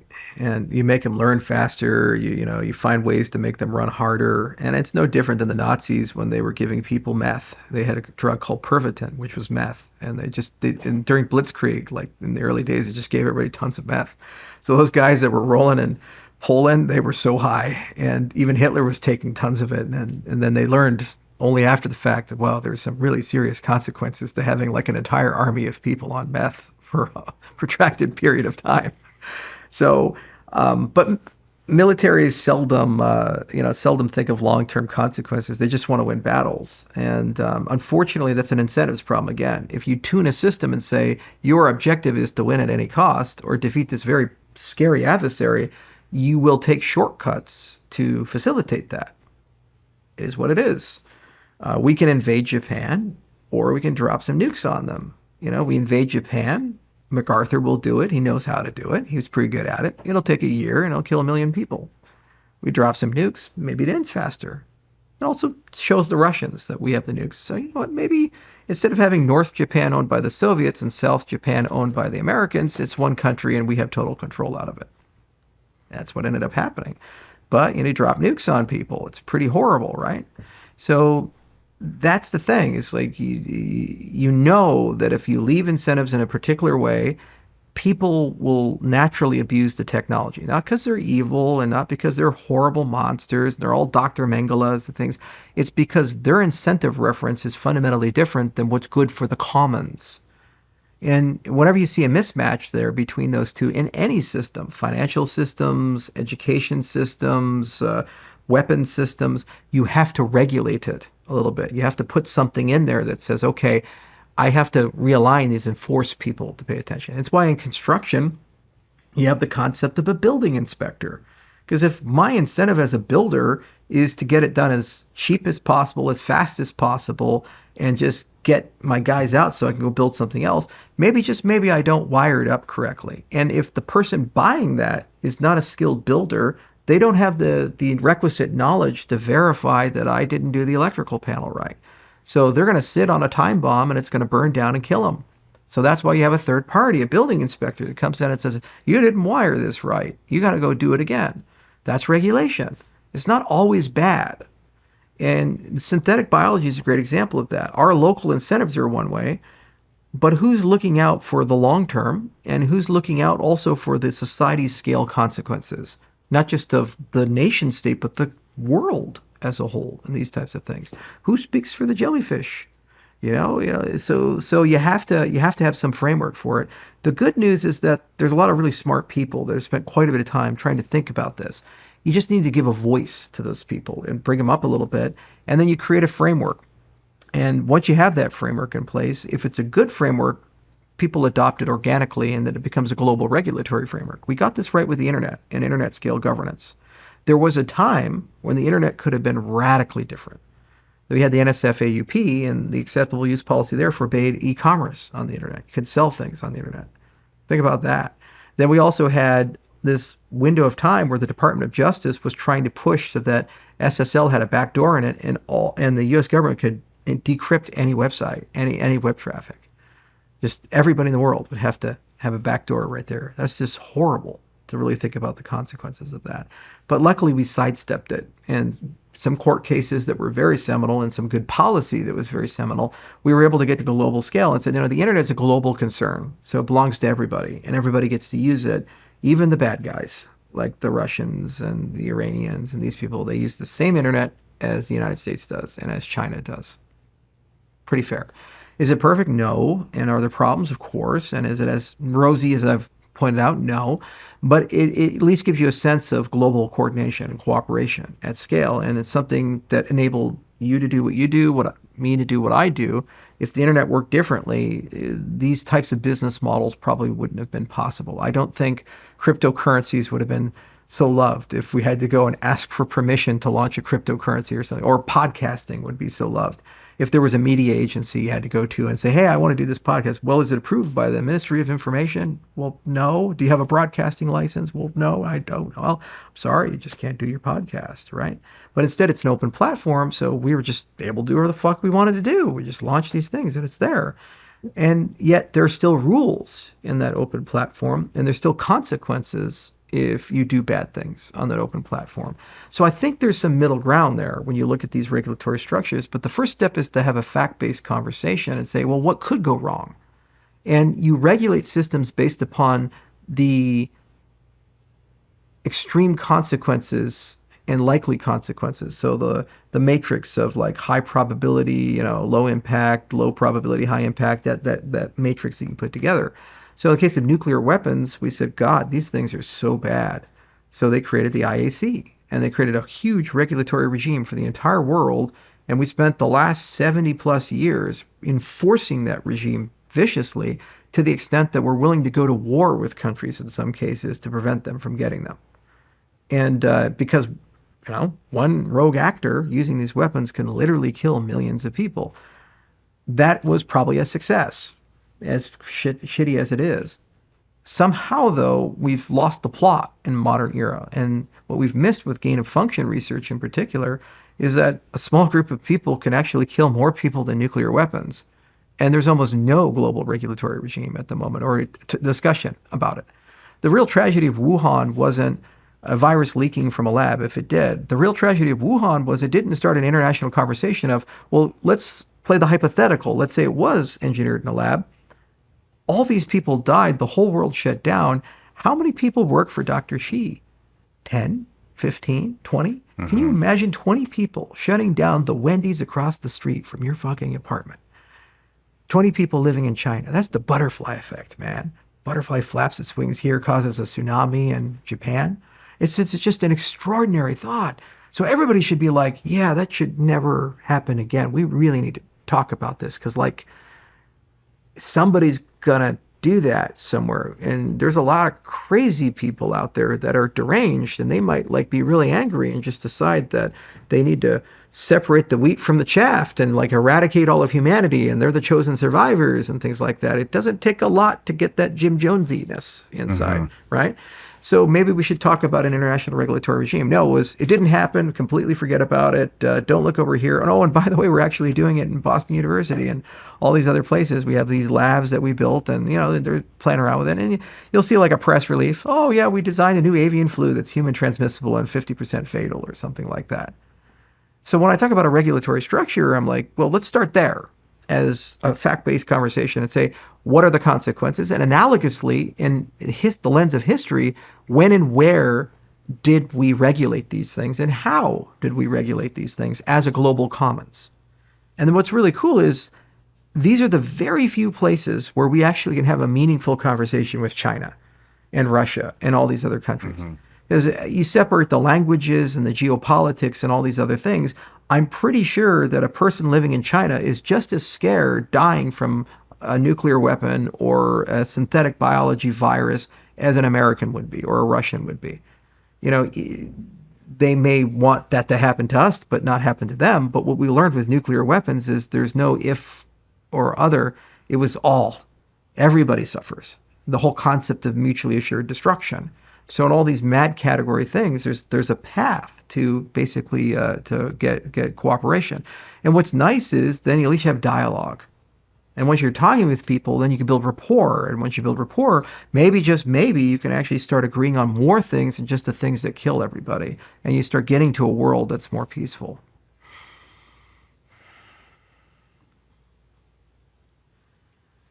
Let's move into the bullet ants. What was that? Well, you know, everybody's got rites of passage, and the problem with America in the non-military traditions is we let them go. You know, so you were a Navy SEAL, so you have buds. It's a rite of passage. You go through something. It's shit. It's horrible, and you know, it's really scary. But you know, rite of passage has three properties. First, when you hear about it, you're like, nobody wants to do it. It sounds like the worst thing in the world. Two, it's really survivable. You know, if your rite of passage has a high probability of killing you, it's not really a good rite of passage. The vast majority of people, whether they fail or succeed, they should be able to come out the other side unscathed. And then three, it's a unifying thing. So everybody who goes through it, they have a bond now. They're connected to that thing. That's like, no matter if you're from a different country and speak a different language, you both go through that thing. You're like, he's my brother now. We're together in this thing. So I'm always fascinating where and when you find these things. And the bullet ant ritual was like the perfect rite of passage. First off, you have these ants, and they're not small. They're like this fucking big. Yeah, I think you saw the video. They're like, they're huge. And they're terrifying when you look at them. You're like, holy God, their stingers are huge too. And they have a neural toxin. And so I own a clinic. And so I talked to my allergist, and I even hired a myrmecologist, like an entomologist that studies ants. And I said, like, tell me about this neural toxin. And they're like, well, it's really painful. I was like, no, really? Like, no, it feels like you're on fire. It's fucking terrible. And I said, okay, well, will it kill me? And they say, no, it's actually weird. It's designed not to kill you. It just makes it hurt like hell, and it incapacitates you for a bit. But then the next day, it's like nothing happened. That's interesting. So it's terrifying, and the pain is indescribably bad. And the entire ritual, when we went and found the Sateri Mawe tribe, first we had to send an advance out there, and we sent these two guys down there. Well, one guy was a JSOC guy, and the other guy was 75th guy. And of course, the 75th guy, he hit on the chieftain's daughter and nearly created a whole problem. You're like, let's go, Ricky Ranger. But anyway, that was great. But anyway, they built rapport with the tribe, and the tribe's like, okay, we kind of like you guys. Yeah, all right. Yeah, all right, you can do the ritual. So they said, come by and, this time, and, we'll set it all up, and we'll have you actually go through it. So then we had to figure out like how to get to them. So we had to sail up the Amazon River. We rented a boat, and then we went to the tribe, and they were incredibly hospitable, but you could tell that it was a psychological game as much as it was a physical game. So everything they did was just to fuck with you and just make you not want to do it. They're like, all right, let's go collect the ants. And so you go and collect the ants. You see all these ants are crawling. And actually, the way you collect them, it's not really safe. You're trying to get them into that damn tube, and while you're doing it, they sting you and things like that. And you feel the insane pain, but it's only one sting. Remember, you put your hands in the glove for like 10 fucking minutes, and they're stinging you. So you're thinking, God, if it hurts this much, this one sting, what will 1,000 stings feel like? This is so bad. So then you do that. Then they're like, okay, well, we got to like make the bullet ant clubs. So you have to go find these weird leaves, and then you grind them up and you put them in water, and it acts as a sedative. So you pour the ant tube, and all the ants go inside the water, and the ants go to sleep. And then you grab the ants, and you one by one put them into the glove, and we're getting them in there, and it's a whole process. And of course, the ants are not fully sedated. So they wake up, and as you're putting them in the glove, at least one of them is going to sting you. So you feel that pain. It's like, fuck. So then after you have all the ants in the gloves, you put them on, they're like, hey, let's go to lunch. You're like, what the fuck are you talking about? I don't want to eat lunch. Come on, man. I just want to get this over with. They're like, no, let's go eat lunch. We got some fish for you. You guys are going to like this. I'm like, all right, jungle parasites are great. Let's do it. So we go and we eat the fish, and nobody really wants to eat. And we're all looking at each other like, what the hell have we gotten ourselves into? And he's like, all right, guys, it's meditation time. You just go off for an hour, fuck off, and just like think about what you've decided to commit yourself to. So we're all just sitting there like, what is going on? And our hands hurt like hell because the ants have already stung us a few times and things like that. And we're just like, oh, this is horrible. I just want to get this over with. And like, well, you could leave at any time if you want. Like, no, I came to the Amazon, God damn it. We're gonna do the fucking ants. So it's called the Tukandera is the name of the ritual. So anyway, then finally you get in your underwear, or your shorts, and they paint you. So you go out there and the shaman comes over and she paints your hands black because your hands get really messed up after they bite it. So you don't really want to see how messed up they are. So, they paint it black, maybe that solves the problem. And then they start dancing. And then after they dance, they say, all right, you ready? So you go up there and you put your arms up, and then they put the gloves on. And what it feels like is a sewing machine with a hot needle, just going and there's ants all in the thing. So their heads are out, but their butts are woven in, and they just sting you like this. It's like a stinging machine. Both hands. So 2 sewing machines going, like multiple needles, And you're just like, fuck. So I knew the internet was going to watch because we recorded it. So I was like, I got to be a stoic motherfucker for this whole thing. so I was, if you see the video, I'm all like, yeah. But that ranger guy that went with us, you could see his face. He's just like, which was great. But how I trained for it was that I bought these Shakti boards, these nail boards in the office. So they're like wooden boards and they have nails sticking out. And I would stamp on the nails for 10 minutes and just stand on these nail boards. And they have like beginner, medium, hard, juicy. And so and it's just how many nails are there. So the beginner ones have lots of nails. So there's a lot of surface area for the nails. So it's like a bed of nails. You can stand on it. But then as you get to like the more aggressive ones, there's fewer and fewer nails, so they get deeper into your feet and it hurts like hell. So I took all these auto-hypnosis courses where you can use like hypnosis for pain management, kind of hypnotize yourself not to feel pain. So I was like, okay, I'm going to do the auto-hypnosis. I'll stand on the nail boards. I'll start in beginner and I'll keep going until I can deal with that. Then I'll go to the medium. Then I'll go to the hard. Then I'll go to the juicy. And I did for a whole year. Like every day, at lunchtime, I go and stand on the nail boards and do this whole thing. And man, this sucks. But then I got better at like dealing with that immediate pain to a point where like you can stab me for 10 minutes straight. It doesn't fucking matter anymore. I'm good. So when I had my hands in the gloves, I was like, this is not bad. This is good. Here's the problem. It's a neural toxin. This is the stupid thing, like the Robert Downey Jr. yelling at me in Tropic Thunder. It's like, okay, the hard part is not being stung. The hard part is when the neural toxin kicks in, it's like rolling fire. It starts coming up your arm, and it takes hours for it to take fully effect, and goes all the way up your arm, goes into your chest, goes into your face, the tip of your dick, your toes, your head, everything. And it's like a throb. So on fire, not on fire. On fire, not on fire. So we're all back at the boat with these guys like Rangers, 18 Deltas, all this stuff. And I'm just looking at them. They're looking at me. They're like, boss, you got some fucked up ideas. They were like, we getting drunk? It's like, we're getting drunk. So we just started drinking. And we were just in hell. The first 6 hours, because the other fucked up thing is it doesn't stop. Normally like you reach a peak and you're like, okay, now it's getting better. First hour, oh God, this is bad. And the next hour, like, oh, it's even worse. And like the next hour, oh God, it's so bad. And it just keeps building and building and building and building. And it took 6 hours for it to reach its peak. Damn. And we had a PJ with us, and he was also a PA. So after he got out of PJ, he became a PA. And so he was kind of like our guy to make sure we didn't die. And so he'd check our vitals every hour, and we kept an index on pain. He's like, how you doing? Out of 6. How about now? Out of 7. What about now? It's getting there to 8. Like, what about now? It's a 9. And it just got worse and worse and worse. And eventually at 6 hours, it's like, okay, I think this is as bad as it's going to get. Because I said, I think I'm going to die if it gets any worse than this. But then, it got better gradually, like a long tail. It took 24 hours for the whole fucking thing to wear off. But here's the craziest part. The next day, woke up, no pain. And I could move my hands and do the whole thing. And they're like the only thing that was there for a while was the black ink that they used. It was about 2 weeks on the No hand. kidding. Yeah. So that's the perfect rite of passage right there. If you could bottle that shit and do it to every high school student, that's great. And You gonna do it again? oh yeah, they do it 20 times. Are you really? Yeah, they do it 20 times. 20 times. 20 times. It's their rite of passage. So they have to do it again and again and again and again. But actually, when we did it, the chieftain's son did it with us and his friend. But it's just a great rite of passage. And what was cool is it was like this huge sense of accomplishment because for a whole year, we really thought about it. We trained for it.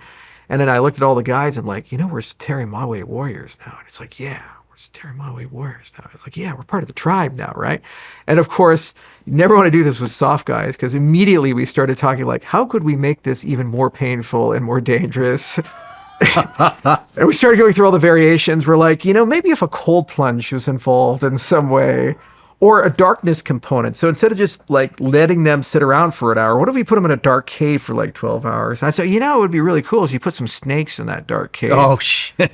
Because you can't see the snakes, but you can feel them and hear them. And that's really fucking with you. And they're like, yeah, there needs a fire component too. So we spent the next 5 days in the Amazon just talking about it. What if we did this? Yeah, I think that's a good idea. Let's do this.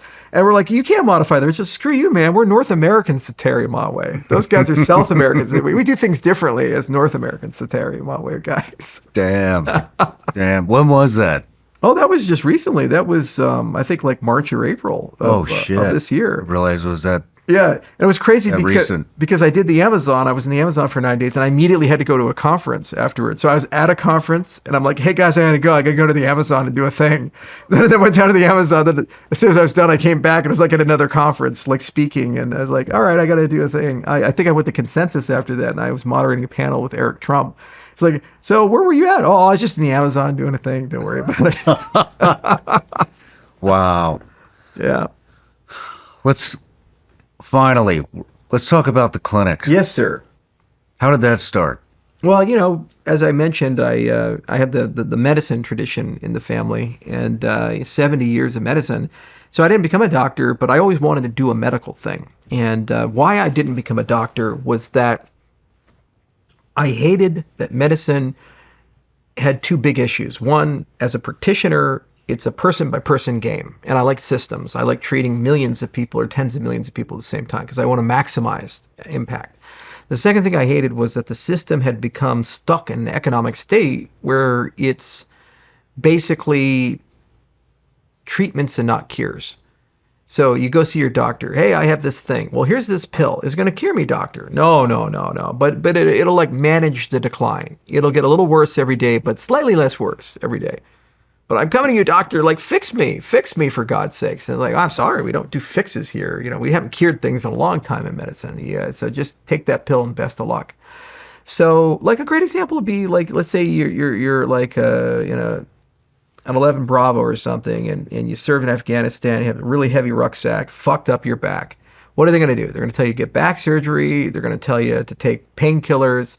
Or you can go and do yoga and Pilates and fix your back. And a lot of people, after they do it, the pain completely goes away. So you go to a doctor, they tell you to do the yoga and Pilates and the physical therapy and these other things. No, they give you the pills. And if that doesn't work, they give you the surgery. And then that never works for these people. So that's medicine in a nutshell in 2025. It's really fucked up. So what you want to do instead is say, let's build a medical institution that is a bastion of good healthcare, integrated healthcare. So lifestyle medicine with allopathic, traditional medicine, put those two things together for a community. In this case, Gillette, Wyoming. So there's 13,000 patients and a population of 35,000 people. And we have 40 providers. We have all the ologies. We have internal medicine, we have nephrology and cardiology and neurology, and soon to have pulmonology and dermatology, and et cetera, et cetera. So we have really top-notch physicians. But if you have that and you have a vertically integrated system, meaning you own the radiology and you own the lab and you own all the diagnostic equipment and you have your own pharmacy with a compounding pharmacy, you have a perfect vertical to do medical experiments. So then you build a biotechnology company on the other side, and you start looking at a lot of stuff that is regenerative in nature, not treatments, but cures. So what you do is you say, what can I do to get the body to heal itself? And what can I do to give you something that fixes your problem permanently? So I'll give you some examples. We're right now getting ready for an FDA trial because everything we do is rigorous. So we do FDA trials, and we're going to take fat from people, adipose-derived mesenchymal stem cells. So your stem cells, your adult stem cells that are in your fat.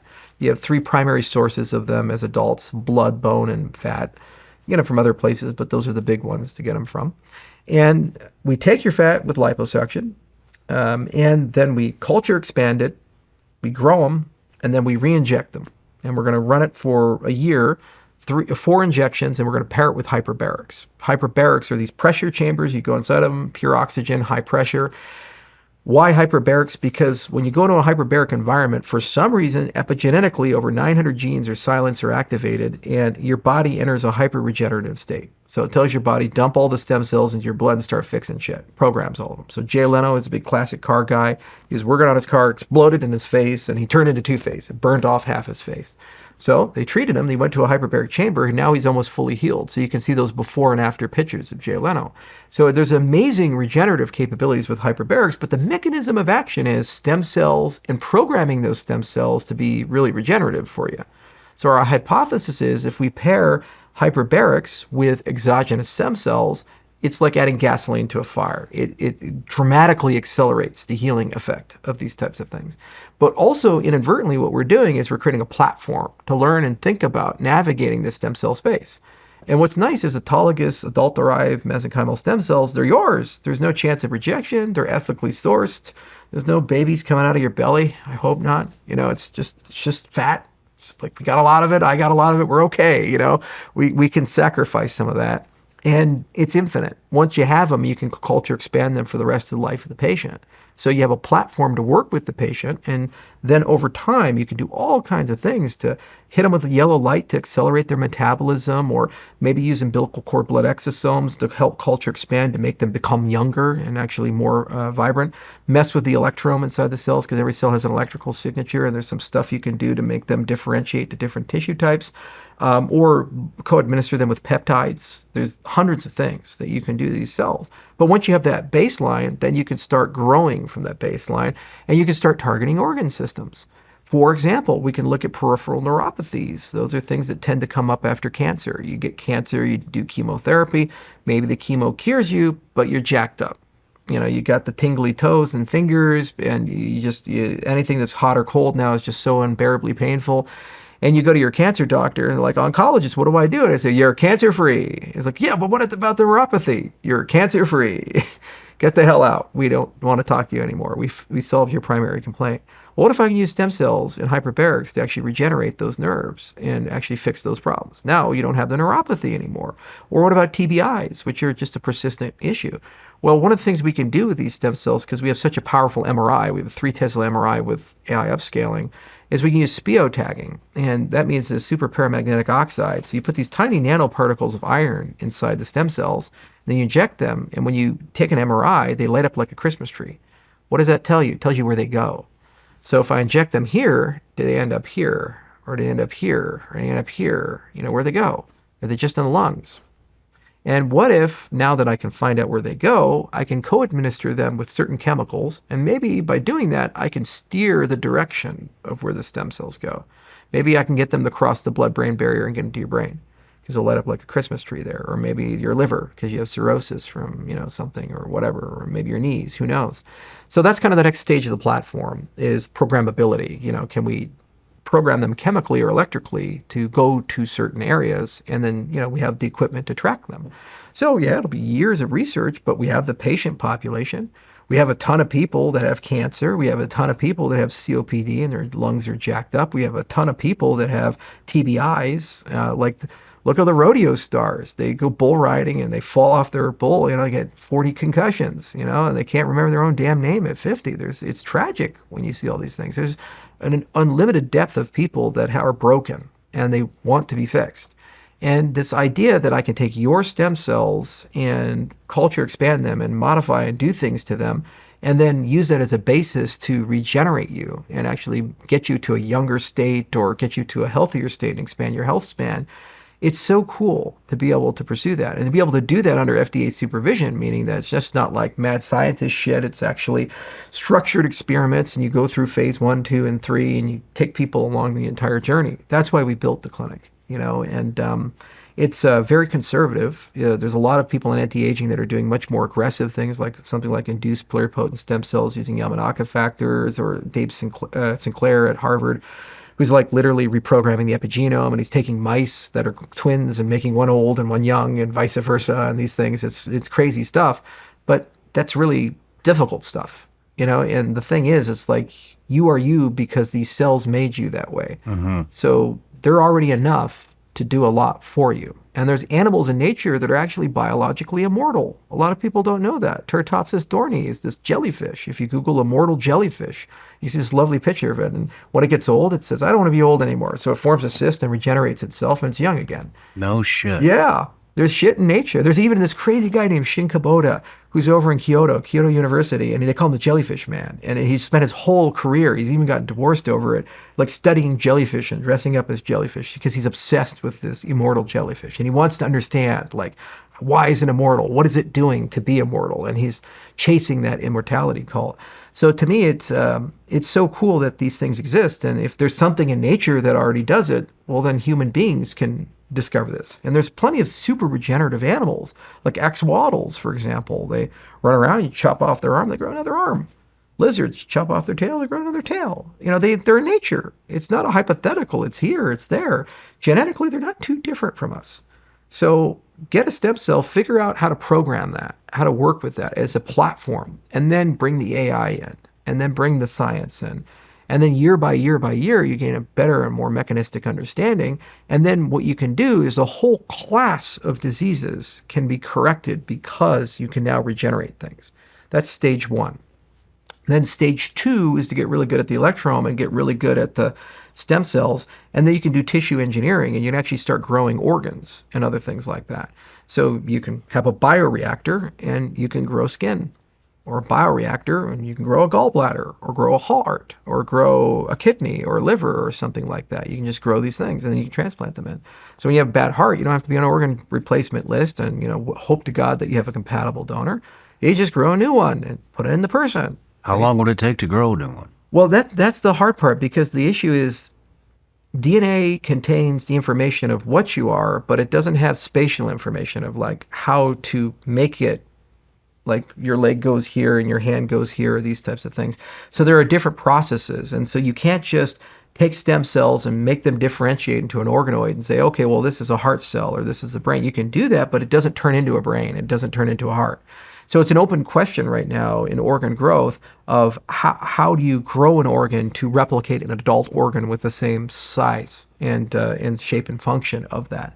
But it doesn't take a heck of a lot of time. If you're doing the right growth factors, it's a matter of weeks to months to grow something like this in a bioreactor.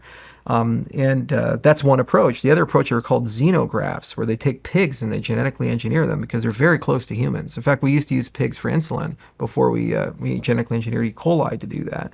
And they actually make pig have your kidneys or pig have your heart or something, and they can take the kidneys out of the pig and put it into a human because they've been genetically engineered to be not rejected by humans. It's called a xenotransplant. So, these things exist, but I like the bioreactor more because I don't think we should have kidney pigs. I mean, I like pigs. They're nice. But anyway, so that's like stage 2 is like, can you grow tissue? And then once you have that, then I can fix your broken parts or regrow limbs or, other things like that. And then stage 3 is the gene engineering. And there, the lowest floor is called a plasmid. And there's a company called Minicircle down in Roatan that does this a lot. And you could actually use plasmids to make pretty much anything. They're like little molecular factories. So I suffer from gout. 344 million people do. It's a genetic disorder, and it means my body doesn't process uric acid properly. And so what ends up happening is the uric acid over time, if I don't get it out of the system through some means like allopurinol, it'll accumulate in the joints and you have gout attacks and they flare up with crystals and it's super fucking painful. They just stab you, when you're walking around. It's one of the most painful conditions you can have. And if you don't treat it, it gets progressive. So it starts from the big toe to the joint, to the knee, to the hip, and then eventually your hands and the whole body. So you got to solve it. Well, there's a chemical it's an enzyme called uricase. And humans don't make it, but it exists in nature, and it digests uric acid and converts it to a water soluble, kind of like vitamin C, where you just pee it out, melatonin. So what if I made a plasmid that made uricase? Then I could inject it to a person who has gout, and now you have a natural way of processing the uric acid, so you never have gout. It's basically a cure. It's pretty cool. And so there's all classes of diseases where your genetics don't allow you to make something because you lost the lottery, and they're slowly killing you. And so gene therapies are coming online. And what's really cool is like within 5 to 10 years, we'll actually start having those treatments available, and they're there. And then you can also use it for therapeutic interventions, like the mini circles using it for follistatin 344, which is this chemical that basically allows you to build muscle. It turns off muscle inhibition. So if you see like pigs with it or cows with it, you can Google like muscle pig. And you see like this picture's just fucking jacked up pig. It's just looks like a damn beast. And so that's their first product is the muscle pig plasmid. So you inject the person with follistatin and they just start building muscle like crazy with it. And what's cool is the plasmids only last like a year or two, and you can turn them off.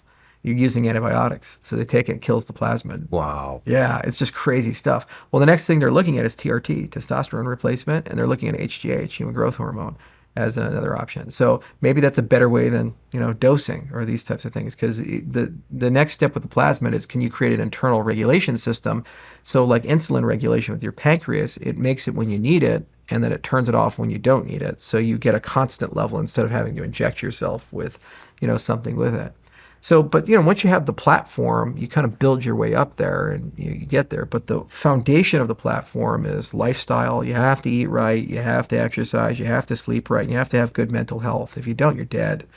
And then the next level up is saying, okay, regenerative intervention, so hyperbarics and stem cells. And then as you move up, there's replacement parts. And as you move up, gene therapies for these types of things. But you can just kind of walk the stack. Every step of the way, though, you get to health span. Longer lifespan and more comfortable life throughout. So it's not to make you immortal, but it's to say, hey, in your 80s, you're not a frail person, scrunched over and you can't move. In your 80s, you're walking around. You're having fun. This is how Peter Attia thinks about life. He says, hey, you should think about the proximal decade of your life, the last 10 years. And you should say, okay, what do you want to do in the last 10 years of your life? You want to be able to walk by yourself without a walker? You want to be able to swim for half a mile. You want to be able to, feed yourself and clothe yourself. You want to be able to take showers unassisted.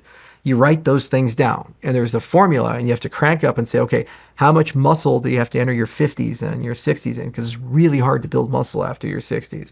What type of foods do you need to eat? What type of sleep do you need to have? What type of other interventions do you need to do? And then that'll tell you basically what you need to do every day to be able to get to that point in the proximal decade.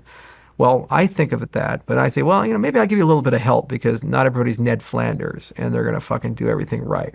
Sometimes we like our hard whiskey and fast women and, bad, stressful situations. The best ex-wife I never had, right?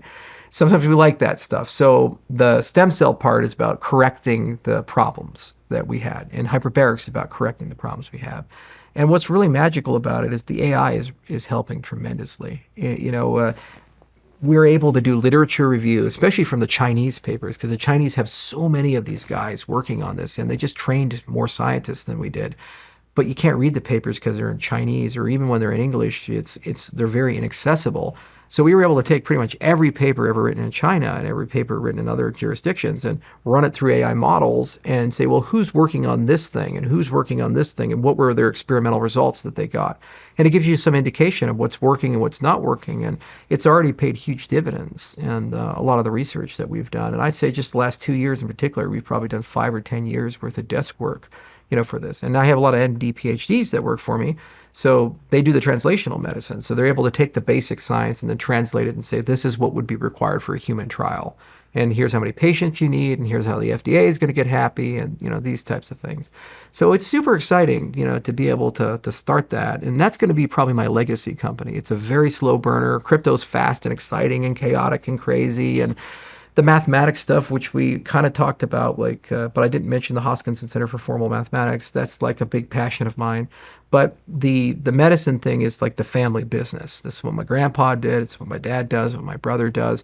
And I really want to see, 100 years from now, 200 years from now, say this was the nexus of a new paradigm of medicine, where we pulled a lot of different ideas together and we pivoted medicine back from treatments to cures. We got people thinking, how do I fix your problem instead of how do I manage your problem, and create an economic system where that's profitable. Wow. You have got a lot going on. Yeah. You got a lot going on. How do you, all these are amazing things. How do you know what to put your energy into? What's the balance? Well, I'd say there's two parts to that. One is how do you make more energy and time? And how do you better manage and organize your life and your time so that you can do these things? And then the other thing is you have to have an ethos that guides you so everything organically kind of clicks together and fits together into one comprehensive framework. So things are a natural extension of these. Like when you look at Elon Musk, he seems like insane and chaotic from the outside. But when you integrate things together, you start realizing there's a cohesive picture behind all of his startups. Like, why does he have the boring company? That doesn't make any sense. He's drilling all these tunnels underground. Like, why would he do that? Well, if he wants to go to Mars, humans aren't going to live on the surface of Mars. They're going to live underground. So you're going to have to build massive tunnel complexes underground to be able to go through. Well, why does he have a solar company? Why does that make any sense? Well, he's going to have to be pretty good at building power plants, right? So why don't you build large solar fields? Because there's no real estate problems on Mars. So you can build like a 5-mile solar field on Mars if you wanted to, right? Why is he building a robotics company? Why does he have all these Tesla bots and these types of things? Well, he has all those Tesla bots because, where's your workforce if you're on Mars? You're not going to have 5 million humans show up overnight, but you can ship millions of robots ahead of time and use them as your labor force to help build up everything, and they don't need atmosphere or any of these other things. Why does he have an AI company? Well, you need some sort of intelligence to coordinate and run and terraform the planet and do all these things. Why does he need a battery power car company? Because you're not going to be running internal combustion engines. There's no fossil fuels to consume on Mars, so you need battery power cars to be able to drive them around. So it's actually coherent when you see that entire framework. He probably wrote it all down while high and drunk at Burning Man or something like that, and he's like, this makes so much sense. I'm so smart. And he's just got this pure force of will. So, he's just doing it and just having fun doing it. But if you look at it from the outside, everything looks chaotic and crazy. Why are we doing all these things? Then when you look at the energy, where do you make energy more time? The single most valuable thing you can invest in if you're young is a second brain, PKM, a personal knowledge management system. You have to be very good at note-taking and making, and you have to be very good at organizing what you know and learning how to learn. You have to be exceedingly good at saying, okay, there's software for this, like Obsidian or Notion or Evernote or OneNote. It doesn't matter the particular note system. You have to be really good at saying, how do I put my knowledge somewhere, the things that I know, and link them so that I can find them again with context.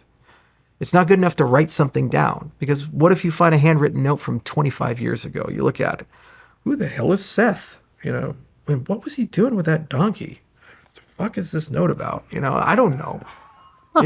It's not meaningful. But if you have linked knowledge, then that name would have been linked to a person, and that's linked to another thing, and that donkey's linked to another thing, and Tijuana. Okay, now I know what was going on.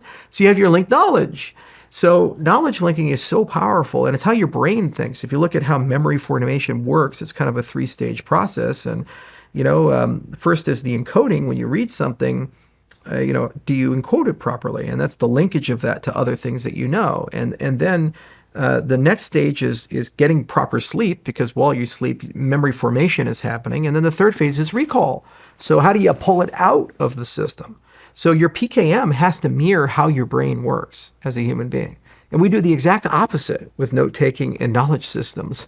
we put them in wikis and we put big, deep hierarchies and things like that. And just for a moment, if you smell something, do you go to your folder, like folder of smells, and go navigate down and work your way through a bunch of like characteristics of the smell? Maybe if you're like a sommelier or something, I don't fucking know. But no, that smell is linked to a place and a location and a time or things like that. That's linked to knowledge.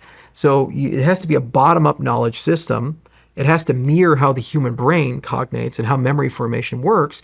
And then you have to have a metadata system around it, whether it's Latch or something else, that allows you to find things with context. Now, if you have that, what ends up happening is you've made time for yourself, because you can deal with basically infinite complexity. You just have rooms in your second brain. So, I'm in clinic mode. So here's my clinic room. I'm in synthetic biology mode. So here's my synthetic biology room. I'm in cryptocurrency land, so here's my cryptocurrency thing. And those rooms are linked to each other. So maybe there's this thing in medicine that's linked to cryptocurrency, private medical records. So fourth generation cryptocurrency, privacy and identity. Okay, so how do I connect that to this? And how do I use a blockchain to solve my medical record system thing here? Well, now they're cross-linked. They're there, right? And if you, at the time of the note making, you link that it's there forever inside your second brain, and you never forget it.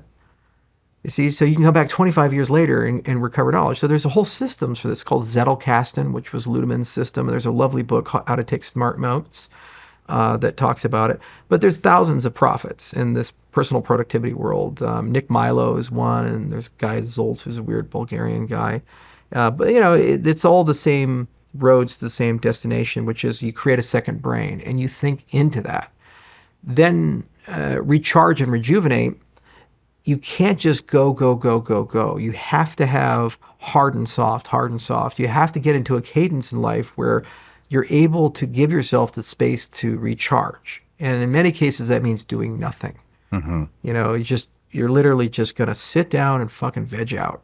And the problem with the type A personality is you think that's like a mortal sin, like you're setting orphans on fire or something like that, like a Viking raider, like boarding up the church. And it's like, no, it's okay. You've done all these amazing things in life. You didn't get there by just killing yourself every day. You have to take a step back and let it drift and let yourself veg out and then rejuvenate and recharge. And then there's a habitualization of rejuvenation. That's why I have the ranch. I take the Black Hawk up to the ranch, we land, I'm there, I veg out for the weekend, and I'm just driving around in my ATV, and I see my bison, they're walking around. I look at them, they look at me, and I say, "You're going to kill me today?" And they say, "No." And I say, "All right." And I just keep driving around, Maybe I see a mountain lion.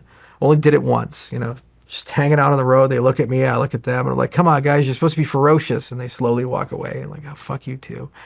But that's recharge, right? And if I wrote down on a piece of paper, what did I accomplish today? It's like nothing. Absolutely nothing. But that then enables me to get back into the other mode, which is the hyper, ferocious, and we're going. And when paired with a second brain and you have that, you're good. But none of that means anything if you don't have motivation, and you only have motivation if you have an overarching thread of your life. So Musk has one, and that's why no matter what the hell he gets hit with, he just keeps going, and that's why he keeps building rockets and all this other stuff, because he set an impossible goal, and he's trying to make it possible. So I set a goal saying I want to change the economic, political, and social systems of the world. I think that I have a real shot of doing it using cryptocurrency technology. So if I build enough technology and I get enough people to drink the Kool-Aid and get into this paradigm, they'll say, yeah, actually, there's a there. We should go and do that. So then every day I wake up, I'm always going back to that. And I'm asking, how did I move the chains a little bit? So the other most important thing, and I tell young people to do this all the time, journal is the most powerful thing. And you don't think it is, but God, it's so powerful.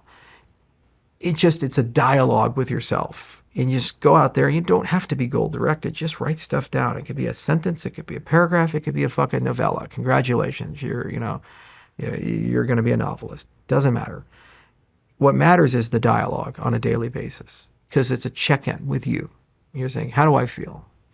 Where did I fail? What am I doing well? What am I not doing? What am I afraid of? What am I not afraid of?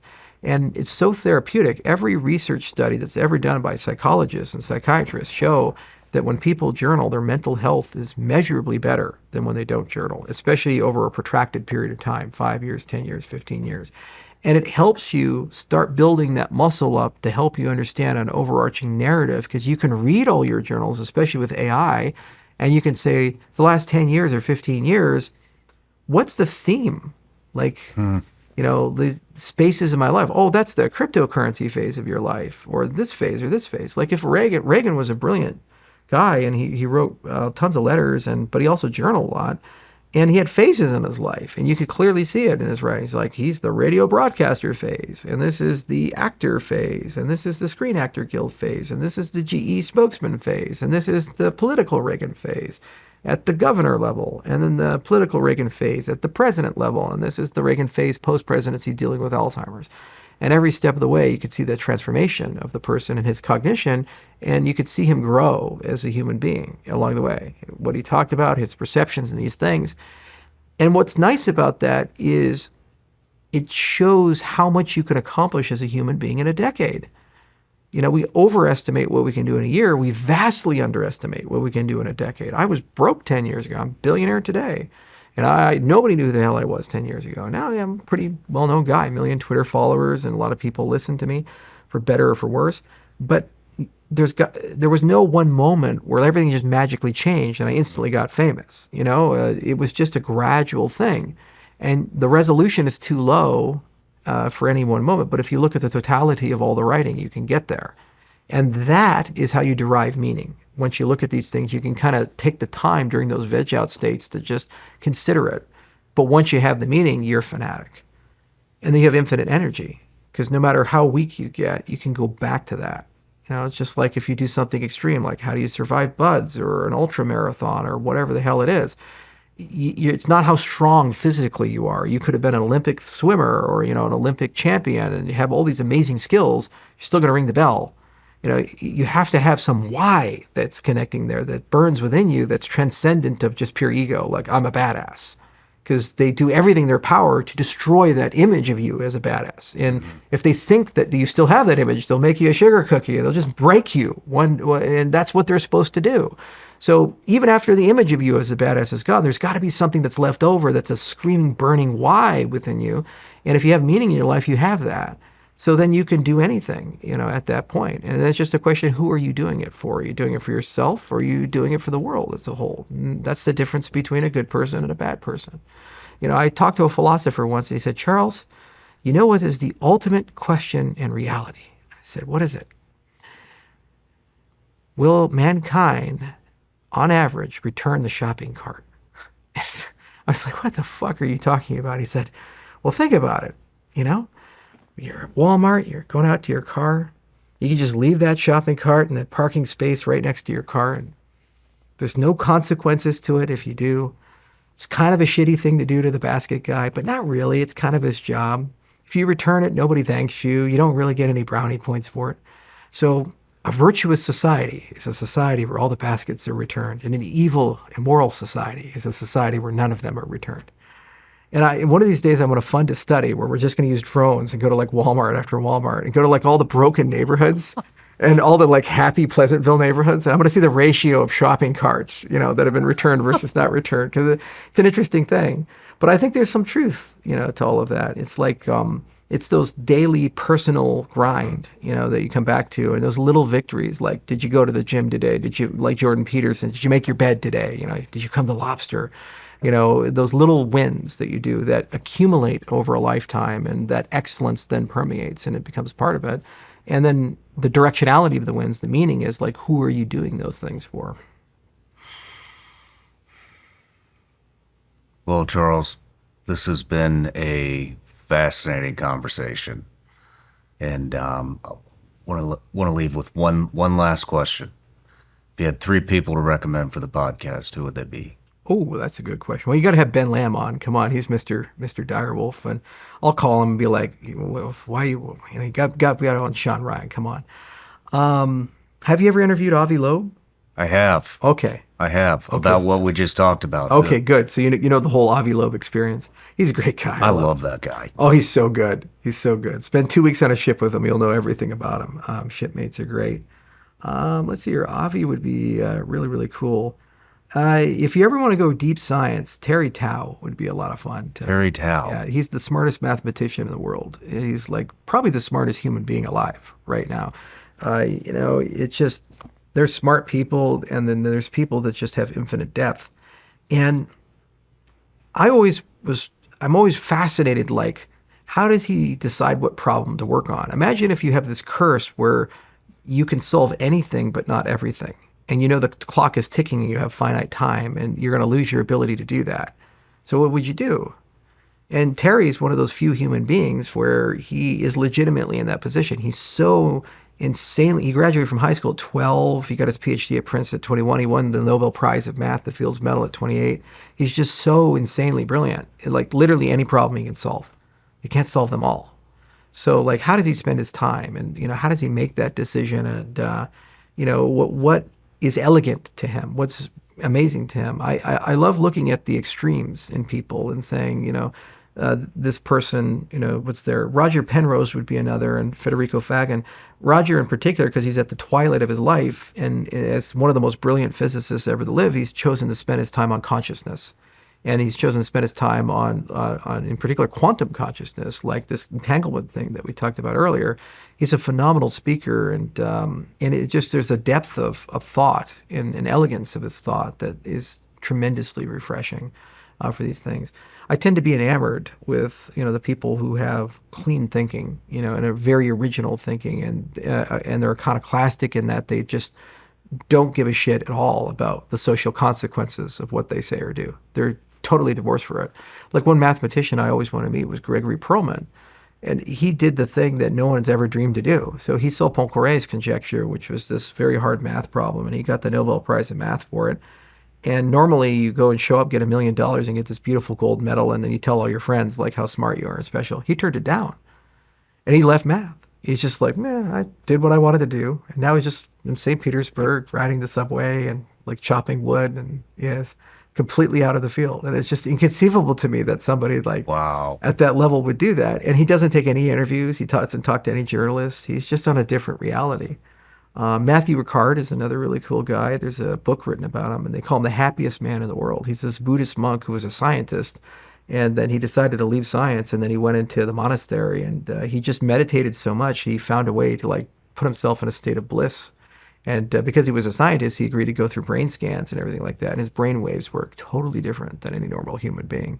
So, and he's just a joyful guy, So the world's filled with these people. So my recommendation to you is just find the people that are the extremes of things, whether it be, mathematical brilliance or meditation or these things. And just try to say, well, why did you spend the time? Because all these people are products of a constant vigilance and doubt. And why did you choose those problems to solve over any other problem? Roger Penrose could have worked on black holes or, some other thing, quantum computers. But instant consciousness, that's not something normally a physicist spends a lot of time on, right? But then he chose that for some reason. But why did you spend the time for that? Very interesting. Well, Charles, it was an honor to host you, and I hope to see you again. Yeah. And I just want to say again that this entire 5 hours or whatever it was never a dull moment. You're just a fascinating human being, and thank you for everything you're doing, and thank you for being here. Thank you so much. This was a lot of fun. Cheers.